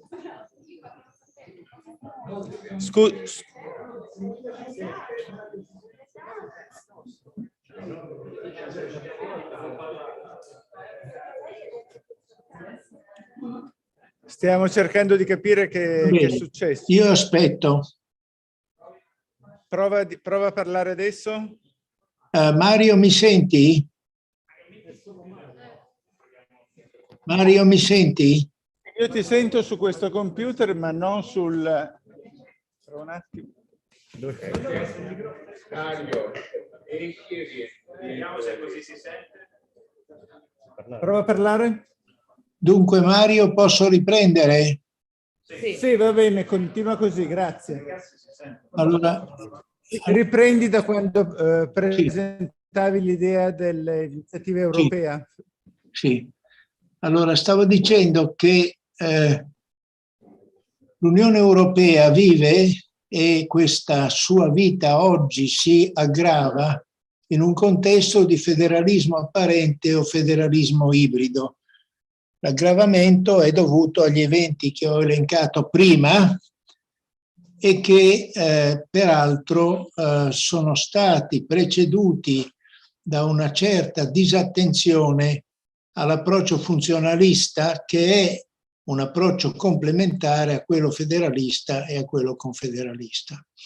L'approccio funzionalista vuol dire creazione di due filiere di intervento, quelli che io definisco enti funzionali europei, dotati di una loro autonomia e dotati di una loro forte capacità di intervento, e l'utilizzo di elementi di garanzia a sostegno di questi enti funzionali europei che siano considerati dai mercati sufficientemente affidabili. Quindi l'approccio funzionalista esiste in Unione Europea in taluni casi, ma si tratta di casi molto importanti, ma nello stesso tempo frammentati. Per esempio, la BEI è un gigante funzionalista che svolge benissimo il suo compito, ma certamente non basta per investire massicciamente in infrastrutture di varia natura che abbiano una forte componente pubblicistica per un continente da 400 milioni di persone che si trova schiacciato da due grandi giganti come Stati Uniti e Cina. Faccio un esempio banale, ma probabilmente come dire, immaginifico. L'anno scorso Amazon ha investito 40 miliardi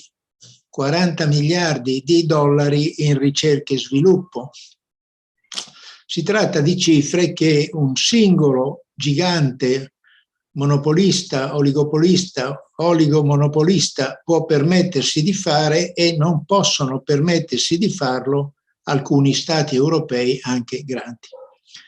Allora, detto questo, io farei tre osservazioni specifiche. Innanzitutto vorrei fare un passo indietro, un passo storico indietro. Ripeto che io non parlo del PNR italiano, non voglio entrare in questi argomenti, voglio rimanere sul lungo periodo riferito all'Unione Europea. Bene, io mi sono riletto, in preparazione del nostro incontro di oggi, il libro bianco di Delors, Crescita, competitività ed occupazione, le sfide e le vie da percorrere per entrare nel XXI secolo. Purtroppo questo libro bianco, a mio avviso, è stato piuttosto dimenticato, non dico completamente dimenticato, ma piuttosto dimenticato. Mario, semmai mi date i tempi, perché non voglio andare per le lunghe e non posso guardare continuamente l'orologio. No, vai ancora con 10 minuti, tranquillo. Ecco, allora questo libro bianco porta i seguenti titoli di capitoli: crescita, competitività, occupazione verso un nuovo modello di sviluppo.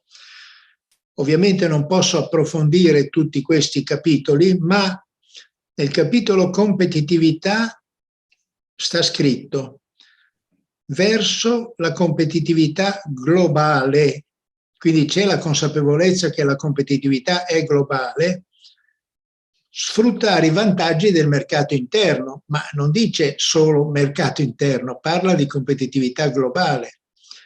Poi parla delle reti transeuropee, poi parla della ricerca e sviluppo tecnologico e poi parla società dell'informazione, biotecnologie e loro diffusione, eccetera, eccetera.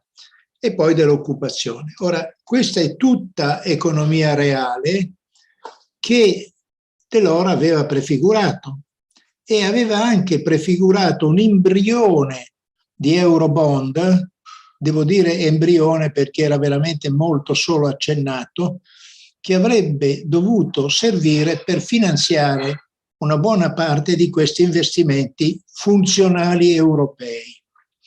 Questo secondo me è un punto cruciale che deve essere riportato in evidenza all'agenda europea per evitare che la crisi causata da fattori esogeni, ma anche dovuta a una certa disarticolazione dell'intervento dell'Unione Europea basato molto sulle regole e poco sugli interventi, diventi una crisi di lungo periodo. Detto questo, io passerei adesso a due osservazioni e poi concludo. La prima osservazione probabilmente è molto ripetitiva perché io ho scritto parecchio sull'emissione di Eurobond, ho scritto anche un lungo articolo in un libro della Cambridge University Press, ma non mi vergogno di ripetere continuamente quello che ho detto perché ci credo. La mia tesi, che poi Prodi aveva a suo tempo condiviso coraggiosamente perché era una tesi audace, era quella di emettere degli Eurobond o Euro Union Bond, come li chiamavamo noi, che avessero a garanzia le riserve auree libere dei paesi europei. Sappiamo che le riserve auree libere totali dei tre grandi paesi europei sono 10.000 tonnellate di once, no, scusate, 10.000 tonnellate, non di once, 10.000 tonnellate, che l'Italia ha 2.500 tonnellate. Se usiamo i moltiplicatori per emissioni di titoli che vengono usati in molti casi, compresi i casi, scusate che silenzio un telefono, vengono usati per esempio tra capitale versato e emissione di titoli. Ci sono dei casi di enti europei che hanno un moltiplicatore di 6, si fa presto arrivare a emissioni di 3.000 miliardi.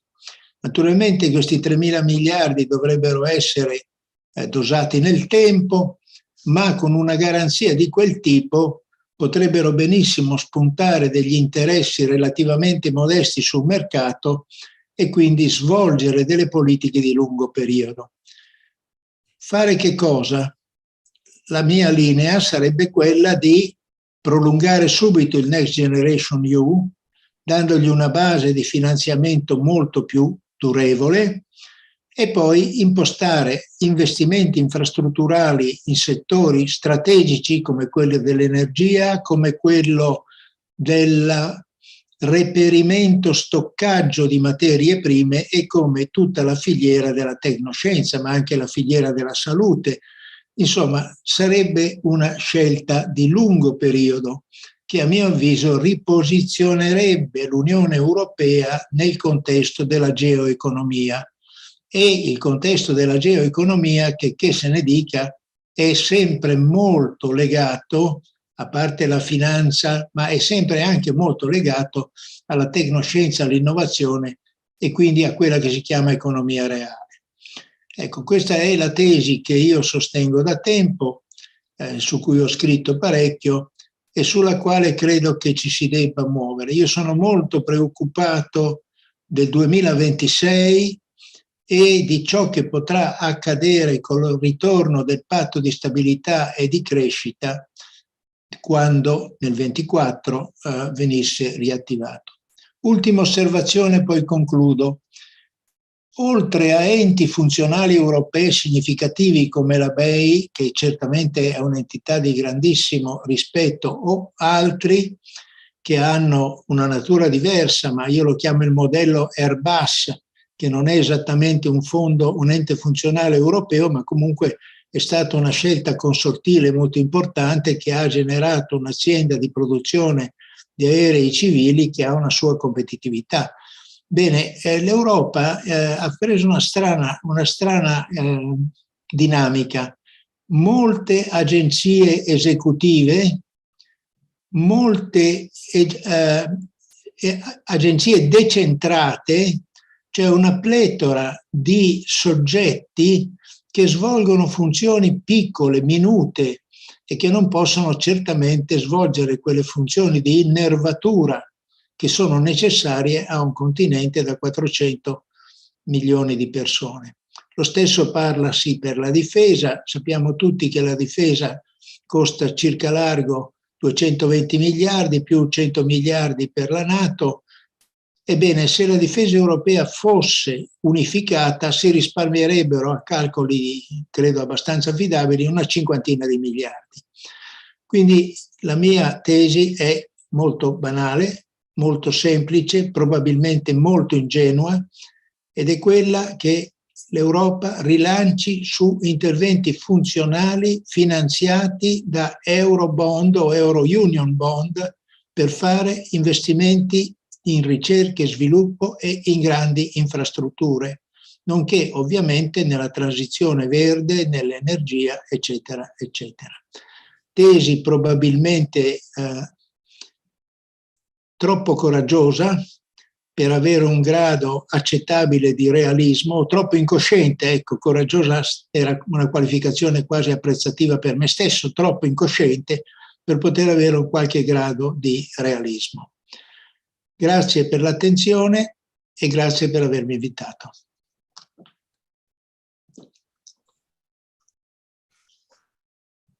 Mario? No, credo che la voce sia andata un'altra volta. Temo di sì. Temo che la voce sia partita un'altra volta. Dario Guarascio sta presiedendo.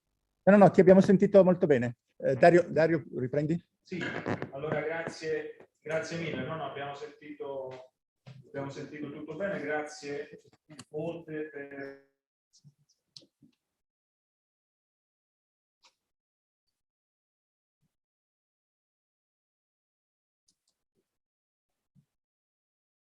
Io non sento di nuovo, ma pazienza, l'importante è che abbiate sentito voi.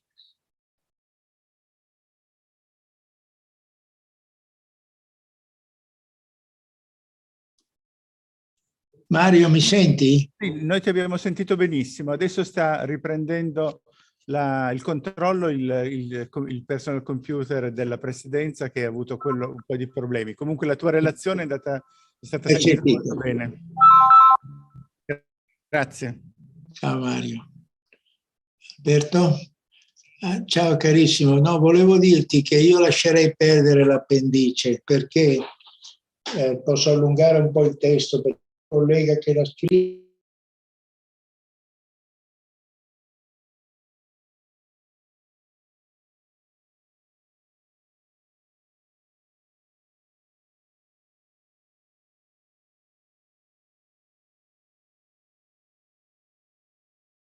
Va bene, lo lasciamo. Allora, dammi tempo.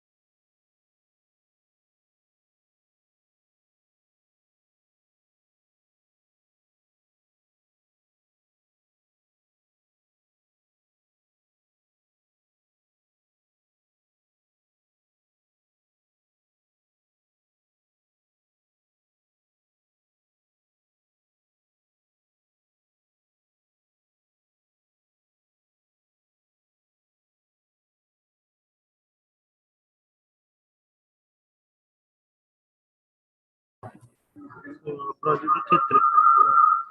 Non so se usa questa.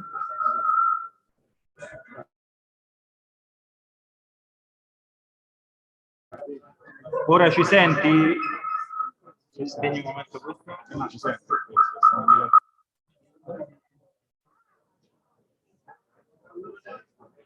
Ok, quindi ci sentite adesso da casa? Benissimo, allora possiamo vedere.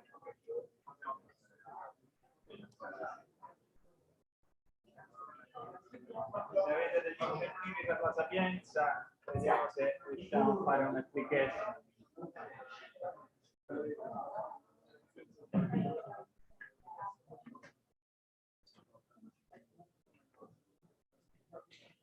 D'accordo, allora scusate per l'inconveniente tecnico, ma direi che essendo partiti alle 8:45 stamattina ci possiamo stare. Va bene, allora Raffaele Brancati, Matt, hai un quarto d'ora circa per l'intervento, prego. Grazie. Sono abbastanza anziano da aver lavorato sui temi di politica industriale da moltissimi anni. Devo dire che rispetto a questa mattina non sono totalmente in accordo con la periodizzazione che aveva proposto Landesmann, perché secondo me il grande scontro, se così si può dire, sulla politica industriale, certamente in Italia, ma in parte anche in Europa, è riconducibile a un periodo leggermente successivo a quello che lui ha indicato, e il grande scontro è stato nei primi anni 2000. In particolare in Italia ricorderete tutta la pubblicistica contro, no? La miglior politica industriale è quella che non c'è, e tutta una serie di argomentazioni di questo genere che è culminata con ricostruzioni fantasiose e sbagliate, clamorosamente sbagliate, dell'entità della spesa, tutta funzionale all'idea che la riduzione delle tasse fosse assai preferibile a qualsiasi politica industriale, diciamo, e che il finanziamento di questa riduzione delle tasse potesse avvenire in quel modo. La tesi che io e il mio gruppo di ricerca sostenevamo da tempo, e non solamente noi, è poi riconducibile all'affermazione che proprio nei primi anni 2000 aveva in Roderick, uno dei principali assertori internazionali, la sintetizzo con una battuta: non si deve discutere di politica industriale in termini di se bisogna farla, ma bisogna discutere di politica industriale nel come va fatta. E questo è un po' l'oggetto. Anche io reclamizzo un libro che ho fatto da poco con la Donzelli, proprio dedicato al PNRR, che sarà poi il leitmotiv del mio intervento, anche se abbraccio per non annoiarvi con troppe slide. E diciamo, l'aneddoto di partenza è un po' il discorso che ha fatto l'editore. Mi ha detto: no, tu non mi devi fare un saggio, non mi devi fare una cosa complicata. Mi hai rotto le scatole per decenni sostenendo che la politica industriale in Italia non aveva strategie e non aveva risorse. Io adesso leggo i giornali del PNRR e leggo che c'è una grande strategia e c'è una montagna di soldi. Quindi tutti i discorsi che mi hai fatto fino adesso sono da buttare via. E l'idea è, ha senso questa posizione? Che cosa c'è da contrapporre, diciamo, a questi argomenti? E io per far questo cercherò di non volare alto come è stato fatto questa mattina, quindi di non pensare alle grandissime strategie, di non pensare a questioni importantissime come quelle che sottolineate. Penso alle grandi infrastrutture tecnologiche che in alcuni ambiti, quelle proposte da Massimo Florio, che in alcuni ambiti sono importantissimi, penso ad altre questioni interessanti. Vorrei però usare da questa mattina una espressione che è quella, secondo me, importante per il sistema produttivo nazionale, espressione che io pronuncio assai male perché mi si intorcina la lingua quando provo a dirla, ma è legata alla capacità di assorbimento. Ve la dico in italiano perché mi si scioglie meno. E quindi quando pensiamo a questioni tecnologiche dobbiamo pensare anche alla capacità di assorbimento di queste tecnologie da parte del sistema produttivo, quello vero, non quello che ci piacerebbe fosse, il sistema produttivo vero che abbiamo di fronte e che bisognerebbe non dimenticarsi. Parto naturalmente dalle considerazioni che ha fatto Marco Calabrò, che ha fatto una presentazione molto efficace, molto interessante, descrivendo alcune questioni. E partendo da una cosa che secondo me non va bene. Cioè lui, se non ricordo male, ma poi mi correggerà, ha cominciato a dire quanto spende il Mise e come spende il Mise. Ora il problema è che tutto il resto che viene speso nel PNRR ha a che fare strettamente con la politica industriale e col sistema industriale. E non pensare a questa parte, a come io naturalmente non è Marco che conosco bene e che stimo in modo incondizionato, anche perché è un eccellente nuotatore, quindi in questo senso non posso che dargli il mio appoggio. La questione è come è impostato tutto il disegno, cioè dire ci sono pezzi separati. Parto da una cosa che lui ha citato, diciamo, no? Bisogna sostenere la filiera nell'ambito della filiera dell'automobile, bisogna sostenere la produzione di autobus, che è un fattore critico. Mi si dice tuttavia che stanno facendo una serie di bandi per l'acquisto di autobus elettrici in cui ci sono scontri violentissimi, in cui sostanzialmente la lobby presente, la lobby cinese, che cerca di, diciamo, di far disegnare il bando in modo che siano possibili solo autobus di un certo tipo che non sono attualmente prodotti in Italia. Che cosa voglio dire? Cerco di essere più chiaro possibile perché le idee si affastellano e si rischia di essere confusi. Grandissimi programmi di spesa devono porsi il problema della filiera, ma non porselo separatamente in un bando di gara oppure in contratti di sviluppo dedicati alle filiere. Se lo deve porre nella gara, cioè dire ci sono, adesso non voglio entrare in tecnicismi strani che peraltro non controllo neanche fino in fondo, ma ci sono sempre possibilità di gare condizionate. Cioè dire, non mi interessa solo che tu fai la tratta ferroviaria per Bari, che devi fare, intendiamoci. Non mi interessa che fai solamente la linea per le telecomunicazioni veloci, 5G e così via. Mi devi anche portare un piano per capire in che senso, in che modo puoi sostenere. Non lo devi costruire tu, funzionario pubblico, lo fai costruire a chi partecipa alla gara. Le gare condizionali esistono, si fanno in tutto il mondo, possono essere fatte anche qui. Però il problema della filiera non può essere un problema scorporato dalle grandi gare di assegnazione e attribuito semplicemente ai contratti di sviluppo. Le altre linee dei contratti di sviluppo si basano sull'esistente. Certo, 4.0 ha avuto una sua efficacia, ancora più efficaci sono state misure legate alla componente finanziaria. Capiamoci anche bene, noi analisti, studiosi, chiamiamoci in vario modo, arriviamo sempre con un ritardo mica male sui problemi. Noi ancora ragioniamo su difficoltà che forse sono in parte, diciamo, legate a questioni passate. Vi faccio un esempio tra tutti. La questione della liquidità delle imprese, che fino all'altro ieri era il problema più drammatico che avevamo di fronte come vincolo, oggi è un problema assai meno stringente, ma non per le grandi corporation, e assai meno stringente anche per le piccole imprese, per le medie imprese, perché che se ne dica, l'intervento sul fondo di garanzia e tutti gli interventi tampone legati al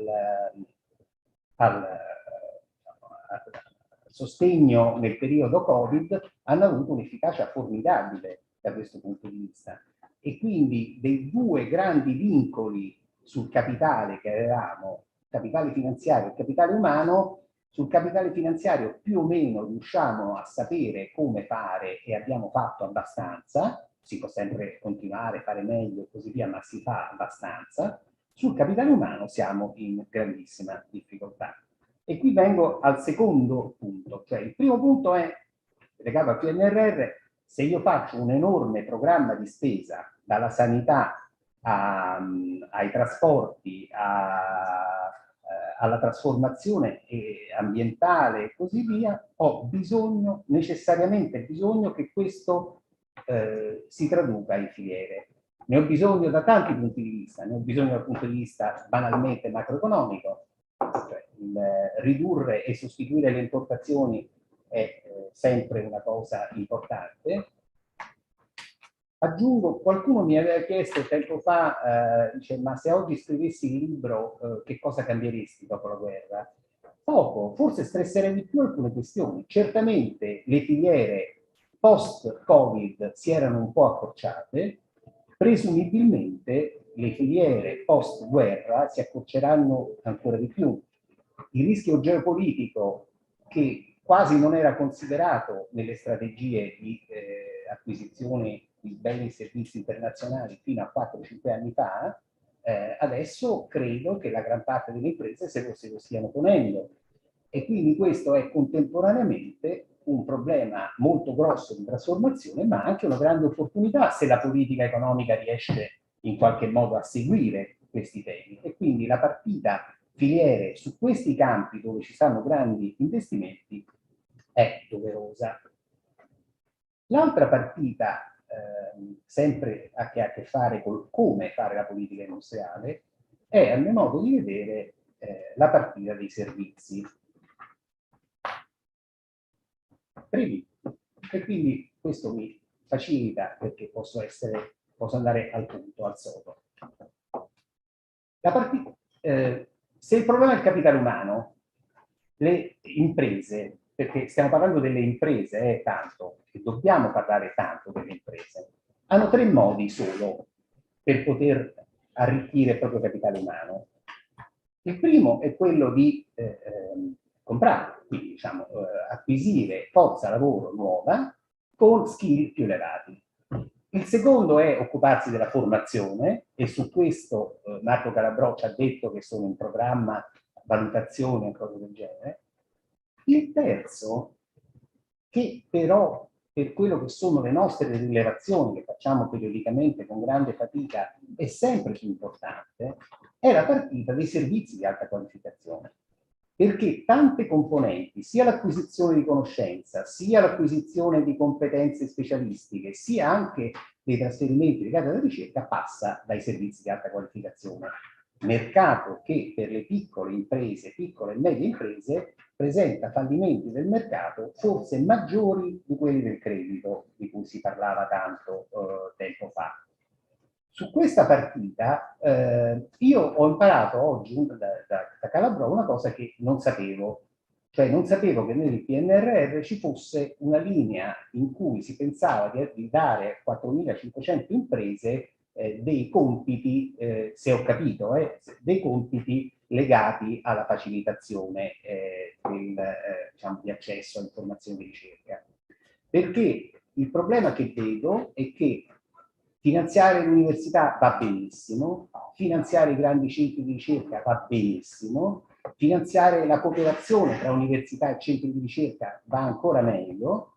Pensare che questo possa risolvere, cioè sono cose che facciamo da 20 anni, male, sbagliando, però diciamo sono linee di intervento che hanno una storia lunga alle spalle.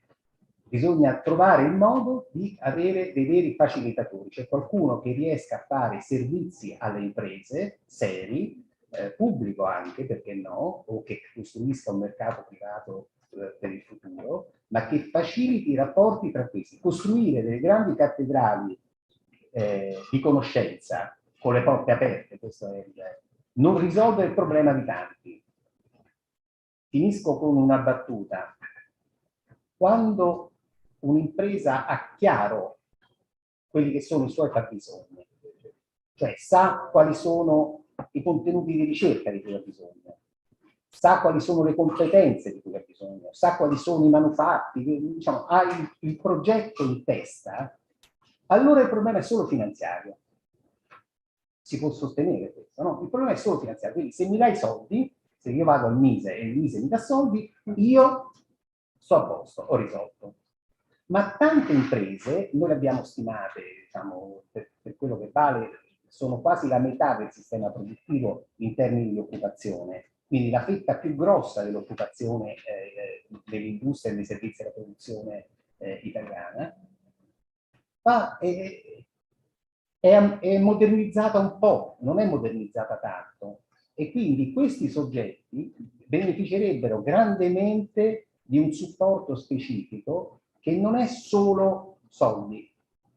La battuta napoletana è: i soldi non fanno la felicità, figuriamoci la miseria. Quindi è chiaro che non voglio dire che non serve nulla, però c'è bisogno di affiancare in una logica, diciamo, di incremento marginale dell'intervento. Questa è la proposta che mi sento di avanzare, che ho provato a scrivere,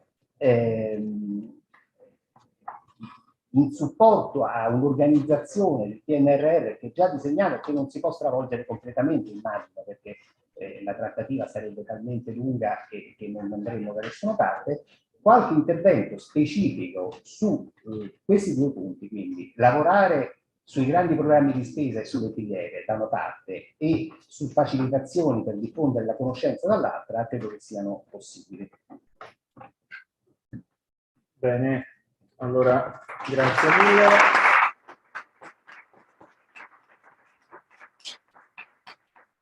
Allora, mentre Francesco Crespi, Università Roma Tre e Centro Economia Digitale mi raggiunge qui, come appunto mi immaginavo, molte delle sollecitazioni iniziali cominciano a riemergere dai commenti.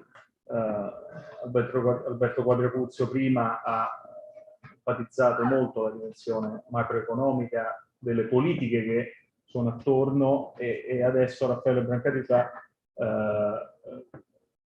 parlato dell'importanza delle filiere, degli elementi sistemici, dell'interdipendenza e, se vogliamo, anche del legame con una dimensione più micro. Forse appunto quel Buy European di cui parlammo, Francesco, tanto tempo fa, quando Obama nelle prime misure di politica industriale post-crisi 2008 mise proprio dei vincoli affinché gli investimenti pubblici attivassero produzione nazionale, soprattutto in settori tecnologicamente strategici. L'Europa, come dire, si è sempre guardata bene, appunto, in nome della concorrenza, di prevederli. Quindi a questo punto direi che la presentazione di Francesco penso che si leghi abbastanza bene con sollecitazioni di questo tipo. Grazie Dario, innanzitutto ti ringrazio per l'invito a questa tavola rotonda, ringrazio Marco, ringrazio la Sapienza per questa opportunità. Devo dire che sono molto contento di intervenire, che è intervenuto prima Raffaele Brancati, perché effettivamente ha messo in luce dei temi che riprenderò, insomma, in questa presentazione, quindi diciamo, per dire grazie. Allora, quello che dirò in questi minuti è frutto di un percorso che abbiamo sviluppato in questi anni con il Centro Economia Digitale, con il presidente Rosario Scerra e con i collaboratori, insomma, delle università romane, che ci hanno consentito di sviluppare una serie di rapporti, di temi che vanno dal ruolo dell'alta tecnologia alle questioni legate all'economia digitale, al tema che riprenderò oggi della sovranità tecnologica e poi, diciamo, ancora ai temi legati alle proposte specifiche sull'execution del PNRR. Allora, mi ricollego da subito con quello che diceva Raffaele Brancato poc'anzi, che è inserire un po' il PNRR e quello di cui stiamo parlando all'interno del nuovo scenario, Noi l'abbiamo recentemente chiamato un po' benvenuti nell'economia della fiducia. C'è questo fenomeno a cui accennava Raffaele di accorciamento delle filiere e quindi di una prospettiva di regionalizzazione dell'economia. Di fatto il conflitto ha aperto una prima fase che è quella di far emergere, insomma, le dipendenze strutturali, in particolare nel tema dell'energia, molto rilevanti, e quindi il primo step, la prima reazione a questo cambiamento è stata quella della diversificazione delle forniture, no? Sappiamo come il nostro Presidente del Consiglio, il Ministero degli Esteri, con i vari ministri in giro per cercare, diciamo, delle forniture alternative. Il secondo step di questo processo probabilmente sarà quella di una maggiore frammentazione a livello globale e una crescente integrazione invece a livello regionale. Di fatto quello che si cercherà di fare è di attivare delle partnership che siano ritenute il più possibile affidabili. In questo senso il fatto che il friendshoring, quindi insomma, no, come elemento di diversità rispetto all'offshoring e al reshoring, è un obiettivo ormai chiaro nella strategia degli Stati Uniti sul sviluppo delle supply chain. Pilastro fondamentale di questo processo all'interno del nuovo scenario è sicuramente quello delle capacità tecnologiche. Lo diceva prima con molta chiarezza il professor Quadricurzio, cioè la capacità di sviluppare autonomamente o attraverso delle partnership ritenute affidabili nuova tecnologia e nuova conoscenza sia scientifica che tecnologica diventa un elemento fondamentale all'interno del nuovo scenario. E di sovranità tecnologica se ne è iniziato a parlare, insomma, in questi anni in Europa, qui in Italia, diciamo, abbiamo lanciato il tema già dal 2021. Lo vediamo la rilevanza dell'elemento tecnologico anche dai recenti atti dell'amministrazione statunitense. Per la prima volta l'assistente del presidente per la scienza e la tecnologia è elevato a livello di gabinetto e nel recente Compiz Act viene approvato uno stanziamento di circa 300 miliardi per la ricerca scientifica, di cui 52 miliardi in sovvenzioni per i produttori di semiconduttori, cioè un elemento, no, di sovranità tecnologica fondamentale in questa fase in cui c'è una strozzatura rilevante e dipendenze forti in questo settore a livello globale. Ecco, in questo scenario chiaramente tutte le azioni volte all'incremento delle capacità tecnologiche, quindi della sovranità tecnologica, e all'interno di un contesto in cui probabilmente sarà necessario aumentare l'integrazione europea, anche questo, diciamo, ne emergeva prima nell'intervento del professor Quadricurzio, è sicuramente un elemento fondamentale e strategico nei prossimi anni. In questo contesto generale, come si colloca il PNRR? Chiaramente il PNRR è stato pensato in una fase antecedente al conflitto, in cui l'obiettivo principale era quello di far riprendere l'economia, insomma, infatti si chiama ripresa e resilienza, e di qui di fatto anche l'orizzonte temporale limitato, cioè concentrare risorse in modo tale da consentire una spinta all'economia che si potesse riprendere rispetto alla crisi, agli effetti della crisi pandemica. Ora, il punto, e probabilmente c'è anche dietro questo al ragionamento che faceva il professor Quadricurzio prima, è di dire probabilmente in questa fase la priorità, anche considerando le spinte inflazionistiche molto forti di questo periodo, non è tanto quello di spingere sull'acceleratore della spesa e quindi del prodotto, quanto piuttosto su puntare sulla capacità trasformativa che hanno questi investimenti. Quindi da questo punto di vista In generale l'indicazione è quella di cercare di spostare il focus, anche magari attraverso un allungamento dell'orizzonte temporale, dalla parola ripresa alla parola resilienza in senso di capacità trasformativa del PNRR. Chiaramente in questo contesto le spese, gli investimenti che dovranno essere realizzati in tema di ridurre la dipendenza energetica, quindi anche di spinta rispetto ai temi delle rinnovabili e dell'efficienza energetica, chiaramente acquista un valore strategico ulteriore rispetto a quello che c'era.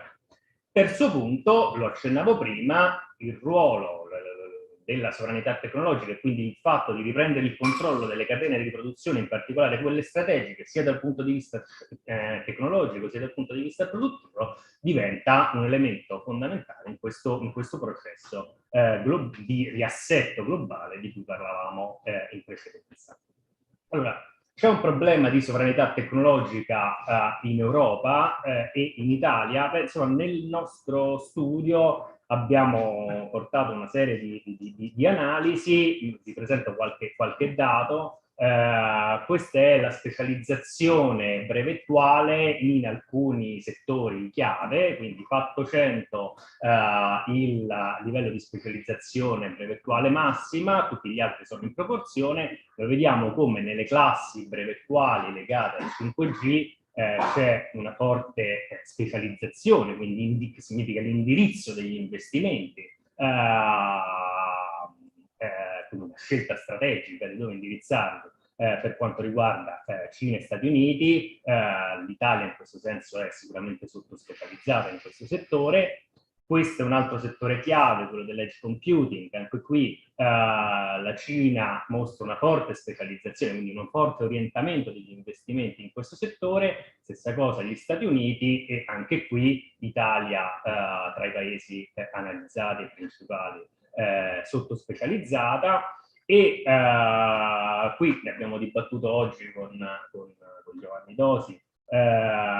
L'elemento che emerge da qui è che il fatto che poi i brevetti insomma sono stati sviluppati e poi prodotti da imprese statunitensi e inglesi, probabilmente no, anche in questo caso non è un caso, e rileva la presenza di capacità tecnologiche particolarmente avanzate in questo settore. D'altra parte, se noi andiamo a vedere che cosa riflettono questi brevetti, tutto questi dati brevettuali riflettono il fatto come le grandi aziende tecnologiche, questo è il caso del quantum computer, delle prime 10 aziende, ne abbiamo 5 negli Stati Uniti, 4 in Cina, nessuna in Europa. Per quanto riguarda i finanziamenti esterni all'intelligenza artificiale, altro settore che sarà fondamentale nello sviluppo dell'economia digitale, abbiamo che la maggior parte degli investimenti sono destinati a Stati Uniti e Asia, stessa cosa per quanto riguarda il 5G, e poi abbiamo il dato diciamo più importante dal nostro punto di vista, che un'economia basata dai dati, quello che conta è chi ha la possibilità, chi ha la gestione, chi ha il possesso di questi dati, e qui emerge come per esempio le grandi piattaforme, che sono principalmente statunitensi e cinesi, hanno a disposizione la maggior parte dei dati su cui di fatto l'economia digitale si... Allora, l'altro elemento che qui vorrei sottolineare è quello di scenario, è quello legato alla seconda ondata della digitalizzazione. Allora, sicuramente l'abbiamo visto, diciamo, rispetto alla preponderanza delle big corporation tecnologiche extraeuropee, non è stata in grado l'Europa di approfittare della prima ondata dei dati, della rivoluzione digitale. In questa fase la prossima ondata sarà quella legata ai dati che vengono generati dai dispositivi, quindi robot, IoT e quant'altro. Ecco, la sfida, e quindi anche del Next Generation EU, del PNR, eccetera, è quello di evitare di perdere anche le opportunità che derivano di questa seconda ondata, posto che in realtà l'Europa e l'Italia come seconda manifattura europea saranno responsabili di una parte rilevante della generazione di questi dati della seconda ondata. Allora, In questo senso sarà opportuno avere un contesto di policy che consenta al sistema europeo di approfittare di questa nuova opportunità. Allora, in questo senso il quadro regolatorio è sicuramente importante. Il 25 marzo in contemporanea, probabilmente non a caso, è stato annunciato da una parte l'accordo tra Stati Uniti e Unione Europea sul flusso transatlantico dei dati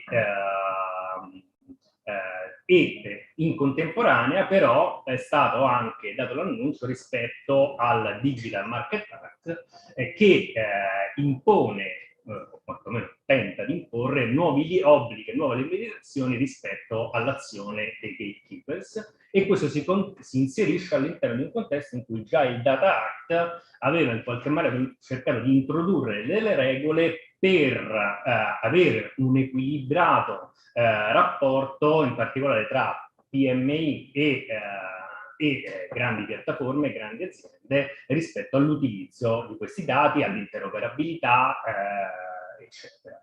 Ecco, naturalmente avere un quadro regolatorio come dire, che consente un terreno di azione alle imprese europee, naturalmente non è sufficiente finché queste possano effettivamente essere in grado di approfittare di questa seconda ondata della rivoluzione digitale, e in questo senso, e qui torniamo al tema della giornata, insomma, l'indicazione è quella che serve una politica industriale con una visione chiara rispetto a questi temi. Allora, naturalmente su questo, diciamo, gli elementi di politica industriale possono essere molteplici. Mi soffermo su questo, visto che il compito che mi è stato assegnato è proprio di parlare delle questioni relative al digitale, è quella legata allo sviluppo di una filiera europea del cloud. Il mercato del cloud che attualmente è dominato esclusivamente da fornitori extraeuropeo, e in cui però sono state messe in campo delle iniziative importanti a livello europeo, tra cui quella di Gaia X è quella che si propone di sviluppare dei requisiti comuni per un'infrastruttura dei dati federata basata sui principi europei.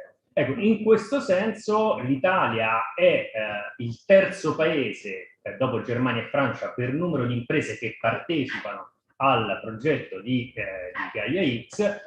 Da questo punto di vista un'indicazione è quella che all'interno di questo recupero di sovranità tecnologica è quello di inserire l'Italia all'interno di una filiera europea legata al cloud. Sarà importante lo sviluppo di quelle che qui abbiamo sentito più volte oggi nominare, cioè di politiche di filiera che siano in grado di accompagnare, di consentire di prendere beneficio dell'assetto regolatorio che l'Europa si è dato. In questo senso sarà importante da un lato promuovere la consapevolezza dell'importanza di difendere il proprio patrimonio digitale delle aziende, in particolare le piccole e medie imprese probabilmente, e in secondo luogo quello di partecipare attraverso la filiera allo sviluppo di questi servizi di federazione che naturalmente saranno in qualche maniera la parte di business e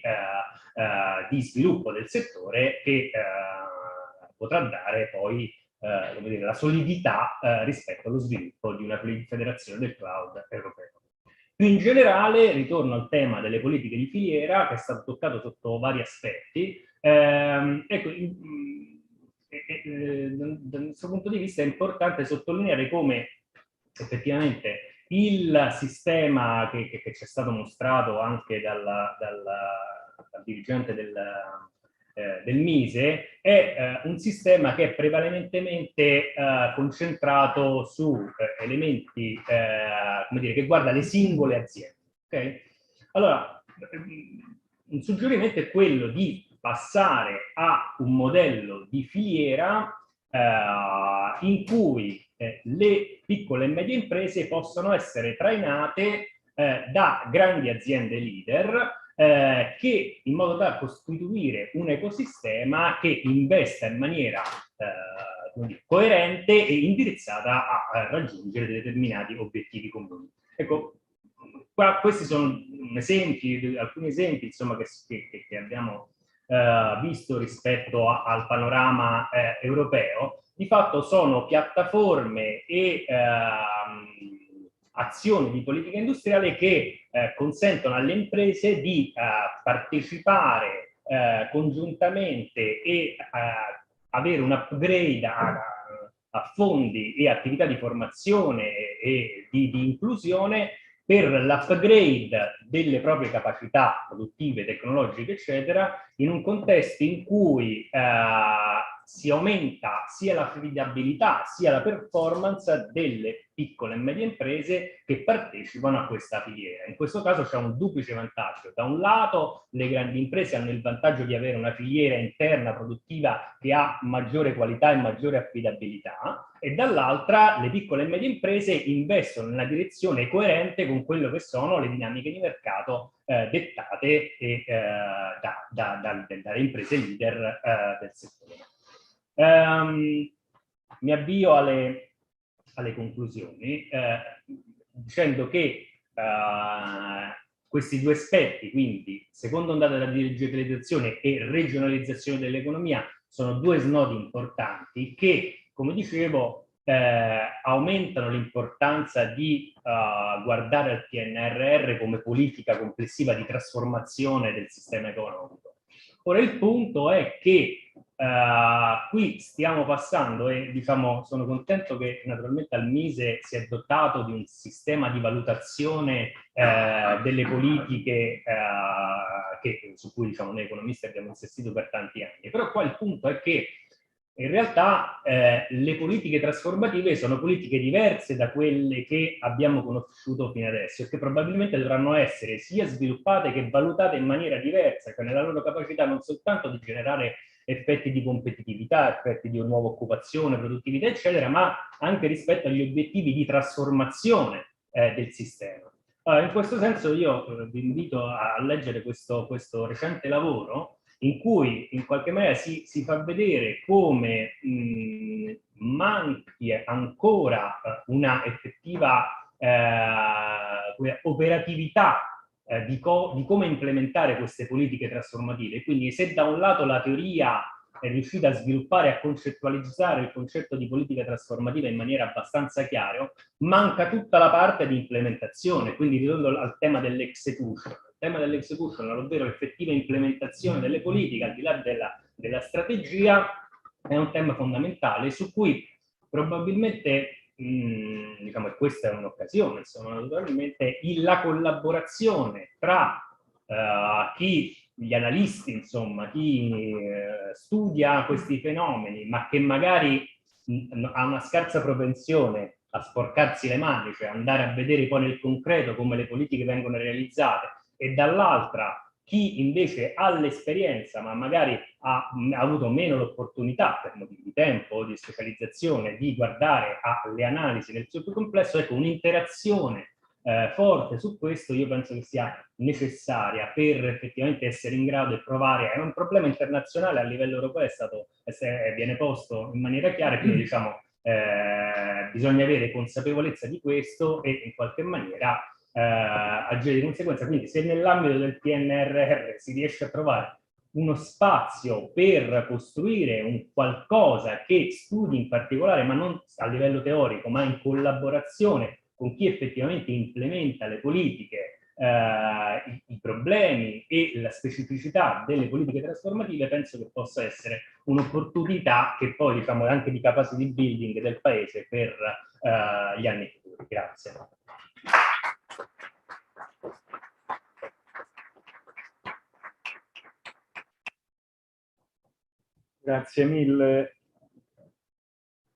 Grazie mille a Francesco Crespi. E a questo punto chiamerei a intervenire la dottoressa Laura Bruni, che in qualche modo ci proporrà una prospettiva in parte diversa, nel senso che fino adesso, soprattutto negli ultimi interventi, abbiamo parlato molto delle imprese, riflettuto sulle imprese, sul ruolo che le politiche possono avere rispetto alla attività delle imprese, e adesso con Laura Bruni, riportando al centro il tema della transizione ecologica, quindi una delle cose di cui anche stamattina abbiamo discusso, e però potendola guardare in qualche modo da due punti di vista, perché Laura Bruni è sia responsabile per Schneider Electric, direzione generale Schneider Electric degli affari istituzionali, e quindi la prospettiva di un'impresa importante da un punto di vista delle dimensioni, della capacità tecnologica e del ruolo in filiere che hanno ovviamente molto a che fare sia con la digitalizzazione che con la transizione ecologica, ma poi è anche membro del Kyoto Club e quindi in qualche modo è dotata e portatrice di una prospettiva che va al di là di quelli che sono gli obiettivi che un'impresa come la Schneider Electric si può porre, e quindi ci interessa molto capire quale può essere il punto di vista e anche eventualmente quali reazioni rispetto a quello che hai ascoltato. E grazie mille ovviamente per aver accettato l'invito a partecipare. Grazie Dario e buon pomeriggio a tutti. È davvero molto stimolante essere qui, quindi ti ringrazio nuovamente per l'opportunità e ringrazio per l'organizzazione. È stato bello seguire un dibattito che si è mosso da prospettive internazionali di macroeconomia, che ha avuto l'opportunità di approfondire con il dottor Calabrò le politiche del MISE e la focalizzazione specifica anche sul futuro di Gestione 4.0 e delle riflessioni di alto profilo in termini di ricerca universitaria applicata agli scenari della tecnologia e delle filiere. Io ho un compito difficile e non sono sicura di poterlo portare a termine, ma vi garantisco onestà intellettuale e spero un po' di vivacità, perché vorrei provare a raccontarvi quello che io vedo da questo doppio osservatorio, quindi come appunto parte della direzione generale di Schneider Electric, nella quale guido gli affari istituzionali ma anche le alleanze di sistema, e credo personalmente che per questo paese il sistema possa essere un elemento a valore, quindi pubblico e privato insieme, università, imprese, no profit e diciamo crescita competitiva dei business, quindi in questo senso è un osservatorio particolare, insieme a quello di un'associazione che da tempo si muove a vantaggio della trasformazione sostenibile e appunto in senso più esteso della transizione ecologica, non con un approccio da greenwashing, ma attraverso una lettura anche della sostenibilità come elemento competitivo. Vediamo se ci sono insomma degli stimoli che possiamo mettere a fatto comune dopo le ottime relazioni che mi hanno preceduto. Allora, io vorrei attirare l'attenzione su un paio di elementi, anzitutto il contesto da cui provengo, quindi solo per raccontarvi un po' la tipologia di osservatorio a cui posso attingere. Schneider Electric è una multinazionale, una big company che si occupa di diciamo, aiutare i suoi clienti, infrastrutture, clienti finali, tutto il settore insomma, del mondo che utilizza energia, a usare meglio la propria energia, a fare di più con meno, attraverso anche la trasformazione digitale. In Italia siamo 3.500 persone, con un fatturato che supera annualmente 700 milioni di euro, una presenza radicata sull'intero territorio. Quindi stiamo parlando di un osservatorio che tra l'altro tiene dentro tutta quella filiera di cui parlavamo prima, di catene del valore di alto livello tecnologico, quindi non soltanto il solution provider, ma tutti coloro che diciamo dalla produzione all'intermediazione, che sia sistema integrato, OEM, costruttori di macchine, progettisti, e la trasformazione digitale tramite la rivendita all'utente finale, rappresentano un pochino la value chain tipica. Kyoto Club si chiama così perché si è ispirato in tempi non sospetti, quando la scelta della sostenibilità era mai di tipo, come dire, strumentale, ma una scelta di campo, ha proprio al primo protocollo, diciamo, volontaristico siglato appunto nella città di Kyoto, ed è un'associazione ambientalista che nasce però dall'insieme di più imprese, quindi il primo nucleo fondatore aveva a che vedere con delle imprese nel Veneto, che hanno cominciato a chiedersi se la sostenibilità fosse leva di fattore competitivo, e quindi tradurre un indirizzo che è anche di tipo morale in una ipotesi di politica diciamo industriale applicata e di crescita competitiva. Questi due osservatori cosa ci dicono in questo momento? Allora, io vorrei attirare l'attenzione su 4 elementi. Il primo, quanto la sostenibilità e la trasformazione ecologica sia un fattore di competitività. Non solo dichiarato, ma degli elementi che in qualche modo posso mettervi a disposizione attraverso anche degli esempi applicativi. Come in questo momento la trasformazione digitale si leva di sostenibilità, quindi non riusciamo a ragionare diversamente. Una sostenibilità applicata nel nostro paese è per forza frutto anche di una scelta necessariamente di trasformazione digitale. Il terzo tema che ho visto richiamare anche nell'intervento che mi ha preceduto è il tema della sovranità tecnologica e come in questo momento strepitosamente scelte di tecnologia siano scelte diciamo di strategia. E poi una riflessione sulle filiere, sul sistema e sull'elemento del PNR che in questo momento sta, come dire, creando delle aspettative legittime anche nella filiera del mercato, e cioè che è un piano di scopo e non un piano di spesa. Quindi al centro una qualità con dei milestone che sono sia di obiettivi di traguardi sia obiettivi di performance, e una catena di accesso al mercato che sta aspettando di poter giocare, come dire, la sua qualità applicativa. Abbiamo un Made in Italy che è in grado di differenziarsi e sta aspettando di capire anche come farlo. Allora io partirei da questi elementi, Dario, se sei d'accordo. Allora, sul tema della sostenibilità vi cito un paio di ricerche. Il Kyoto Club ha fatto un'indagine a cui hanno risposto un numero importante di imprese, non filtrata perché era possibile rispondere sia online sia attraverso incontri dedicati. Più del 90% di queste imprese hanno dichiarato che la sostenibilità, oltre che essere una scelta tra virgolette così di natura etica e di rispetto di questo pianeta di cui non abbiamo un'alternativa per le future generazioni, in questo momento è un elemento di differenziazione competitiva. Per diverse ragioni. Chi produce prodotti ha bisogno di integrare un processo che mostri che il proprio prodotto è sostenibile nelle fonti e nella comunicazione al mercato.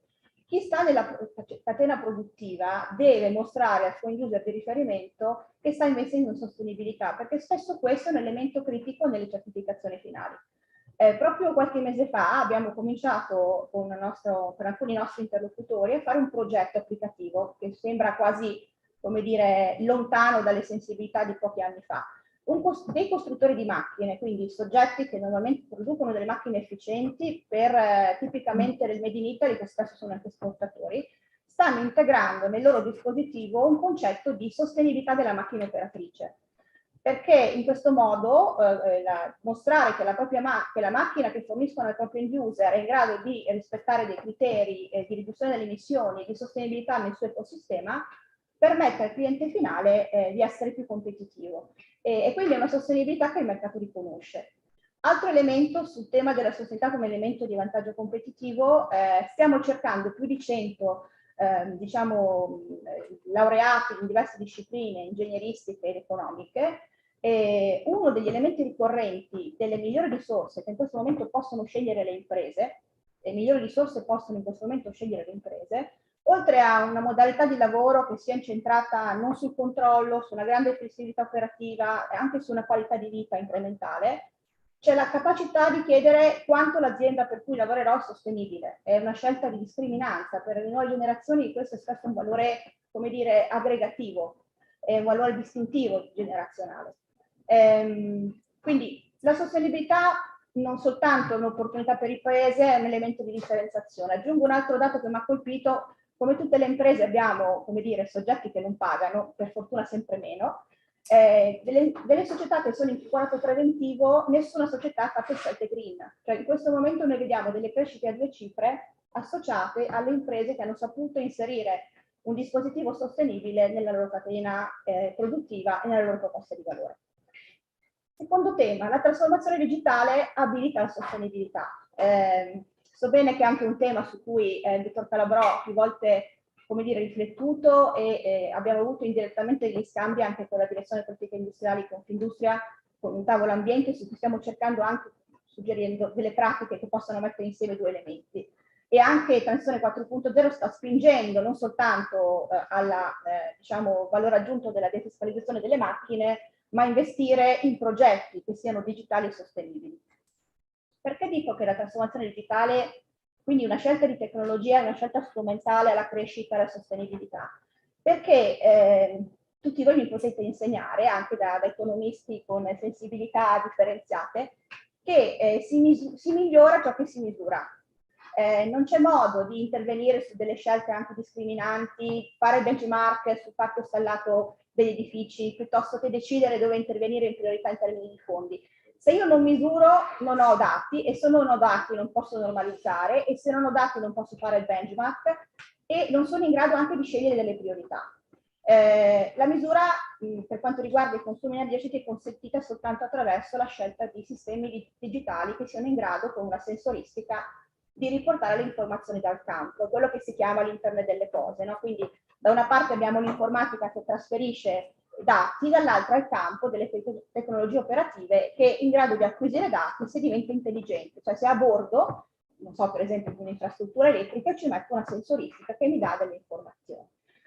Non solo questo dato della misura è importante, ma anche il dato del miglioramento della performance. Sapete che la sostenibilità è legata anche ai comportamenti. Banalmente tutti noi cerchiamo di educare le nostre famiglie a spegnere la luce quando non ci serve. Ma c'è un tema oltre il quale il comportamento ha dei suoi limiti. La razionalizzazione degli eventi ha bisogno di sistemi di automazione. Vi faccio un esempio.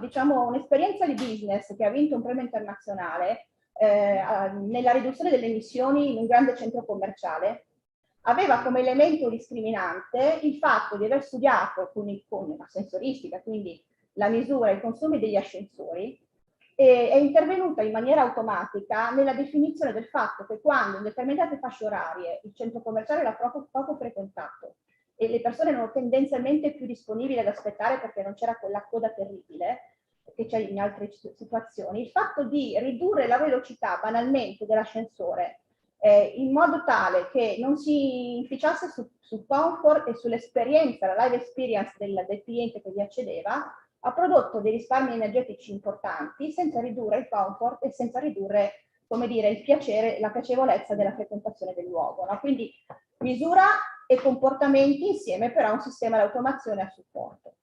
Terzo tema, il tema del dispositivo tecnologico come scelta strategica. Prima ho sentito parlare più volte un interessante contributo sulla sovranità tecnologica. Ecco, ci sono dei temi che fino a poco tempo fa erano temi addetti ai lavori. Lo dico perché frequentando e creando opportunità di alleanze col mondo pre-competitivo, pre-business accademico, si parlava di resilienza o di ridondanza solo con i tecnici. La resilienza adesso ha assunto un significato anche più ampio, non è un caso che questo piano si chiami così, non è un caso che spesso sia anche una terminologia psicologica, no? Che durante post-pandemia ci sta invitando insomma, a tenere duro. Però c'è un valore di natura infrastrutturale sul tema resilienza che è legato al fatto che diciamo, i servizi diciamo, essenziali per il funzionamento del dispositivo industriale o infrastrutturale devono funzionare sempre, qualsiasi cosa succeda, per dare continuità al loro valore aggiunto. Immaginate se un ospedale dovesse interrompere le sue funzionalità perché non è resiliente, perché non ha la dotazione infrastrutturale giusta per sopportare un improvviso calo di tensione oppure situazioni più critiche. Ecco, la resilienza spesso si associa alla ridondanza, cioè devo avere una struttura che mi dà un po' di più di quanto non è strettamente necessario affinché copra tutte le necessità.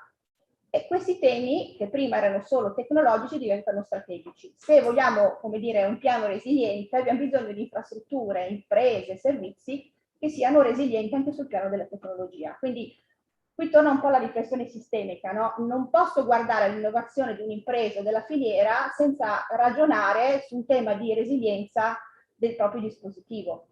E le imprese che hanno fatto questa riflessione in tempi non sospetti, siccome erano resilienti e ridondanti, sono quelle che sono decollate anche durante il periodo pandemico, perché non avevano rischi di cyber security, non avevano rischi di interruzione di servizi. Altra riflessione, arrivo alle filiere. Arrivo alle filiere perché io in particolar modo posso raccontarvi qualcosa su due tipologie di filiere, quelle che si occupano di efficienza energetica in varie forme, e quelle che in qualche modo sono dentro il dispositivo della trasformazione digitale in Italia, quindi in particolar modo per esempio i costruttori di macchine, il sistema integrato, i quadristi che fanno quadri intelligenti fino all'utente finale. Bene, cosa sta succedendo?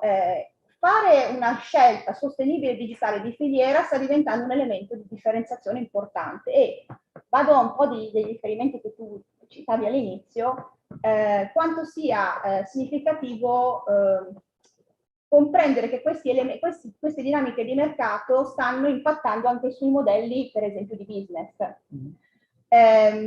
I nostri OEM, per esempio, sapete bene che sono un'eccellenza in alcuni distretti, non li cito perché da economisti li conoscete meglio di me, sono spesso un'eccellenza esportatrice, ma sono anche a volte, come dire, sottocapitalizzati, con un dispositivo, diciamo, produttivo tipico legato a una verticalità, quindi forniscono macchine, punto. In questo momento c'è un trend che non è soltanto della filiera che conosco, che è quello che si chiama della servitizzazione, no? Quindi chi produce e fornisce macchine o prodotti che comincia a diventare capace di fornire anche servizi. E questo nella catena del valore normalmente ti differenzia e ti fidelizza col tuo cliente. In questo momento questo sta capitando solo attraverso la scelta della digitalizzazione e la scelta della sostenibilità integrata. Per esempio, OEM che forniscono macchine con una scelta di sostenibilità e di controllo del parco installato connesso, quindi interno delle cose, sono in grado di fornire servizi di manutenzione predittiva, la capacità di fornire al proprio cliente finale dati di andamento, di anticipare dei processi, di garantire la sostenibilità di quelle macchine e in teoria anche se queste macchine non sono vendute, quindi sono date in qualche modo un leasing operativo. Quindi la tecnologia e la sostenibilità stanno contribuendo a un cambio del modello di business. Arrivo al tema globale del PNRR, rispetto al quale io riconosco moltissimo degli stimoli che sono emersi prima, quindi c'è certamente un grosso sforzo di dare continuità delle politiche che hanno funzionato, perché Industria 4.0 ha prodotto una grande occasione nel nostro paese, quindi capisco benissimo la scelta veduta e lucida del Ministero dello Sviluppo Economico, del dottor Calabrò, di dare continuità a quello strumento.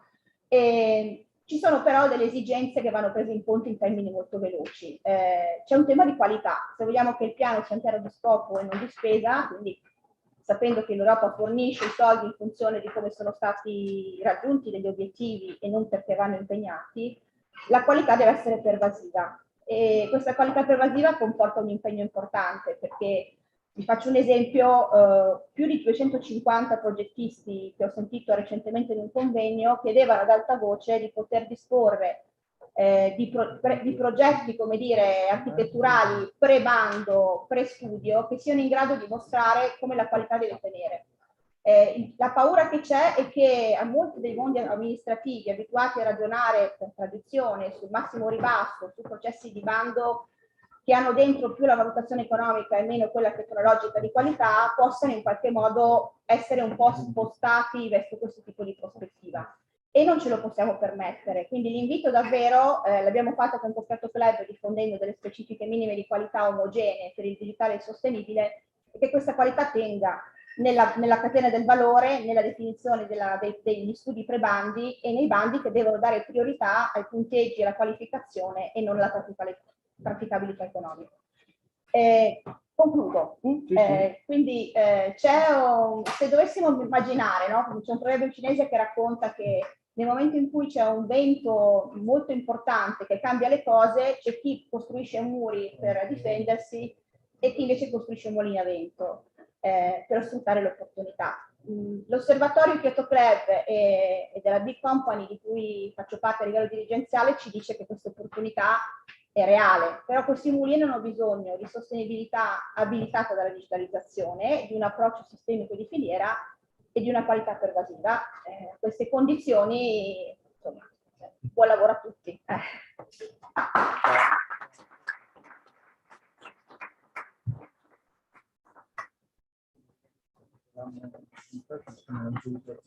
Wow.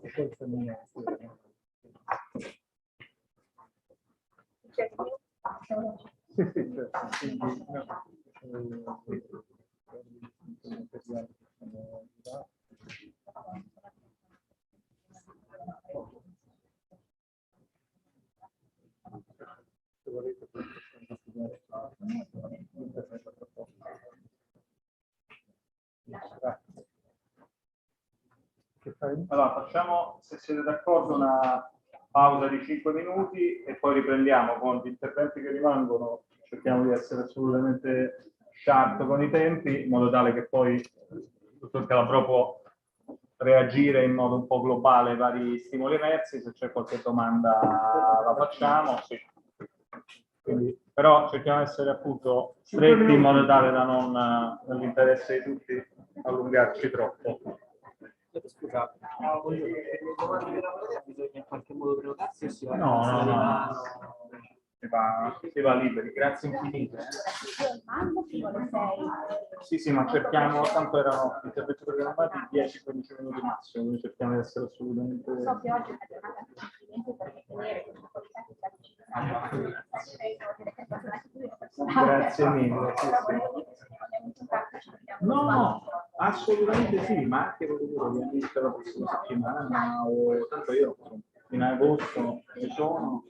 No, ti ringrazio moltissimo.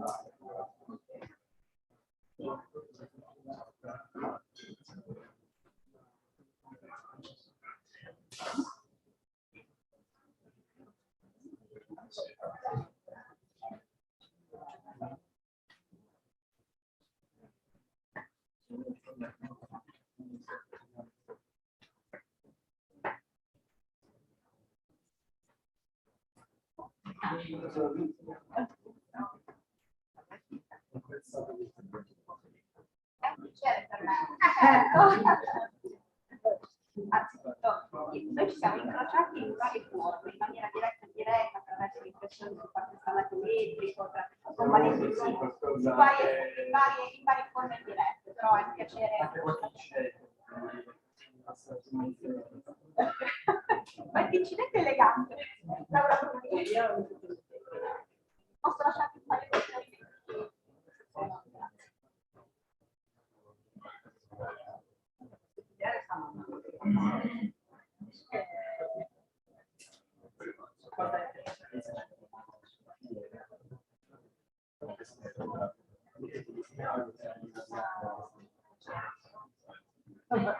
Grazie.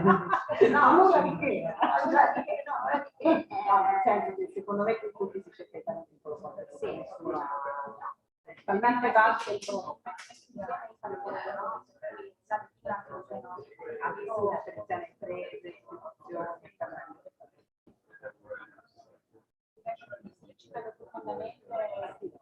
E proprio sto sperimentando l'ultima volta, per esempio, facciamo parte del Matteo e Fabrizio.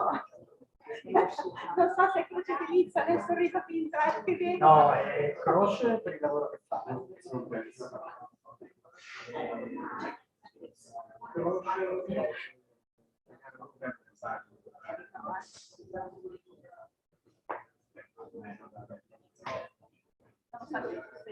po' integrativo per il Veneto, se non ricordo male, non avevo creato un'opportunità.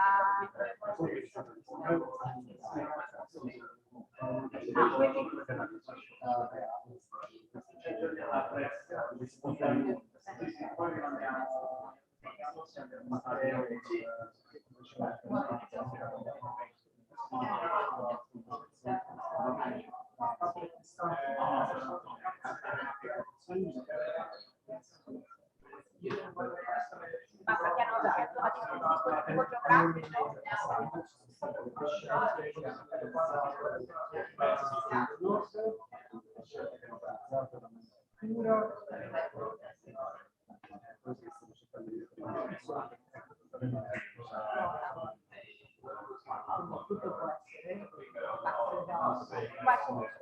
Il paradosso è il dico perché noi collaboriamo anche con gli altri, ci mancherebbe, e stiamo percependo un po' quello che vi dicevo prima, del fatto di questa vocazione nazionale, che alcuni sanno tradurre, altri no, no? Noi abbiamo notato che nello spazio questa vocazione c'è. Però già loro hanno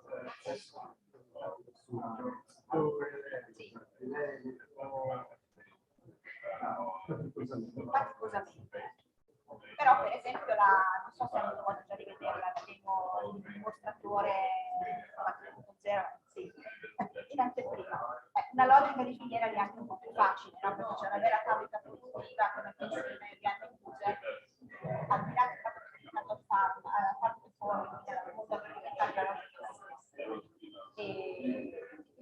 fronte, interpolando altri successi che nascono da altre filiere, per esempio la filiera del metallo, poi delle primore che in questo momento ovviamente vivono anche una condizione difficilissima, perché c'è un tema di rimanere sul mercato con dei costi energetici che stanno esplodendo e dei dispositivi in alcuni casi anche per ridurre consumi che vanno tirati di ritrosa.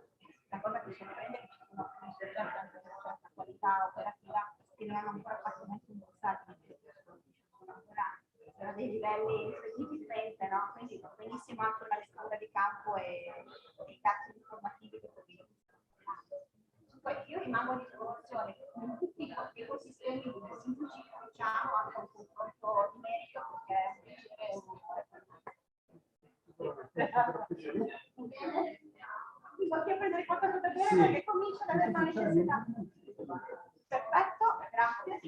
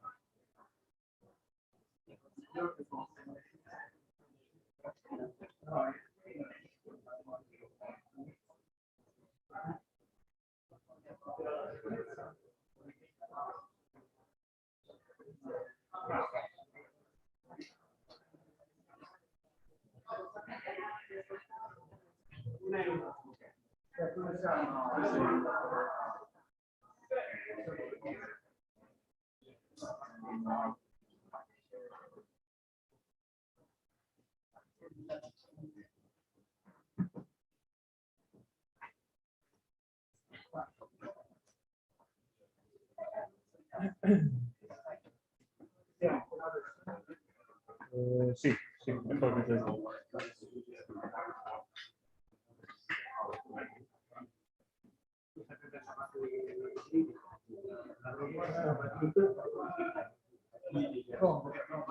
Sì.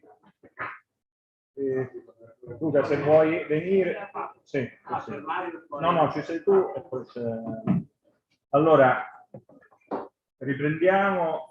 La giornata è molto densa, molto lunga e quindi cerchiamo adesso di stare stretti come dire, nei tempi aderenti al programma, anche perché il dottor Calabrò è stato così gentile da voler aspettare gli interventi che rimangono in modo tale da reagire alla fine e concludere con una discussione, però appunto per far questo cerchiamo veramente di compattare le relazioni che rimangono, che tuttavia sono assolutamente centrali, perché un po' come detto all'inizio le varie questioni con cui ho introdotto tornano e una cosa che non ho menzionato, cioè il problema del dualismo territoriale, della divergenza del mezzogiorno nel caso dell'Italia, sono esplicitamente un obiettivo del PNRR e un elemento condizionale rispetto alle risorse da utilizzare, ma la domanda è in che misura con la lettura che possiamo fare del piano,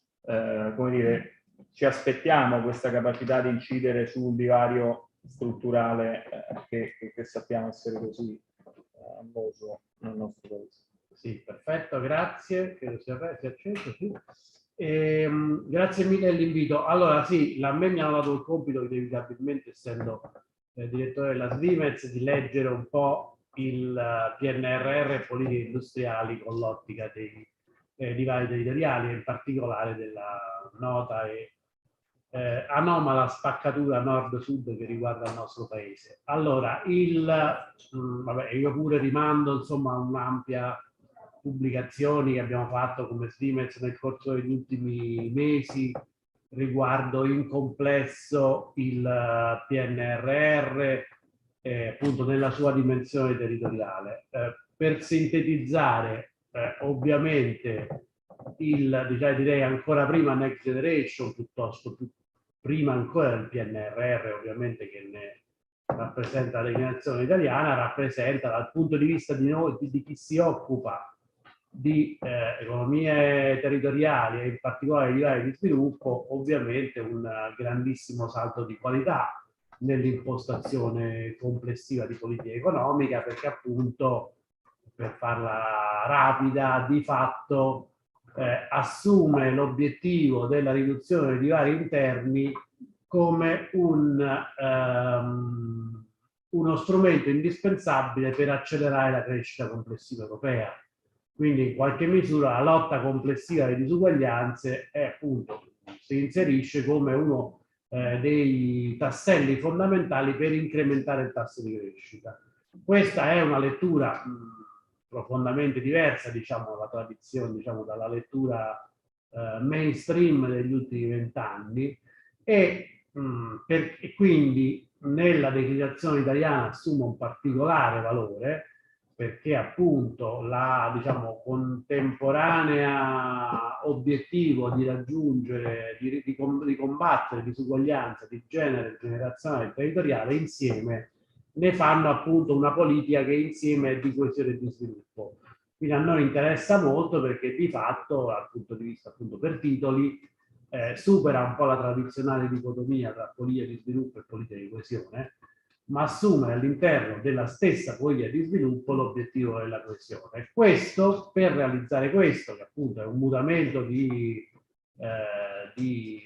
impostazione anche teorica da cui deriva appunto la dimensione finanziaria dell'intervento, si dovrebbe declinare quindi, e vengo un po' al tema di oggi, in un intervento che quindi dovrebbe andare oltre l'obiettivo, diciamo, di ricostituzione del potenziale di crescita pre-crisi, ma dovrebbe assumere l'obiettivo di indurre un processo di trasformazione dell'economia e della società europea e nel nostro specifico italiano che possa garantire un'accelerazione del processo di crescita.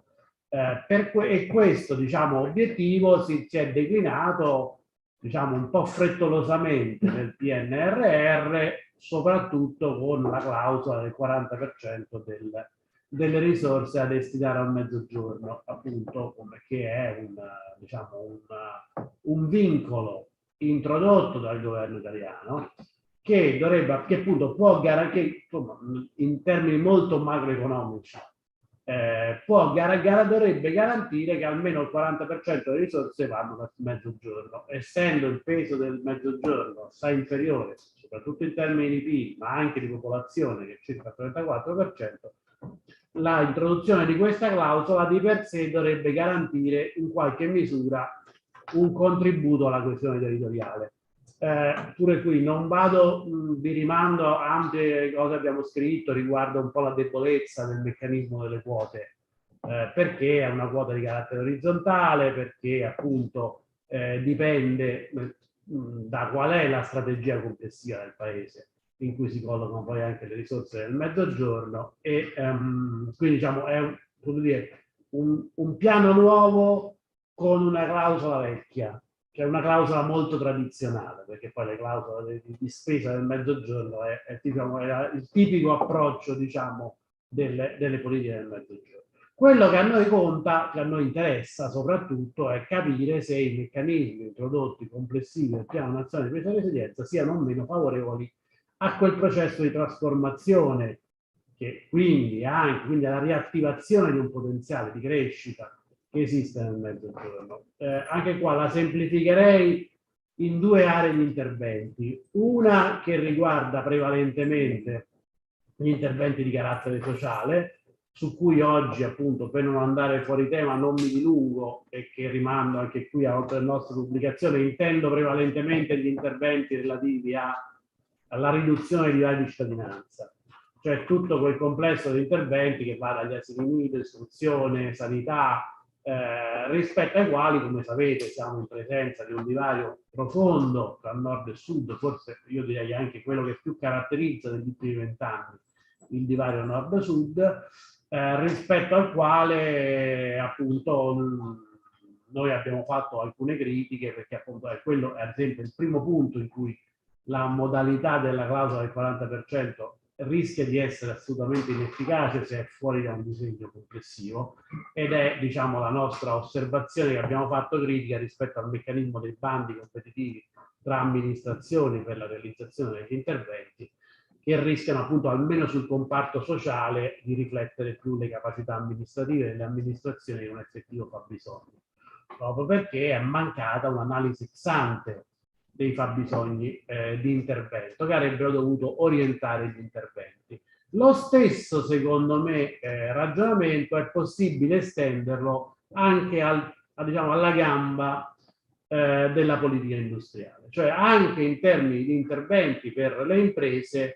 Un obiettivo coerente con la riduzione dei divari non è tanto, non è solo una, diciamo, ragionieristica valutazione della quota di interventi nel Mezzogiorno, ma se in realtà il disegno di politica industriale che sta nel PNR è favorevole o meno a questi processi di trasformazione, e in particolare se prende atto realmente di quali sono i processi che sono verificati nel corso degli ultimi anni. Vi anticipo la risposta è che secondo noi l'approccio è abbastanza debole di politica industriale e soprattutto è prevalentemente schiacciato su un ampliamento e proroga degli strumenti esistenti piuttosto che la identificazione di nuovi strumenti di politica industriale. Un elemento che diventa particolarmente rilevante nel Mezzogiorno. Qui avevo ricostruito un po' di dati, anche qua vista tardo pomeriggio di venerdì in una settimana particolarmente difficile poi per noi razziali, quindi diciamo vorremmo che si finisse prima possibile. Quindi vado velocemente. Dall'analisi, secondo me è interessante vedere cosa è accaduto nel corso degli ultimi, diciamo, in questa lunga fase, questa lunga crisi, questo lungo, diciamo, attraversamento del deserto che è stata la lunga crisi 2008-2013 e susseguente. Anche qua, per semplificare, da un lato che di fatto ha portato a un ampliamento alla definizione di percorsi abbastanza, diciamo, in parte simili e in parte divaricanti tra Mezzogiorno e Centro-Nord, che dovrebbero correggere le politiche. Perché se da un lato, diciamo, c'è una simile, cioè dal punto di vista del cambiamento strutturale, letto sostanzialmente in un processo di deindustrializzazione, abbiamo, diciamo, dinamiche complessive abbastanza simili tra Mezzogiorno e Centro-Nord. Solo alcuni rapidissimi dati che magari voi conoscete, ma solo per semplificare, in termini di numero di unità locali dal 2008 al 2019 sono perse dal 22,8% del Centro-Nord a fronte del meno 20,6% nel Mezzogiorno. In termini di occupati abbiamo manifatturieri meno 14% nel Centro-Nord, meno 16% nel Mezzogiorno. Diciamo, dal punto di vista sia del numero di unità locali sia di occupazione siamo su numeri abbastanza simili. Diciamo, però all'interno di questo processo, diciamo, di deindustrializzazione, diciamo, di riduzione complessiva del peso dell'industria di terziarizzazione, sono emersi invece, a nostro parere, una certa divergenza delle dinamiche a livello di impresa, che hanno acuito alcuni divari perché precedenti. Ad esempio, questo processo di riduzione complessivo del tessuto produttivo nel Mezzogiorno non ha comportato, ad esempio, un miglioramento in termini di dimensione media delle imprese, che sostanzialmente quindi è come se fosse un sistema abbastanza simile a quello precedente, ma un po' più piccolo, con le imprese al loro interno un po' più forti, ma non con una più forte dal punto di vista degli indicatori di bilancio, ma non con dei posizionamenti all'interno della filiera o in termini di miglioramento, diciamo, delle capacità tecnologiche o di innovazione, con un avvicinamento rispetto al resto del paese. E questo diciamo, diversa capacità di adattamento al sistema delle imprese manifatturiere si è riflesso anche a una modifica, a una diversa, diciamo, processo di terziarizzazione, perché ci troviamo anche nel settore dei servizi, anche qua vado su dati, diciamo, macro, molto aggregati, un aumento sostanzialmente nel sud del peso dei servizi a bassa produttività. Diciamo, anche all'interno dei servizi la ricomposizione. Rispetto a questo quadro, chiaramente le aspettative rispetto a un così rilevante intervento di trasformazione del paese avrebbero dovuto orientare verso appunto la definizione di interventi maggiormente verticali. Sostanzialmente, se voi vedete l'impostazione del PNR, poi ce ne ha parlato ampiamente Calabrò prima, la misura dominante rimane Industria 4.0, quindi la transizione 4.0. Lì ad esempio non c'è da stupirsi che la quota prevista attesa del mezzogiorno, parliamo intorno al 20% delle risorse. Come a dire, anche qua la quota del 40% delle risorse scritta sulla carta è ovviamente inapplicabile perché dipenderà dal tipo di strumento. Quindi, diciamo, spostare la discussione dalle quote agli strumenti ti potrebbe garantire di insistere in maniera molto più significativa, perché è inutile scrivere il 40% quando inevitabilmente transizione 4.0 non potrà andare oltre al 19,4%, considerando che rispetto al complesso delle risorse la gran parte, la scelta strategica è stata concentrare la parte prevalente delle risorse relative alle imprese proprio su uno strumento di carattere orizzontale che quindi dipende prevalentemente dal sistema produttivo su cui insiste, quindi accompagna un processo già in atto. Come avete visto, ho cercato di spiegarvi in precedenza, il processo in atto in realtà è molto più divaricato di quello che appare.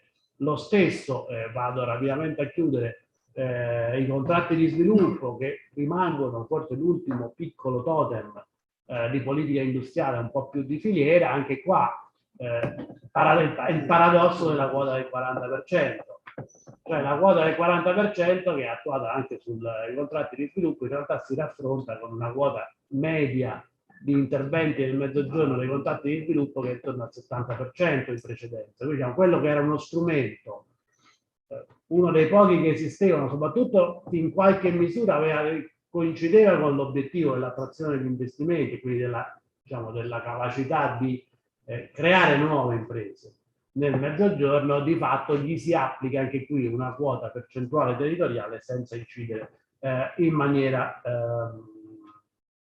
così significativa.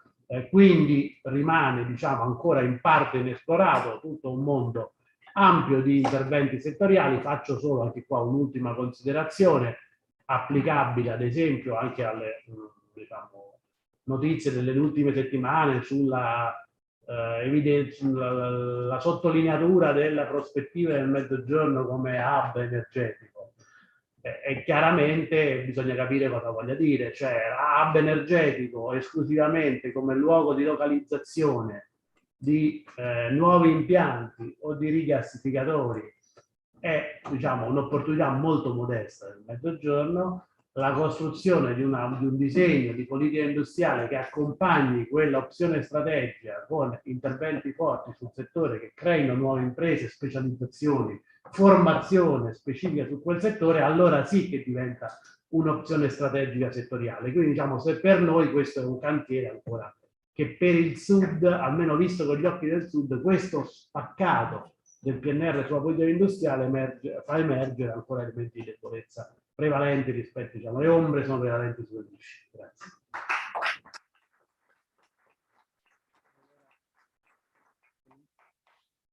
Ringraziamo moltissimo Luca Bianchi dello Svimez perché questi mi sembrano elementi di realtà rilevantissimi che ovviamente per la discussione sugli strumenti, sulla loro capacità, come dire, entrano in modo molto molto forte e impongono una riflessione. Immagino che Mario Pianta in parte toccherà in un tempo molto concentrato, come ci siamo detti, alcuni punti analoghi, probabilmente con una prospettiva che è di nuovo nazionale europea e non esclusivamente concentrata sul dualismo nord-sud. Prego Mario. Molto bene, grazie a tutti, grazie Dario. Mi sembra importante a questo punto collegare un pochino la discussione di stamattina con quella di oggi pomeriggio e assicurare, come dire, una verifica di principio di realtà. Il principio di realtà internazionale di cui abbiamo parlato stamattina si può sintetizzare con questo grafico che dalla pre-crisi finanziaria del 2008 a oggi fa vedere che l'euroarea nell'insieme è ferma, ha recuperato i livelli di pre-crisi 2008, l'Italia non ha ancora recuperato quei livelli lì, mentre la Cina è passata da un indice di 100 a 230. Dietro la Cina c'è l'India e c'è l'Indonesia, ad esempio, ma perfino la Turchia, che hanno avuto performance molto elevate, hanno quasi raddoppiato le loro performance. Questo è lo scenario in cui ci muoviamo. La storia italiana è soprattutto sintetizzata da questo dato sui termini di occupati, cioè quel modello produttivo che è stato descritto, piccole imprese con i sussidi, con industria 4.0 eccetera, hanno avuto questo caduto ulteriore. Nel 2016 eravamo già ancora molto sotto l'occupazione del 2008, ok? 15% sotto, dopodiché con la crisi della pandemia abbiamo una caduta molto pesante del numero di occupati. Nella ripresa abbiamo il fatto che non si recupera metà degli occupati perduti e di questi 4/5 sono temporanei e non sono permanenti. Quindi di che stiamo parlando? Stiamo parlando di un sistema che, come è già stato detto, va verso un declino drammatico con un'ulteriore polarizzazione di quella dinamica centro-periferia di cui si è parlato stamattina con Anna e con altri. Questo è lo scenario che dobbiamo tenere presente. Non stiamo parlando di, come dire, una macchina che va alla velocità media mondiale, stiamo parlando del gruppo di coda del Giro d'Italia, per usare un'altra metafora sportiva. E veniamo molto in sintesi, molto bene la presentazione, questo tipo di discussione, veniamo alle critiche che possiamo fare da questo punto di vista al PNR. Progetto debole. Nelle 300 pagine del volume di presentazione del PNR la parola politica industriale è nominata 2 o 3 volte quando si parla di sostegno all'export. Okay? Draghi ha usato la parola politica industriale in un'audizione alla Camera quando stava per andare a Bruxelles a una riunione della Commissione del Consiglio in cui c'era all'ordine del giorno la politica industriale europea. Quindi la politica industriale è all'ordine del giorno a Bruxelles, non è all'ordine del giorno a Palazzo Chigi. E quindi questo è un problema. Quando dicevamo stamattina che c'è un gap tra i concetti che abbiamo per intervenire di fronte alla gravità della crisi e la gravità della crisi che poi ci spinge a fare comunque delle cose, questo è un'evidenza drammatica di questa roba. Interventi frammentati. Ci sono 200 linee di intervento. Ma se avessimo fatto 3 interventi, uno sulla sostenibilità, con una grande agenzia, una grande impresa, con la concentrazione delle competenze che si è detto sulla questione sostenibilità, energia, eccetera, un'altra sul digitale, non per fare concorrenza ad Amazon e a Apple, ma almeno per avere un soggetto con cui Amazon e Apple potessero parlare, e un altro sul fronte della salute, dopo la questione del Covid, cioè qui sulla salute. Cioè, l'Europa non è capace di produrre un vaccino, prende la posizione contro il waiver sulla protezione dei brevetti, ma perché? Cioè, che politica è questa? Industriale, sanitaria? Cioè, abbiamo bisogno di ridurre il gap tra la traiettoria di scelte che sono self-defeating per essere, come dire, eleganti e che sono drammatiche dal punto di vista degli esiti sociali, occupazionali, ambientali, eccetera, eccetera, e le opportunità che abbiamo. E qui l'abbiamo detto tutti, non ci sarà un'altra occasione di correggere questa tendenza per 1 o 2 generazioni dopo questa batosta della crisi del Covid e della crisi della guerra e l'opportunità dell'Europa di essere non più un freno allo sviluppo e una macchina che crea disuguaglianze, ma una macchina che dà un'opportunità di integrazione. Allora, da questo punto di vista, vabbè, non ripeto le cose che sono state dette, però benissimo stimolare, come è stato documentato da Calabrò, come dire, il catch-up delle imprese italiane per ridurre il loro ritardo tecnologico, e quindi bene che si comprino i computer, i robot, eccetera, eccetera.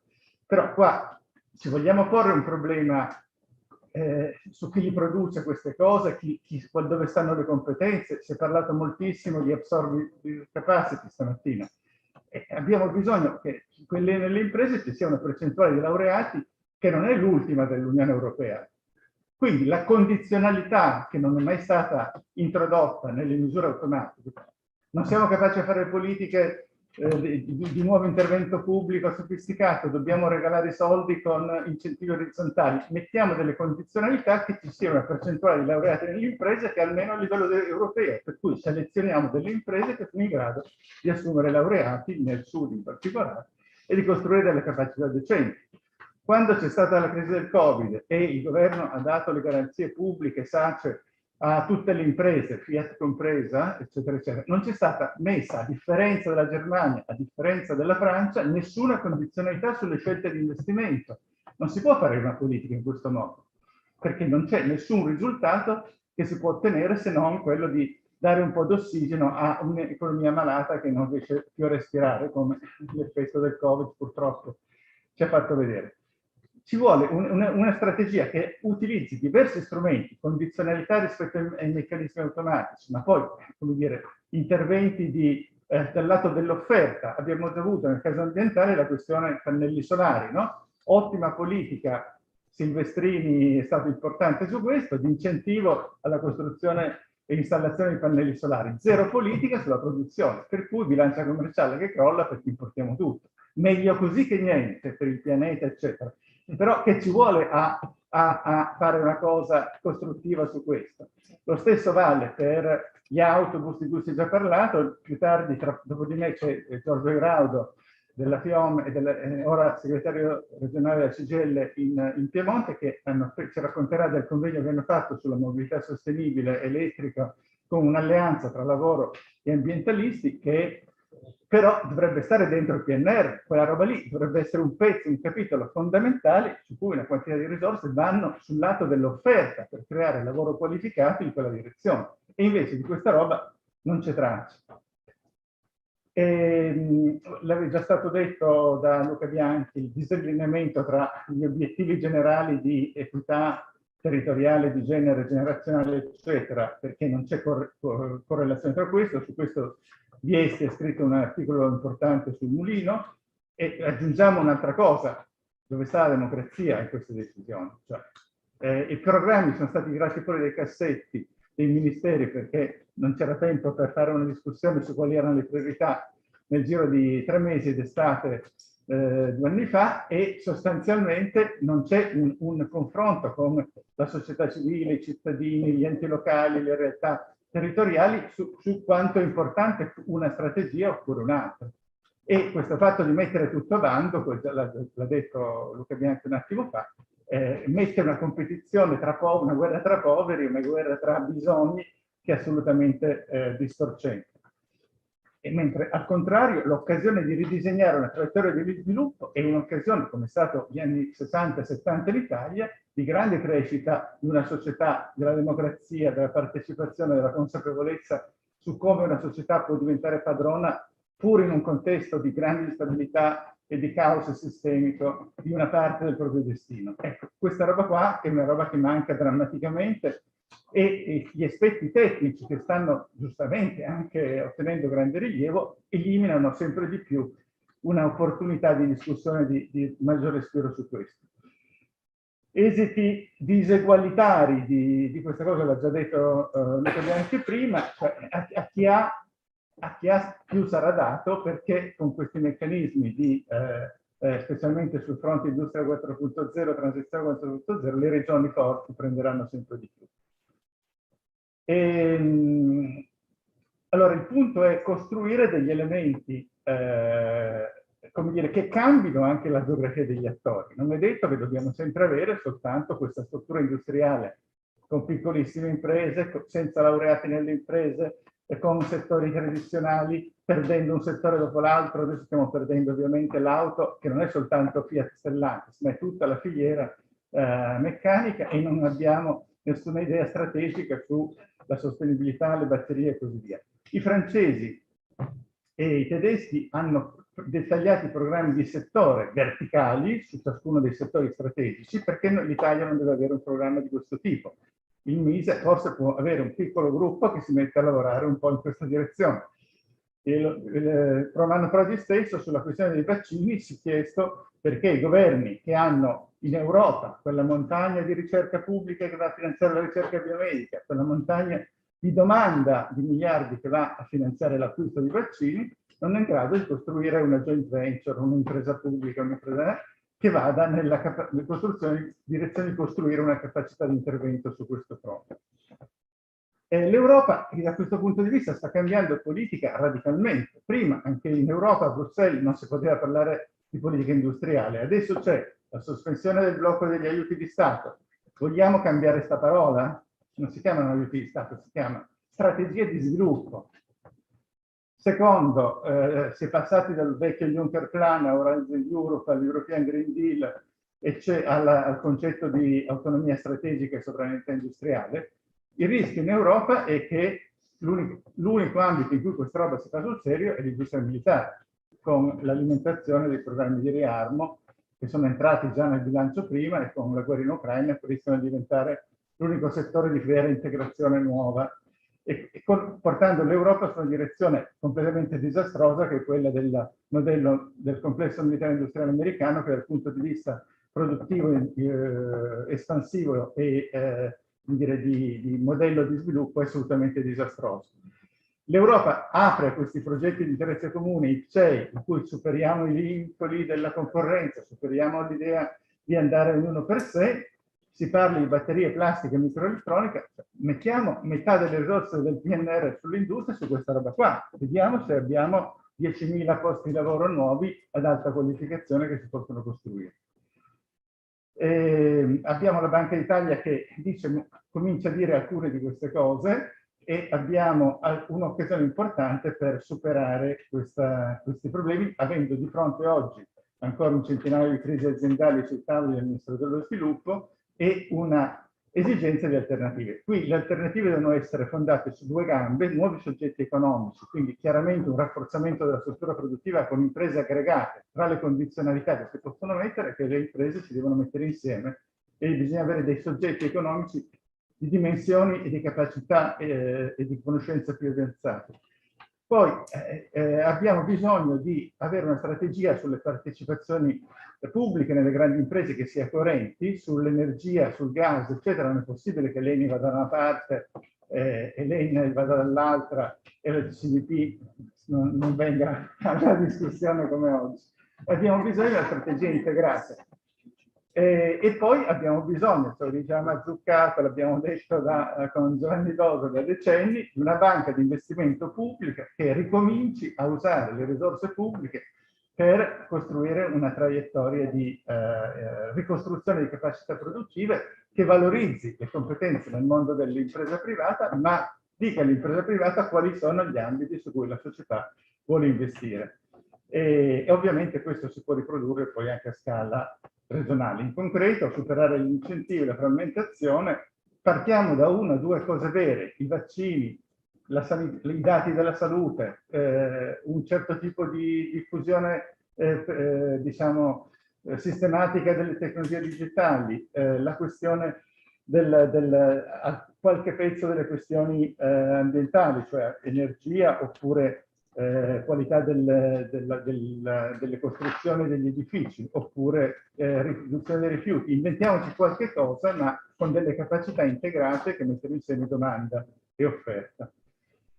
È un'occasione importante e quindi mi sembra che questa giornata sia stata molto stimolante fino adesso. Sentiamo gli altri contributi oggi, sentiamo le repliche dei policy maker e ci auguriamo soprattutto che sia una percorso che continui in altre sedi mentre anche.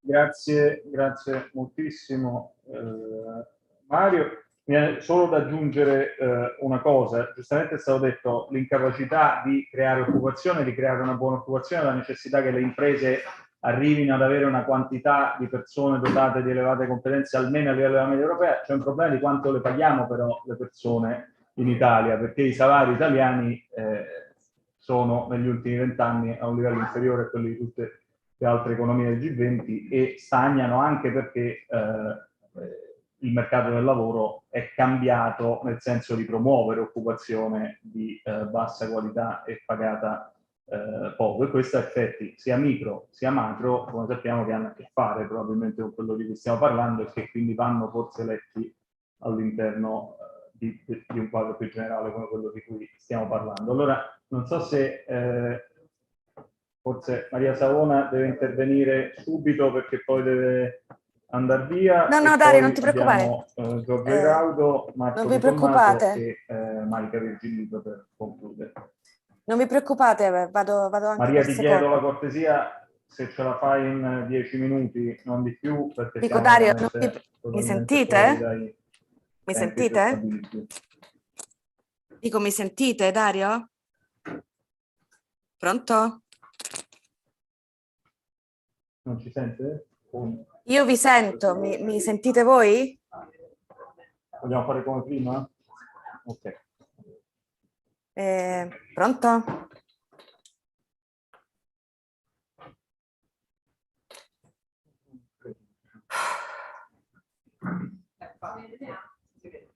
Lei ci sente. Noi per ora non ti sentiamo e non ti vediamo, ma forse a breve ti sentiremo perlomeno. Se accendi la telecamera ti vedremo anche. Eccoti. Ora ti vediamo, se non altro. Non mi sentite? Stiamo vedendo se... Mi sentite? Non mi sentite?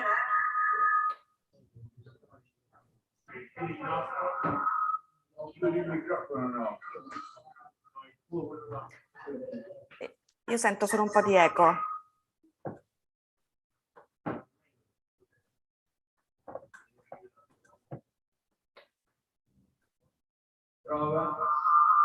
Aspetta.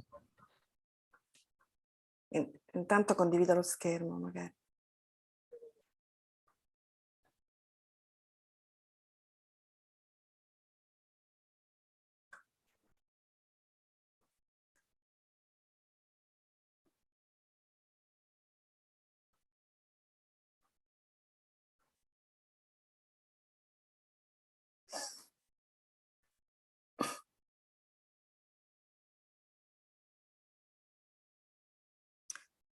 Mi sentite? Sì. Ok. Grazie della cortesia di passare avanti, mi scuso con Eiraudo. Niente, volevo iniziare col ringraziamento di Dario e Mario per l'invito. Per me è un grandissimo piacere tornare a parlare per la prima volta nella mia alma mater, e quindi sono molto contenta, e soprattutto grazie di tutti gli interventi precedenti che sono stati illuminanti.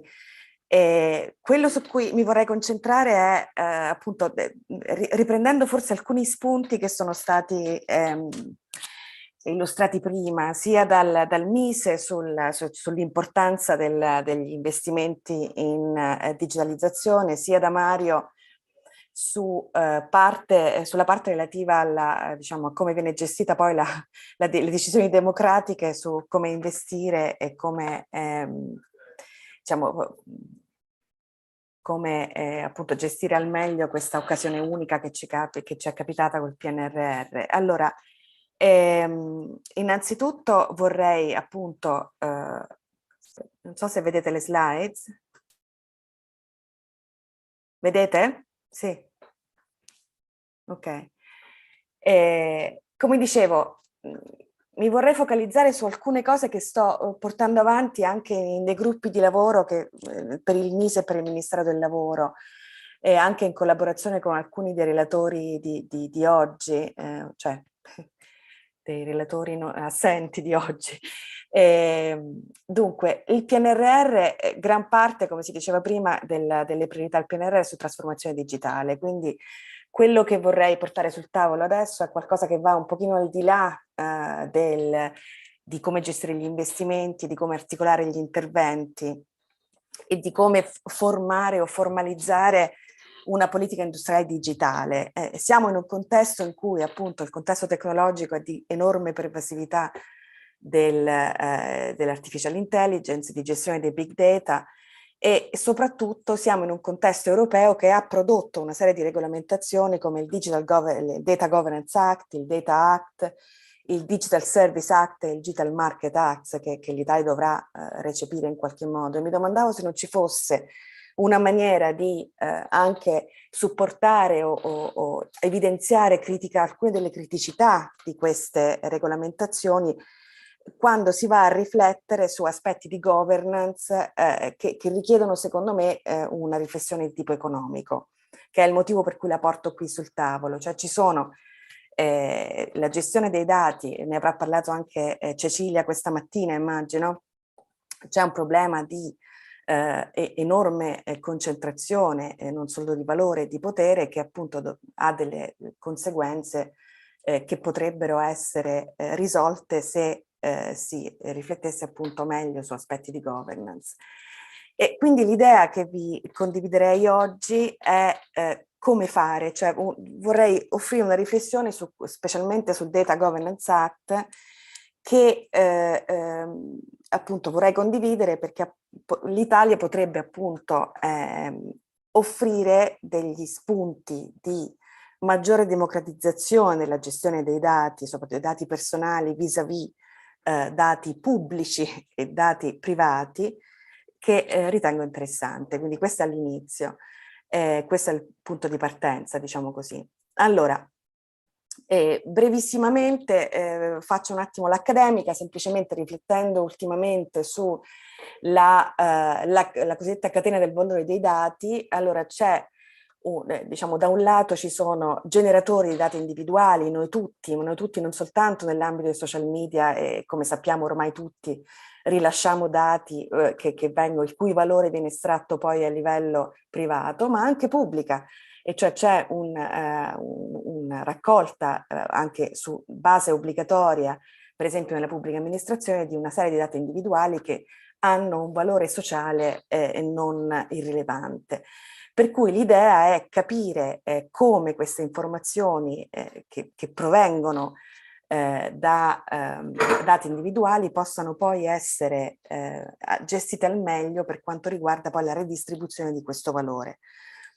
Ripeto, non soltanto dal punto di vista privato, che ormai è ben noto, ma anche nell'idea di massimizzarne il valore sociale, ed è in questo che mi lego poi a come si sta gestendo la regolamentazione dei dati a livello europeo e in futuro a livello italiano.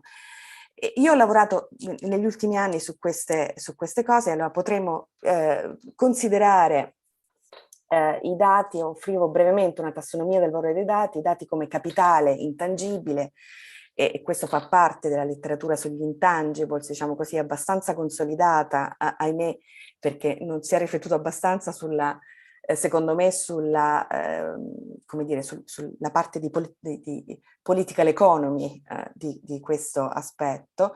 Dati come lavoro, che in un contesto di pervasività dell'intelligenza artificiale sui posti di lavoro, possono essere considerati come, diciamo, si parla di dignità dei dati che prende in prestito la nozione di dignità del lavoro, cioè ogni lavoratore produce dati che poi vengono estratti, aggregati e il cui valore viene estratto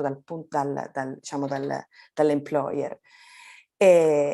A un certo momento ho anche suggerito l'idea di dare al generatore dei dati un diritto d'autore, diciamo così, di proprietà intellettuale sul proprio digital footprint, sulla propria identità digitale, proprio nell'idea di poter poi avere abbastanza controllo e abbastanza agenzia sul valore dei dati. Quindi se andiamo un attimo a riflettere su quali sono le questioni alla base della governance del dato individuale, diciamo c'è già in partenza, nella metà degli anni 90, c'è già una dicotomia tra quanto viene riconosciuto alle imprese in termini di proprietà sui database, che poi negli anni sono diventati capitale intangibile, uno degli elementi del capitale intangibile, e quanto invece all'individuo venga invece non particolarmente riconosciuto nessun tipo di diritto.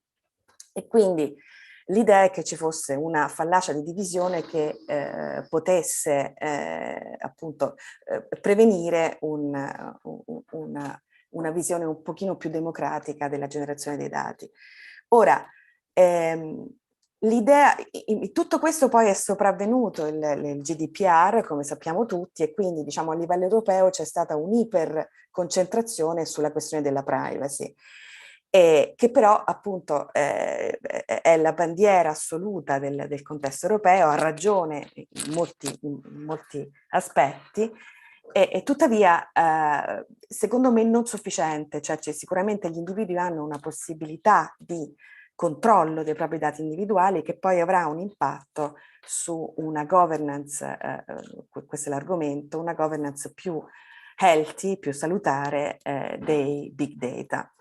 Ora, in questo contesto, e in questo mi collego perché poi l'Italia dovrà comunque riflettere alla ricezione, diciamo così, del Data Governance Act, mi concentro su alcuni aspetti che ritengo fondamentali. Ripeto, in un contesto in cui gran parte del PNRR si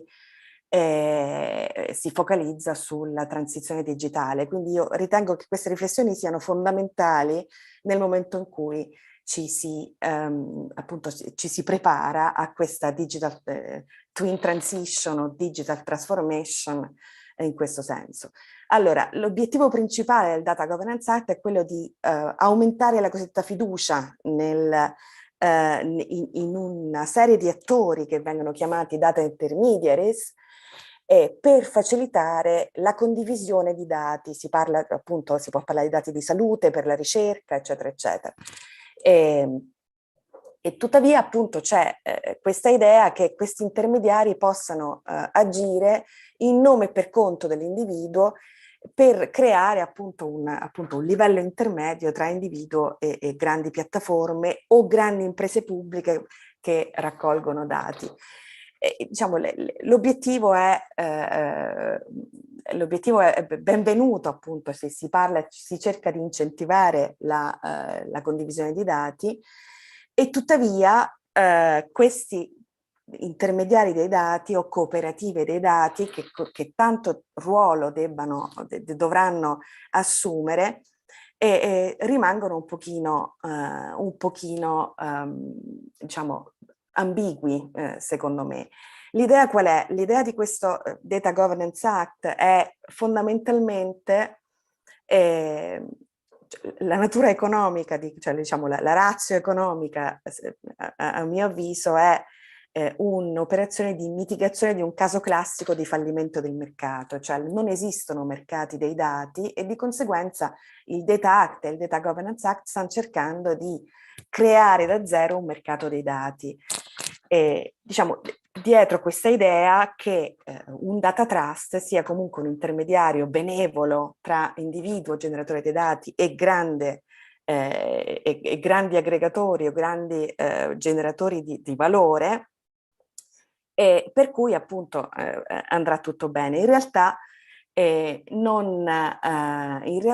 non si capisce bene che tipo di incentivi possono avere questi intermediari, quindi diciamo il rischio è di favorire la creazione di figure intermediarie che poi alla fine finiranno per appunto o per come dire, fallire l'obiettivo perché appunto sono troppe e sono in competizione, oppure addirittura di arrivare a una scala massima che riprodurrebbe la dicotomia tra diciamo individui e grandi piattaforme, proprio per la natura economica del dato che crea delle economie di network che procurano questa tipologia di evoluzione del mercato.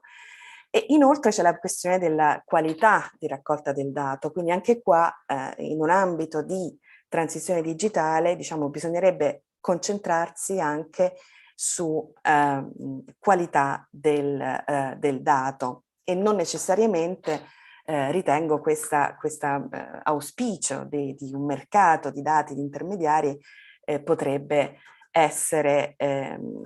appunto crearne le condizioni. Quindi diciamo fondamentalmente in un ambito in cui si deve ragionare su come l'economia del dato poi sarà governata in generale, bisogna anche capire come il Data Act o il Data Governance Act a livello europeo e quindi poi anche in Italia si colloca rispetto anche a tutta una serie di altre regolamentazioni, cioè come ad esempio WIPO, i TRIPS, la Convenzione di Berna, diciamo, la regolamentazione in generale sull'intellectual property rights, eccetera. Per cui si rischia infatti di comunque o di renderla inefficace o comunque come dire, di farla essere condizionale alla preesistenza di tutte queste regolamentazioni. Per esempio si parla di digital trade e questo sarà l'argomento del futuro, appunto si sta ragionando già moltissimo su questo e tuttavia diciamo, la centralità della regolamentazione europea non risulta essere tale nel momento in cui poi si scontra con regolamentazioni come TRIPS, WIPO, eccetera. E quindi in generale, a mio avviso, ci dovrebbe essere un ragionamento sull'efficacia e sugli scopi di questi intermediari dei dati, anche a livello pubblico, e in ogni caso, anche se si pensasse ad un repositorio pubblico di dati, si dovrebbe assicurare comunque che venga governato in maniera rappresentativa, cioè in modo in cui tutte le parti sociali, lavoro, istituzioni varie, pubbliche e private, siano comunque rappresentate. E quindi in generale questo specialmente, mi soffermo un attimo su questo perché appunto è oggetto di riflessione al momento, soprattutto sul mercato del lavoro, e cioè alcune di queste riflessioni devono essere specifiche sul mercato del lavoro, sulla gestione di algoritmi di intelligenza artificiale che appunto si sostituiscono all'uomo appunto per la natura stessa di questo tipo di tecnologie, che possono avere degli effetti sul mercato del lavoro, anche fino diciamo, al monitorare o alla sorveglianza delle mansioni dei lavoratori. E quindi, diciamo, per concludere, ho ritenuto importante comunque appunto riflettere o portare in questo tipo di discussione forse un argomento un po' tangente, diciamo così, alle riflessioni di politica industriale. E tuttavia queste riflessioni vanno comunque secondo me incorporate in una gestione della politica industriale digitale nel momento in cui appunto la digitalizzazione risulta essere una parte così importante del PNRR. Quindi diciamo la gestione, trattamento, protezione dei dati sono solo alcuni aspetti di una riflessione più articolata, che deve essere più articolata su governance dei dati in un contesto di profondissime trasformazioni tecnologiche che tanto si basano sull'utilizzo di questi dati e di conseguenza che potrebbero creare delle polarizzazioni ancora più profonde tra lavoro e capitale, tornando alle categorie tradizionali, ma in generale anche per i singoli cittadini. E quindi per concludere appunto il dibattito su questo modello di digitalizzazione, al di là di quanto ci si spenderà e di come saranno articolati gli interventi di investimento, deve comunque basarsi su una riflessione articolata sulla regolamentazione dei dati, degli algoritmi, e che coinvolga appunto la maggiore rappresentanza di istituzioni e parti sociali, oltre a imprese e diciamo pubbliche e private che lo hanno dominato fino adesso. Spero di aver, mi fermo qui, spero di aver rispettato i tempi, Dario. Grazie. Grazie mille Maria, spero tu ci senta.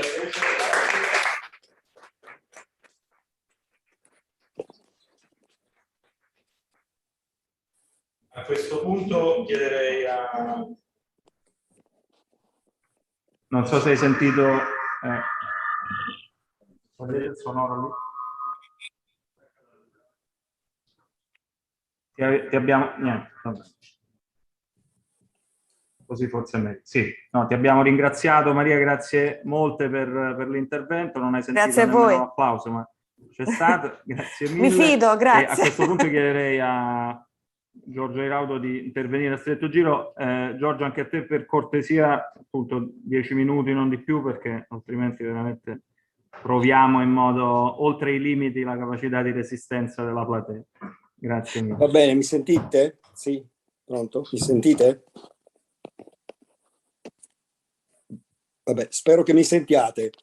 Ma io penso di poter intanto grazie dell'invito, penso di poter contribuire in questo dibattito da un punto di vista diverso da tutti i relatori che mi hanno preceduto.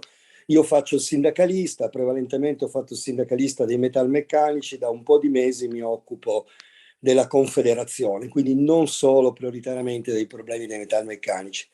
Allora, il PNRR, visto nella sua applicazione, o meglio nella sua evoluzione in Italia, su due aspetti per me, io lo sto incontrando in due aspetti. Vi dico il primo, quello che è più lontano dalla mia esperienza, e riguarda la spesa sanitaria, che è un pezzo importante del PNRR.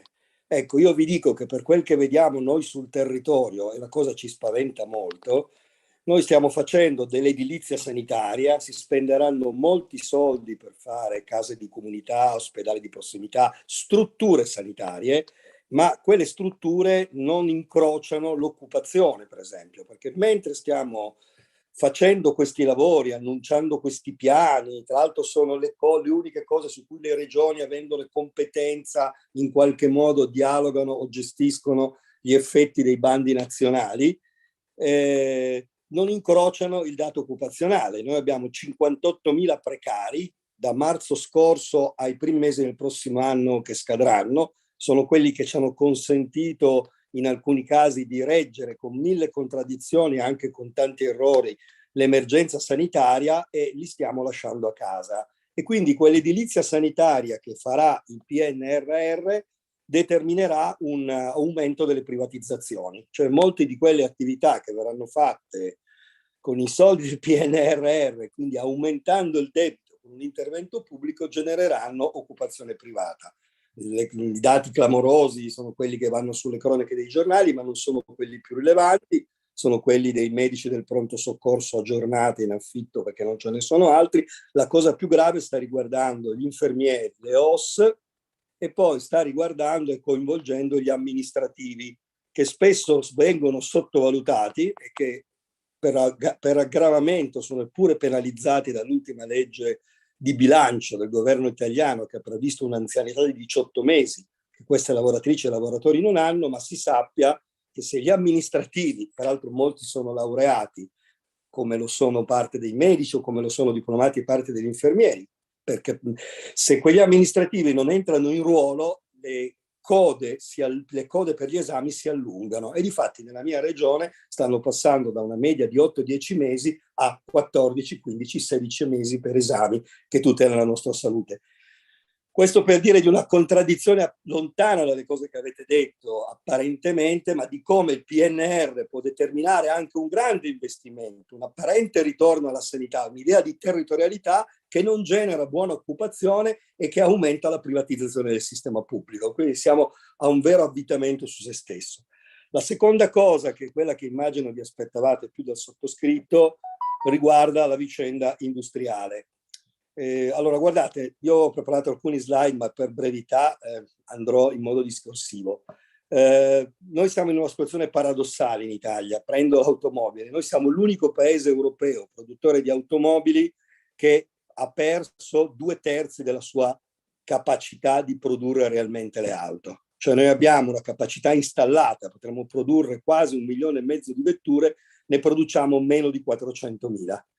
Per capirci, la Gran Bretagna ne fa più del doppio di noi, il Belgio fa più auto di noi, senza contare tutto l'est europeo.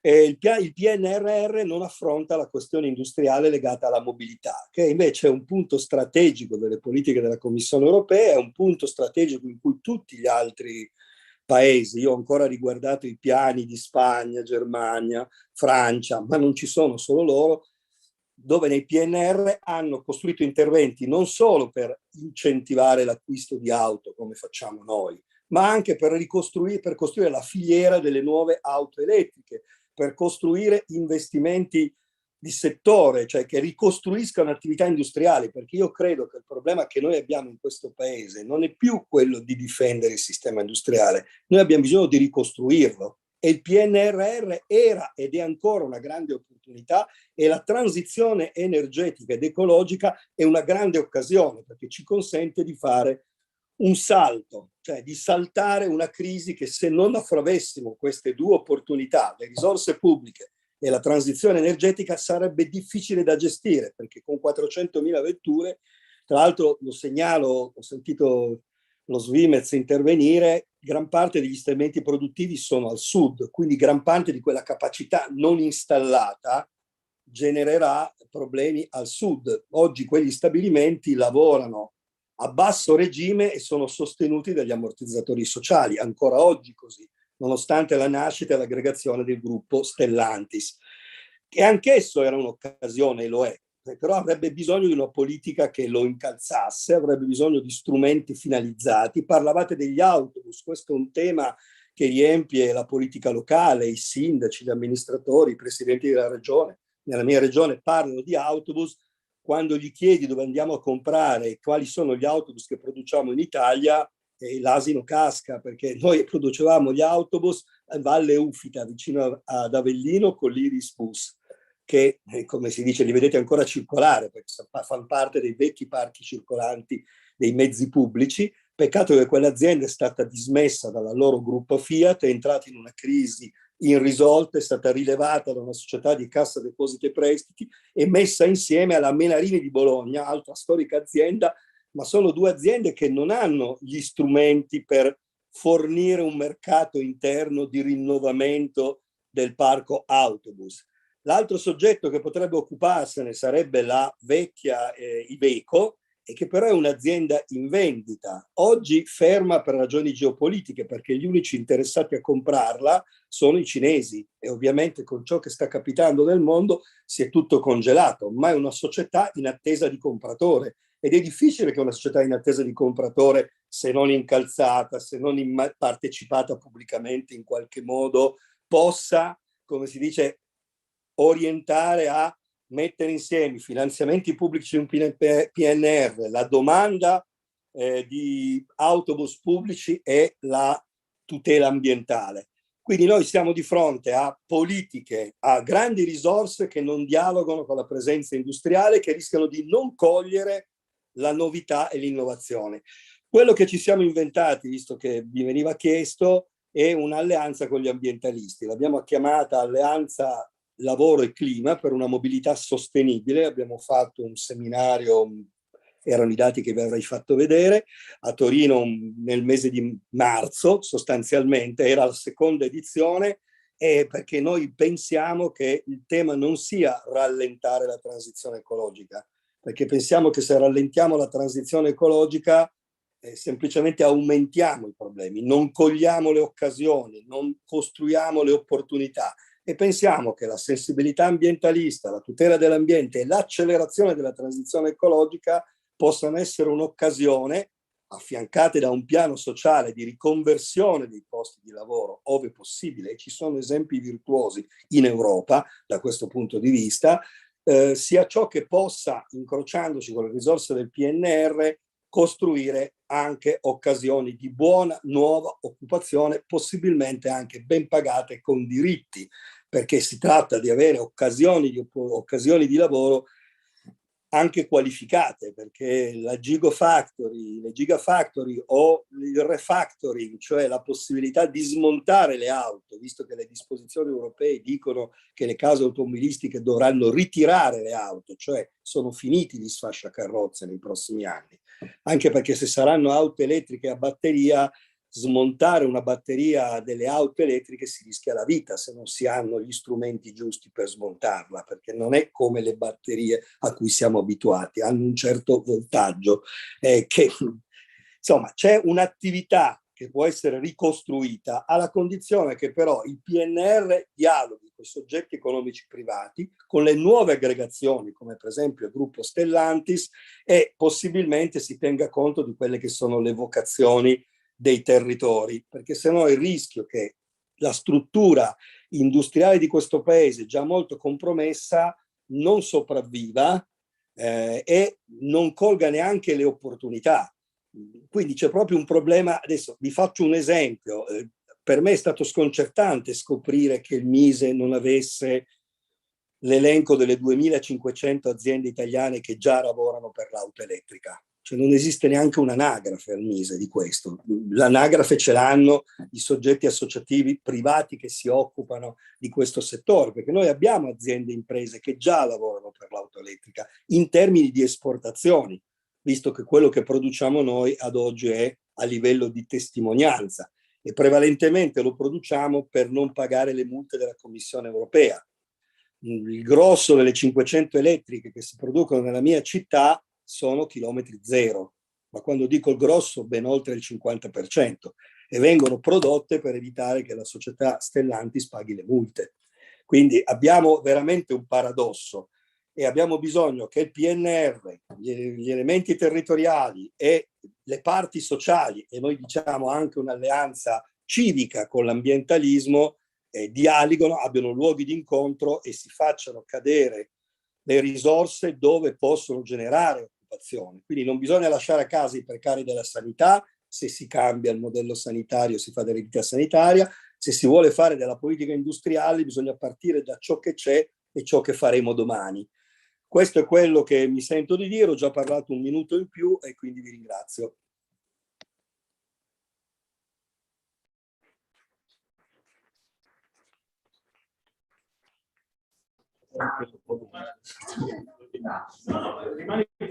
Volevo rispondere delle cose, però non me le devo dire. È vicino? Ecco, sì. Allora, non mi sembra che sia più un orario da slide, quindi fondamentalmente trasmetto una serie di considerazioni che ho in mente. Vado? Sì. Vi trasmetto una serie di considerazioni che ho in mente partendo da, sono Marco Di Tommaso, Università di Bologna, da un ringraziamento. Credo che le reti che a livello nazionale si occupano di questi temi si devono toccare.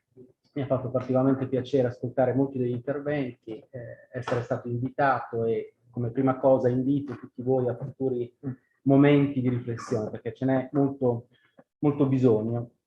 Il primo punto che volevo toccare, sono 5 punti in testa e tutti quanti meno di un minuto, insomma, in che momento storico nasce il PNR?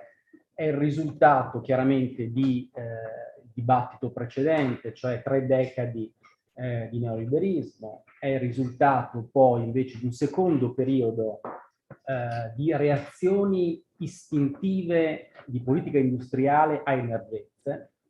Le emergenze sono state tante, indubbiamente, 2008, però ce ne metterei anche altre che ogni tanto poi magari ci scordiamo, ci metterei sicuramente alcune emergenze ambientali, penso a Katrina, di cui poi velocemente si scorda, penso a reazioni ad altre emergenze, compreso l'elezione del presidente Trump come momento scardinante degli equilibri geopolitici, geoindustriali e geoeconomici mondiali. E poi c'è un terzo pezzo che anche spesso forse ci scordiamo troppo, cioè che in questi due momenti storici, in queste decadi, che così il nostro piccolo mondo occidentale ha gestito, un altro pezzo di mondo invece ha fatto tutt'altro, no? In maniera assolutamente continua e continuativa. Incrocio tra pianificazione e politiche industriali è naturalmente lo strumento di straordinario successo dal punto di vista economico e industriale di quella gestione del cambiamento strutturale che non è solo industriale, che non ha solo favorito l'industrializzazione, ma è stato nel caso cinese chiaramente uno strumento di gestione del cambiamento strutturale, economico e sociale e istituzionale di un paese di più di 1 miliardo di persone. E poi c'è una lunga lista di altri paesi di cui bisogna parlare del Giappone, bisogna parlare naturalmente della Corea del Sud, dell'Indonesia che è stata citata velocemente prima, eccetera, eccetera. Allora, il PNR nasce in questo contesto fondamentalmente, no? Nasce in un contesto in cui fondamentalmente bisognava rispondere a un'emergenza, una politica industriale intesa come reazione all'emergenza, la più grande emergenza che in quel momento sembrava essere prima che ne arrivasse un'altra. E questo cosa ha significato? Diceva anche Mario prima, ha significato fondamentalmente non concentrarsi sugli obiettivi, o meglio accettare gli obiettivi come per dati, given societal goals, c'è una letteratura che parla di questo, e fondamentalmente poi passare direttamente a ragionare e discutere dell'implementazione, come anche oggi giustamente abbiamo fatto. Lo facciamo anche nei prossimi 3 punti di questo parlo, però insomma ricordiamoci che c'è sia un problema di deficit democratico, ma non solo in questo, no? Perché l'obiettivo è diventato fare, l'obiettivo è diventato spendere, e poi spendere subito per poi passare alla spesa successiva. Ma c'è anche un problema di sostanza delle politiche, nel senso che io credo che le politiche nel coinvolgimento degli stakeholder, della pluralità degli stakeholder, trovino indubbiamente anche sostanza, no? Non un'ottica semplicemente top down in cui c'è chi decide qual è l'obiettivo e chi invece si sforza di essere ragionevolmente efficiente nell'individuare gli obiettivi, gli strumenti. C'è proprio una mancanza, e in fondo i ragionamenti sugli ecosistemi, di cui giustamente parliamo, questo sono il risultato di non una concertazione, non di un compromesso, ma di una sperimentazione politica, di politica industriale, di politica economica, di politica di gestione del cambiamento strutturale di particolare rilevanza. Ma di questo non parliamo, perché di obiettivi non abbiamo potuto parlare fondamentalmente in questo paese. E siamo passati subito a preoccuparci, giustamente, così facciamo, del problema dell'implementazione.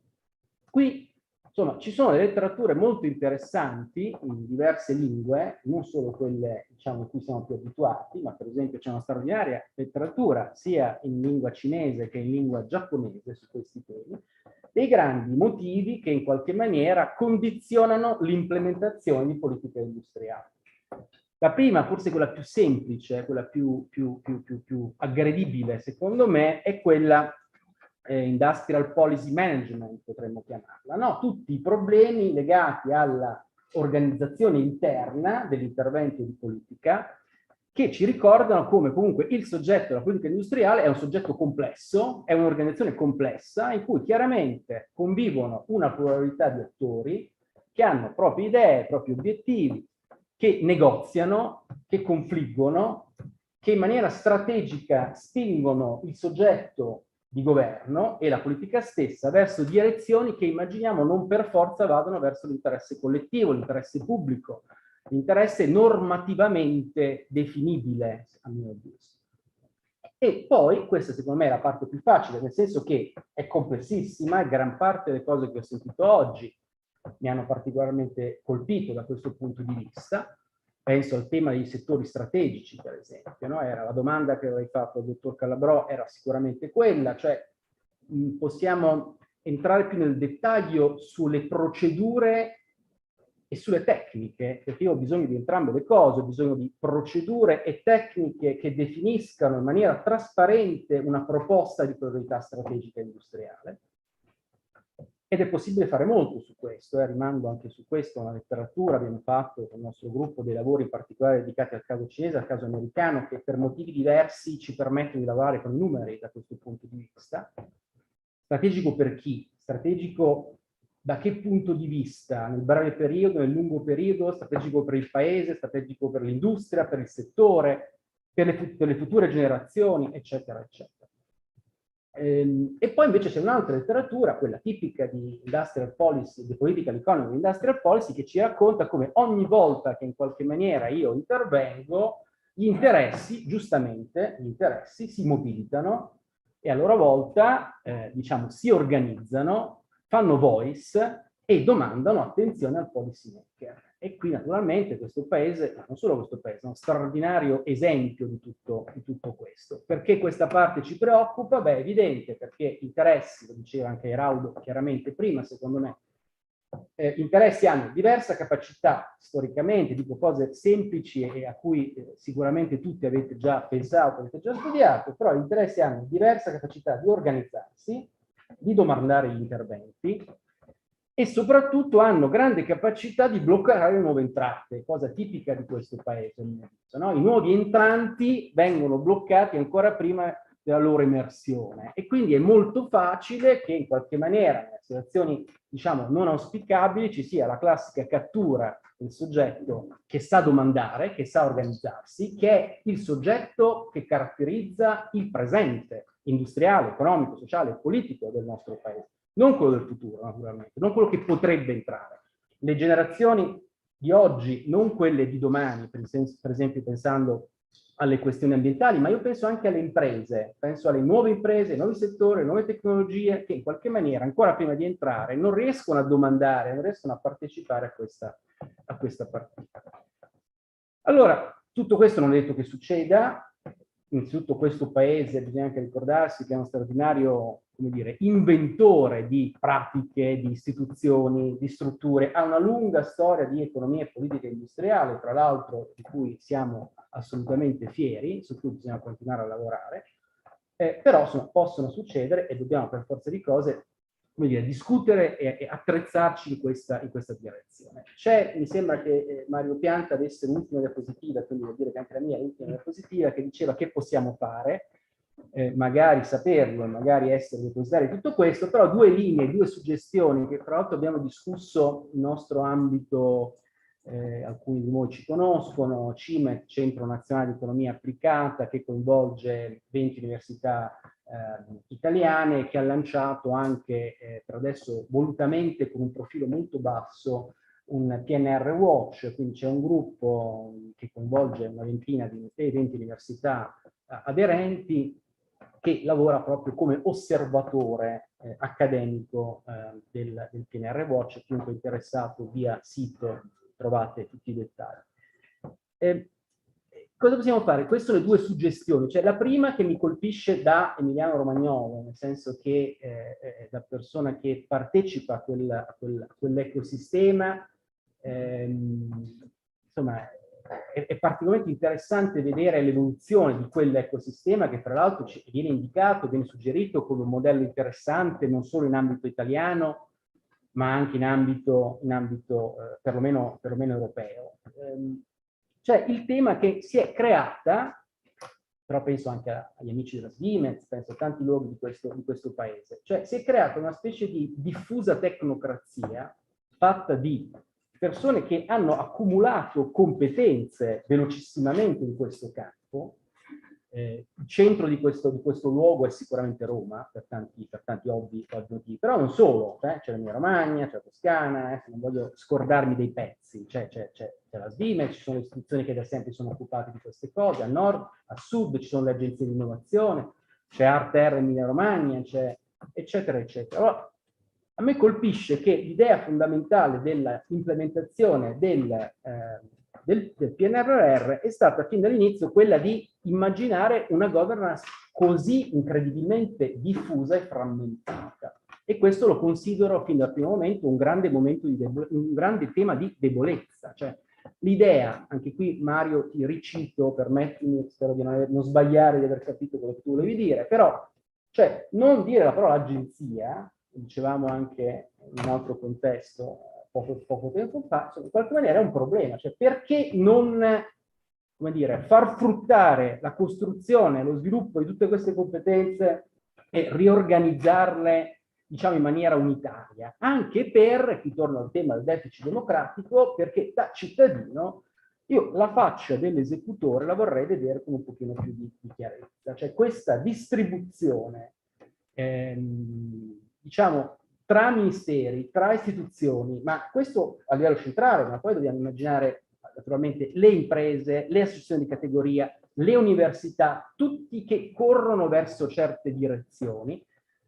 Sicuramente va nella direzione di una governance partecipata e ne prendo tutte le parti positive di questo, che richiamavo prima, ho finito, però al tempo stesso, insomma, mi manca, e vorrei capire meglio, forse è sempre il solito problema che della parola politica industriale per motivi assolutamente ideologici non si deve parlare, quindi non ci deve essere un'agenzia unica che gestisce tutto questo, però insomma, perché non esplorare l'idea di fare frutto diciamo, di una tecnocrazia competente che mi dà poi anche un'altra garanzia, cioè in qualche maniera, non deve essere chiaramente una tecnocrazia troppo indipendente, però mi dà garanzia rispetto a una endemica fragilità politica che già ci fa vedere che tra 6 mesi, cioè molto di prima del 2026 di cui parlava il professor Claudio Curzio, ci saranno le elezioni, quindi in qualche maniera mi bilancia una fragilità politica che è quella che poi comunque mi dovrebbe dare, mi dovrebbe definire, diciamo, delle scelte di politica economica e sociale di fondo di lungo periodo, e che noi abbiamo perso, perché comunque il PNRR, l'ultima parola, è stato partorito ed è stato fatto crescere da 3 governi multicolori, con originali multicolori, che ovviamente non potevano avere per definizione una linea politica comune se non nell'essere fintamente, neutralmente apolitici, in un contesto che naturalmente può essere tutto tranne che apolitico. Grazie.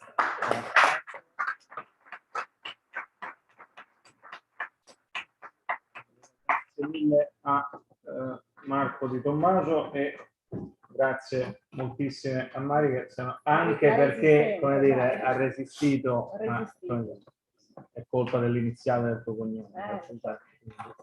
No, io mi prendo un attimo, se posso. Sì, tanto sta caricando. Sì. No, nel frattempo volevo ringraziare Airaudo per come dire, la sollecitazione dei rapporti di collaborazione tra le istituzioni e i soggetti. E ad onor del vero ci sono stati in questi mesi dei processi di creazione dal basso anche di politiche industriali reinventate. Ne abbiamo fatto abbiamo provato a farne una in risposta ai lavoratori, alla richiesta dei lavoratori in solidarietà al problema del licenziamento dell'ex GKN, e quindi quello che credo che sia importante, che questo momento debba un po' sollecitare, che credo sia anche il motivo per il quale Dario mi ha chiesto di intervenire, sia proprio quello di mettere un pochino a sistema i vari attori e anche le varie responsabilità. Quindi l'invito, come dire, a prendere in considerazione anche le sperimentazioni dal basso e informali che si sono date in questi ultimi mesi, a partire da collaborazioni tra centri di ricerca, scuole, diciamo, scuole, studenti, ma anche competenze accademiche e percorsi di tipo sindacale che nascono dal basso. È importante che, come dire, la messa a sistema venga da parte di tutti gli attori in campo. Io chiudo facendo un intervento che vuole porre l'attenzione su un aspetto che è stato in parte toccato, in parte meno, legato in qualche misura a un'intersezione della dimensione di un'esplosione di una questione di asimmetrie sociali e di genere e di classe. Io posso girarlo, no?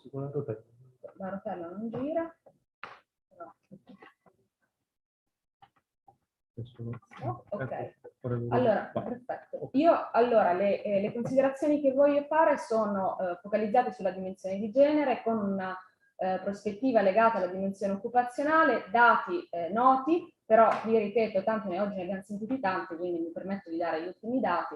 Il tasso di occupazione femminile in Italia è al di sotto della media europea, abbiamo il 50 versus il 67,4%. C'è un problema di assenza di partecipazione della componente femminile al sud, in cui il tasso di partecipazione sta al 33%. Il lockdown è diventato un processo di amplificazione di diseguaglianze di vario tipo, di natura economica, sociale e regionale. Le analisi che abbiamo fatto ci dicono che le occupazioni cosiddette telelavorabili, cioè la possibilità di poter trasferire la propria attività lavorativa mantenendo reddito e occupazione, sono molto allarmanti. C'è un 30 versus 70%, un 30 di occupazioni telelavorabili, un 70 di occupazioni non telelavorabili. Il dato non è solo italiano, riguarda in generale i paesi a vari livelli di sviluppo. I paesi più sviluppati al massimo arrivano al 50%. Nella pandemia e anche nella fase post-pandemica, un aspetto che noi dobbiamo mettere sotto l'osservazione è la stratificazione dei rischi. I rischi che vanno su vari livelli, rischi di natura reddituali, occupazionali e sociali. Su questo cerco di essere più chiara. Vorrei sottolineare un aspetto legato all'aumento del carico di lavoro di cura e dell'educazione dei figli, che ricade sulla componente femminile insieme all'affermarsi con il lavoro da casa. Qui vi do un breakdown della composizione della struttura occupazionale italiana rispetto ai macrogruppi occupazionali ISCO. Partiamo dai macrogruppi che si trovano nella parte alta fino ad arrivare a quelli della parte bassa. Cosa sono? Sono le occupazioni al primo digito, ci sono 4 colorini, e quelli azzurri e blu sono gli uomini, scusate, quelli azzurri e rossi più scuri sono gli uomini, quelli più chiari sono le donne. Distinti in 2 sottocategorie: occupazioni telelavorabili e occupazioni non telelavorabili. Cosa riscontriamo da questo dato? Prima informazione: la segregazione occupazionale di genere è fortissima, la concentrazione della dimensione femminile è collocata nelle parti più basse dello spettro occupazionale. 2, laddove le occupazioni sono telelavorabili, la possibilità che le donne telelavorino è comunque più bassa rispetto a quella degli uomini. Il lavoro da casa si costituisce come un privilegio per una parte, e laddove hai la possibilità di telelavorare, in molti casi ti si assommano altri problemi legati alla gestione del carico familiare. Dall'altra parte abbiamo avuto come risposta un grossissimo aumento dell'abbandono dell'attività lavorativa, perché molte donne, avendo una percezione di reddito che si trova diciamo in una fascia, come dire, rinunciabile, hanno deciso di rinunciare all'attività lavorativa e di transitare nell'inattività. L'inattività è il vero problema della struttura occupazionale italiana.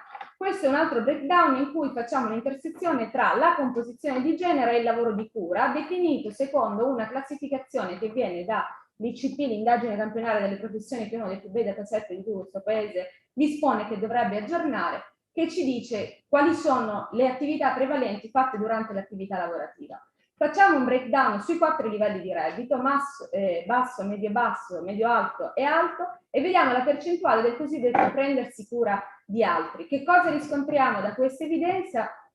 Che laddove la più grossa percentuale del cosiddetto lavoro di cura si trova sui livelli di reddito basso e medio-basso, e laddove andiamo nelle categorie alte, l'incidenza della percentuale della componente di genere diminuisce. Quindi anche nel lavoro di cura, laddove il reddito sale, la componente femminile è bassa, molto più bassa rispetto a quella maschile. Perché? Quali sono queste occupazioni dove le donne sono concentrate? Non vedete nulla, però se facciamo un breakdown dal punto di vista, diciamo, macro settoriale, i 3 settori prevalenti del lavoro di cura sono la salute, il lavoro domestico e l'educazione. E un aspetto che appunto vorrei sottolineare è non soltanto la stratificazione di natura occupazionale che vedete con occupazioni come le assistenti sociali che vedono un 90% della quota della componente femminile versus occupazioni sempre definite di lavoro di cura, però a più alto reddito, come ad esempio dentisti e odontoiatri, o ancora abbiamo qui specialisti, un'altra molto bassa è per esempio un'altra ve la becco ma non ve la becco, no, la trovo, specialisti in terapie chirurgiche. Sono sempre lavori di cura, ma laddove, come dire, l'upgrading professionale aumenta, la quota femminile diminuisce. Salari: come sono i salari di questi lavori di cura? In violetto trovate la distribuzione di questi lavori, e in nero, diciamo, la restante parte. In generale i salari italiani, lo sappiamo bene, sono talmente compressi che c'è poco anche da discutere. Questi sono salari mensili netti. Il supporto della distribuzione va a un massimo di 5.000 euro, sono rilevazioni delle forze lavoro. La componente viola è comunque schiacciata in larga parte sulla parte bassa, nonostante non è che il resto si muova particolarmente. Le top paid occupation viola sono comunque meno pagate delle top paid occupation nere. Benissimo, abbiamo detto 3 settori: salute, sociale domestico e istruzione. Cosa succede con la pandemia? Succede che questi problemi di rischio di perdita occupazionale, di perdita salariale e di esposizione anche ai contagi aumentano. Da ultimo, i rischi sociali, qui ringrazio anche il lavoro fatto dall'Istat, che ha avviato una serie di monitoraggi sull'incidenza della violenza domestica durante i mesi del lockdown, sono stati particolarmente rilevanti. Adesso che cosa fa il PNRR? Inquadra 3 macro livelli, diciamo 3 macro questioni trasversali di divario: il divario territoriale che è stato discusso, il divario generazionale, il divario di genere. Come risponde? In completa linea in lettura a quello che ha detto Mario, molto in maniera disarticolata. Su 4 le ho messe in viola, sono 3 le missioni dove la risposta di genere si evince: missione 4 istruzione e ricerca, 5 inclusione sociale, 6 salute. La 4 istruzione e ricerca si sostanzia in piani per asili nido e scuole per l'infanzia per 4,6 miliardi, piano di estensione del tempo pieno per 0,96, politiche di inclusione sociale nella missione 5 che passano con la certificazione di parità di genere e il fondo impresa donna, che sono, come dire, sempre all'interno del quadro della cosiddetta good entrepreneurship e favorire l'empowerment all'interno dei processi lavorativi, e l'housing sociale perché si prevede che ci siano forti correlazioni con la componente femminile. Nella dimensione della salute si prevede la costruzione di queste case di comunità che dovrebbero essere dei luoghi di prossimità di coordinamento, telemedicina e cure domiciliari. Allora io chiudo qui veramente, perché però sono stata nei tempi, quindi non mi puoi dire nulla. Chiudo dicendo che allora, la lettura complessiva che possiamo dare rispetto agli interventi che il PNRR dà in termini di processi di convergenza è che stiamo nuovamente perdendo quell'opportunità che avevamo. Perché se una politica deve essere di convergenza, non può essere una politica di mercato, non può essere una politica di incentivo, non può essere nuovamente una politica orizzontale. Abbiamo un estremo bisogno non solo di parlare in maniera, come dire, vuota della nozione di politica industriale, dobbiamo fare delle politiche industriali target, segmentate, sui processi che sono individuabili, perché i dati li abbiamo, i meccanismi per individuare, si parlava prima, cos'è un settore strategico, che cos'è un settore essenziale. Stiamo lavorando, si lavora da anni per la definizione di queste priorità, noi una proposta l'abbiamo e quella che abbiamo sviluppato insieme è un piano di politica industriale che parte abbastanza in linea con quanto è stato detto prima, su 3 settori che secondo la vecchia Pavi Taxonomy si distribuiscono lungo tutto lo spettro tecnologico. Quindi a partire dalla farmaceutica, dall'automotive e dalla cura. E la cura vuol dire prendere il grosso della dimensione occupazionale femminile. Qui vedete l'andamento dei lavori di cura in Italia, l'andamento divisi in activities for household, education, human health and social work activities. Questi sono lavori che rispondono a bisogni e la politica industriale deve essere in grado di foraggiare i settori che rispondono a bisogni. Quindi bene parlare di kids, di servizi alle imprese, ma parliamo anche di come rispondiamo ai bisogni sociali. E qui ho finito.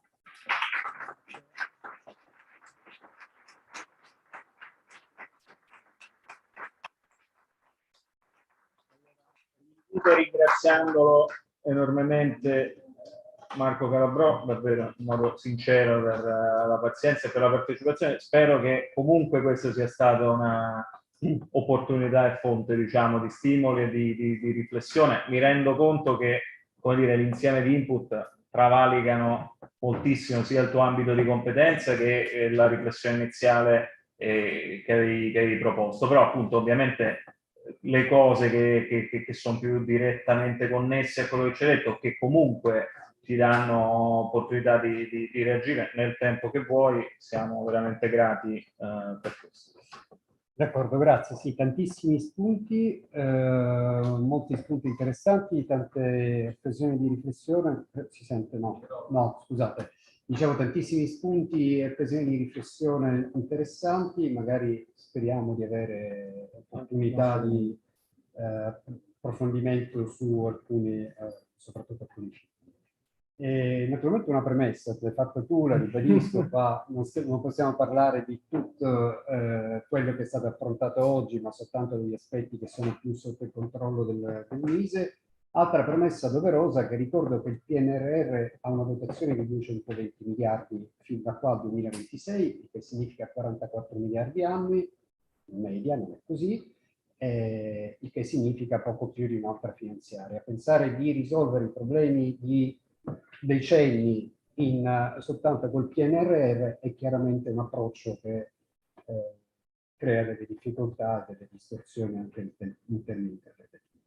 Detto questo, alcune cose che sono state dette, anzi forse anche legato a quanto ho appena detto, secondo me vanno proprio nella direzione di disegnare intorno a quello che è stato un intervento emergenziale anche un approccio più strutturale.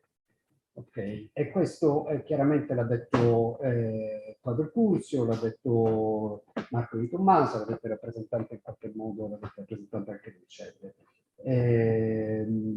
L'approccio emergenziale nasce dalla una esigenza, chiaramente il PNRR è una risposta alla crisi che c'era stata, è un approccio emergenziale che si è consolidato adesso e che purtroppo continua, perché nel frattempo si sono affacciate delle nuove emergenze e dobbiamo tenere conto anche di questo, e quindi continuiamo a ragionare in termini di task force specifiche che affrontano il problema dell'impatto della guerra in corso, che naturalmente si ripercuote in particolare su alcuni settori. Sempre il professor Di Tommaso e Luca Bianchi, tra l'altro, hanno focalizzato l'attenzione su in maniera diversa, ma insomma su un elemento che io condivido, non è tanto lato Mise questo, ma lo subiamo anche come lato Mise. Mi dispiace che non ci siano stati interventi dei colleghi che erano stati invitati, ma c'è un rischio che dobbiamo evitare sul PNRR ed è il rischio di un'eccessiva burocratizzazione del PNRR stesso. Una grande attenzione alle procedure di monitoraggio, alle procedure di rendicontazione, forse eccessiva e anche ridondante rispetto a quelle imposte dalla Commissione europea. E questo su interventi che in qualche caso, non nel caso del MISE, ma nel caso di altri ministeri, sono vero fin troppo frammentati, rischia di ripercuotersi con dei ritardi anche nell'attuazione delle misure. Quindi certamente il monitoraggio è utile, però va utilizzato un approccio con gran size. Perplessità però dal punto la governance, vero, governance frammentata. Io personalmente ho delle perplessità sulla soluzione che è stata prospettata di una costituzione di un'agenzia, ma per vari motivi. Innanzitutto non credo che un'agenzia possa superare i problemi che sono stati enunciati di un'eccessiva ingerenza politica, perché sappiamo che le agenzie restano sotto il controllo della politica, è sempre stata così in Italia. E quindi già questo, a mio avviso, limita. In secondo luogo è stato ricordato che già le agenzie che di fatto ci sono, anche se non sono una sì, l'altra esattamente no, ma Invitalia, Cassa Depositi e Prestito, qualcuno, il professor Pianta, mi pare che abbia ricordato delle difficoltà a farle dialogare, a individuare dei ruoli precisi, perché poi, entrando nel merito, ovvero secondo me fino a un certo punto, perché hanno degli ambiti di competenze diversificati. Però questo per dire che non tutte le soluzioni possono essere trovate nella superfettazione delle strutture che si occupano delle questioni dei problemi. Poi mi dispiace che è andato via Lelo Brancati, io non ho fatto riferimento alle risorse che sono state spese al Mise, ma assegnate in quota parte al Mise. Questo non significa che queste risorse non confluiscono in un tavolo congiunto con altri ministeri. Il caso più emblematico è il caso non delle sovrapposizioni, delle complementarità, semmai che esistono tra gli obiettivi di transizione digitale e di transizione ecologica, che hanno spinto i due ministeri a collaborare non solo sulle misure del MISE, ma anche sulle misure del MITE. Quindi da questo punto di vista un coordinamento interministeriale c'è, così come un coordinamento interministeriale è in corso anche con altri ministeri. Si è molto parlato, vari interventi, l'ultimo di Giorgio Eraudo, ma insomma ne ha parlato lo stesso Brancati, ne ha parlato il professor Pianta, della commessa o del settore degli autobus elettrici. Attenzione, la filiera degli autobus elettrici è stata smantellata nel corso degli anni. Quello che stiamo provando a fare è rilanciare, ricostituire la filiera a fronte di una domanda che necessariamente deve essere in questa fase.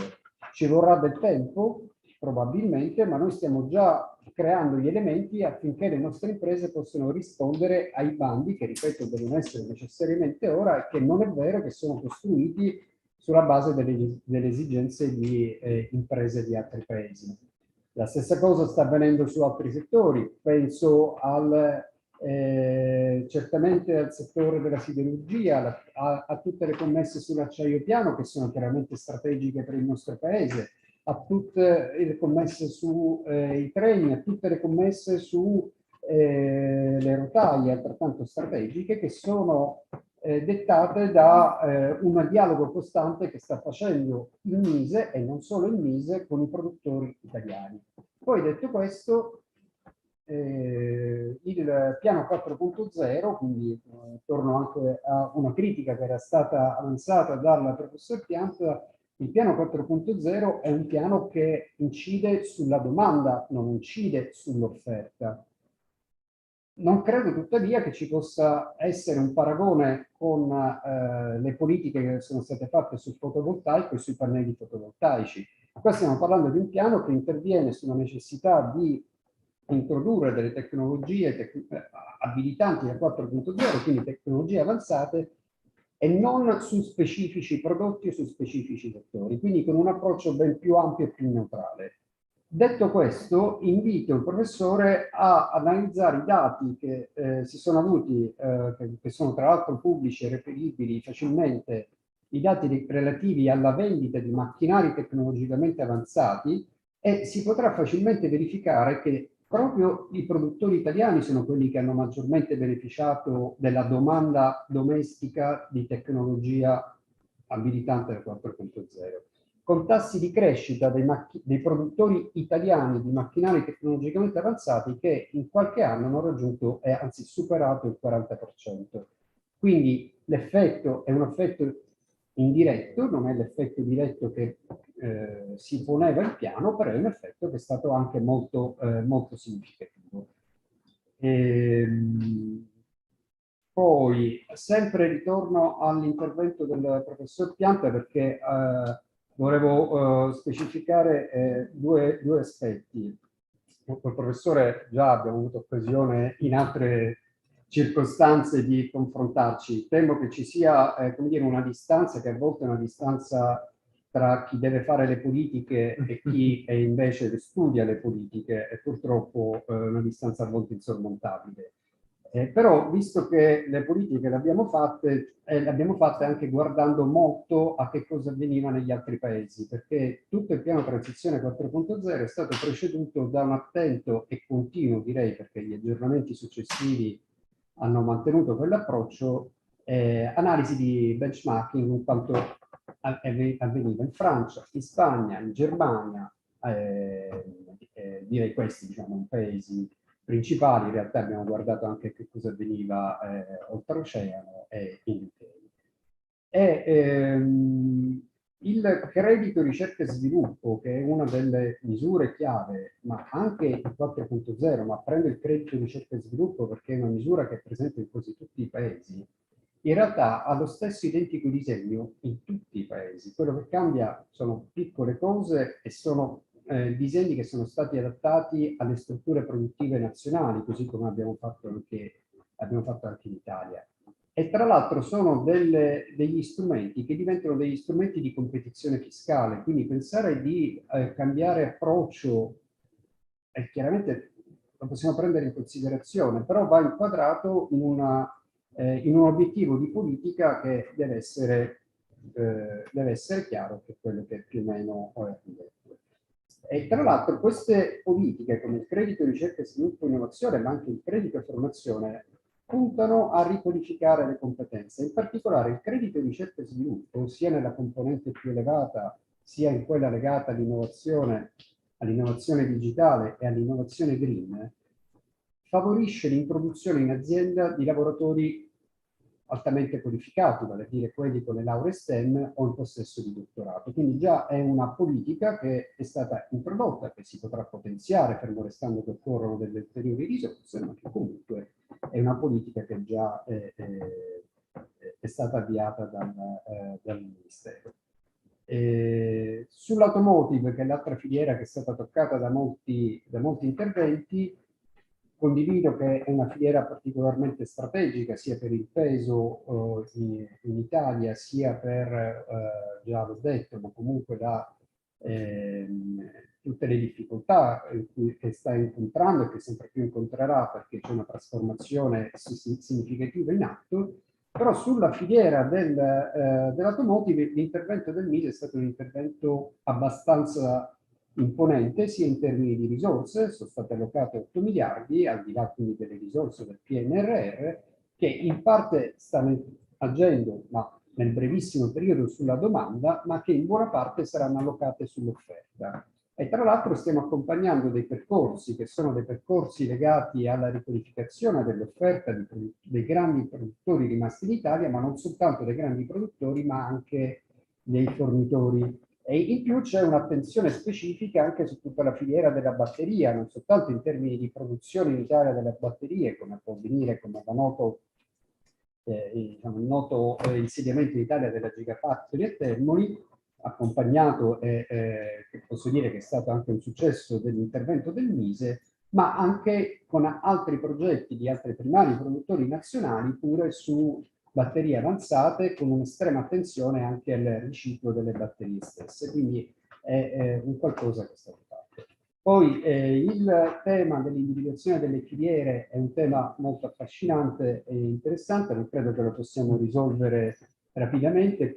Su questo noi l'abbiamo impostato guardando a determinati obiettivi. È chiaro che si possono anche, ci può ragionare anche su obiettivi diversi da quelli che abbiamo scelto noi. Ci piacerebbe, questo è uno dei temi su cui mi piacerebbe avere un confronto anche sulle vostre esperienze, anche la letteratura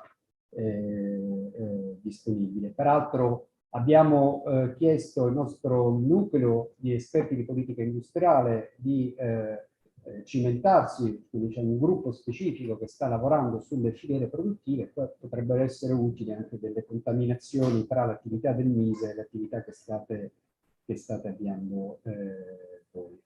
Ci sarebbero altre cose, però forse mi fermerei qua. Grazie davvero per aver tutto.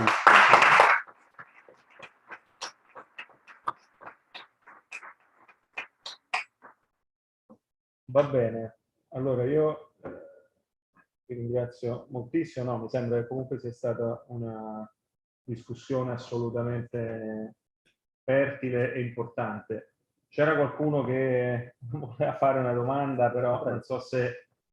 C'era qualcuno che aveva chiesto da prima di fare una domanda. Non voglio prolungare se siamo già in ritardo. Diciamo, io direi che siamo completamente ci mancherebbe. out of time. Insomma, direi che abbiamo toccato una quantità immensa di questioni e anche la dialettica. Prego. Allora, visto che io sono nella task force politica industriale del MISE, e niente, no, volevo dire che è stato un bellissimo dibattito, ma che una cosa fondamentale, non sto a dire cosa stiamo facendo perché annoio a quest'ora, è proprio il fatto che si riesca a fare un confronto tra noi accademici, io sono in accademia, e i MISE, le istituzioni, no? E credo che appunto conoscendo tante persone, anche se non abbiamo lo stesso approccio, no? Perché qui è venuto fuori che c'è un modo diverso di rapportarsi, però credo che appunto la cosa fondamentale è la volontà di tutti di intervenire e di fare qualcosa di costruttivo. Quindi obiettivamente quello che diceva anche il professor Pianta, poi uno può avere idee più pro mercato, uno può avere idee più di intervento statale, che qui c'è un po' di di divario, però la cosa fondamentale è che tutti ci si impegni con la consapevolezza che questa occasione non ritorna. Ecco, e questo è quello che si sta cercando di fare. Sono assolutamente d'accordo e spero che appunto un'iniziativa come questa abbia anche assolutamente questa finalità. Mario. Sì, appunto, non un intervento per pronunciare, ma una domanda per tutta la presenza di Carlo, che è tutto il Ministero Superiore. Dunque, una piccola proposta che è l'esperienza che ho sinceramente di pubblica amministrazione è questa. Stiamo constatando che una delle difficoltà che ci sono per gestire il piano di residenza è proprio l'incapacità di alcune amministrazioni, soprattutto del sud, di progettazione. Mi pare sia una cosa abbastanza evidente. Ovviamente, se non si possa esaminare una proposta di questo genere, da un lato si sta assumendo, credo non è una cosa cattiva, però mi viene in mente la proposta di questo tipo, di valutare se si possa organizzare un'operazione di trasferimento di competenze che esistono magari in alcune sedi dove c'è un'abbondanza di queste capacità, e spostarle temporaneamente nelle sedi dove non c'è questa capacità. Per alcuni mesi io volevo fare spostamenti incentivando naturalmente non l'autorità, però provando a incentivare questi trasferimenti per 3 mesi, 6 mesi di competenze tecniche per gestire le progettazioni che altrimenti rischiano di... Posso dare una risposta parziale più legata all'attività del Mise. Noi più o meno stiamo andando in quella direzione, quindi stiamo cercando attraverso il... com'è? Non si sente. Allora, dicevo che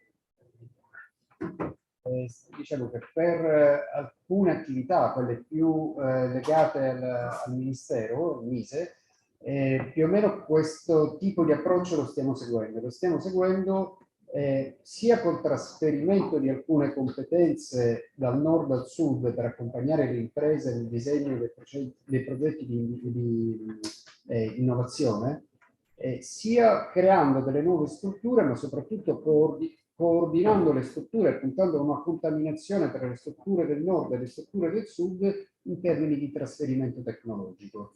Il tutto avviene tra l'altro attraverso un'azione di regia in realtà centrata sull'attore pubblico che metterà a regime tutte le competenze nazionali, però con un forte orientamento sulle imprese del Mezzogiorno. Quindi in qualche modo questo lo stiamo attuando. Benissimo, allora io ringrazio di nuovo tutti davvero, ringrazio anche i ragazzi e gli studenti che ci sono ancora e che hanno partecipato al corso durante tutta la settimana, ringrazio ovviamente Elena e Valerio per il lavoro straordinario fatto anche oggi e durante tutta la settimana, e ringrazio anche a nome del Dipartimento ovviamente che ha ospitato, e ringrazio di nuovo il dottor Calabrò e insomma ci vediamo presto e speriamo di proseguire quanto prima discussioni e momenti di riflessione e approfondimento collettivo di questo tipo. Grazie mille.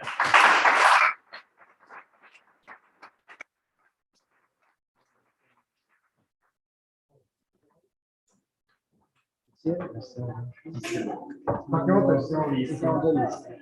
Direi sì, termina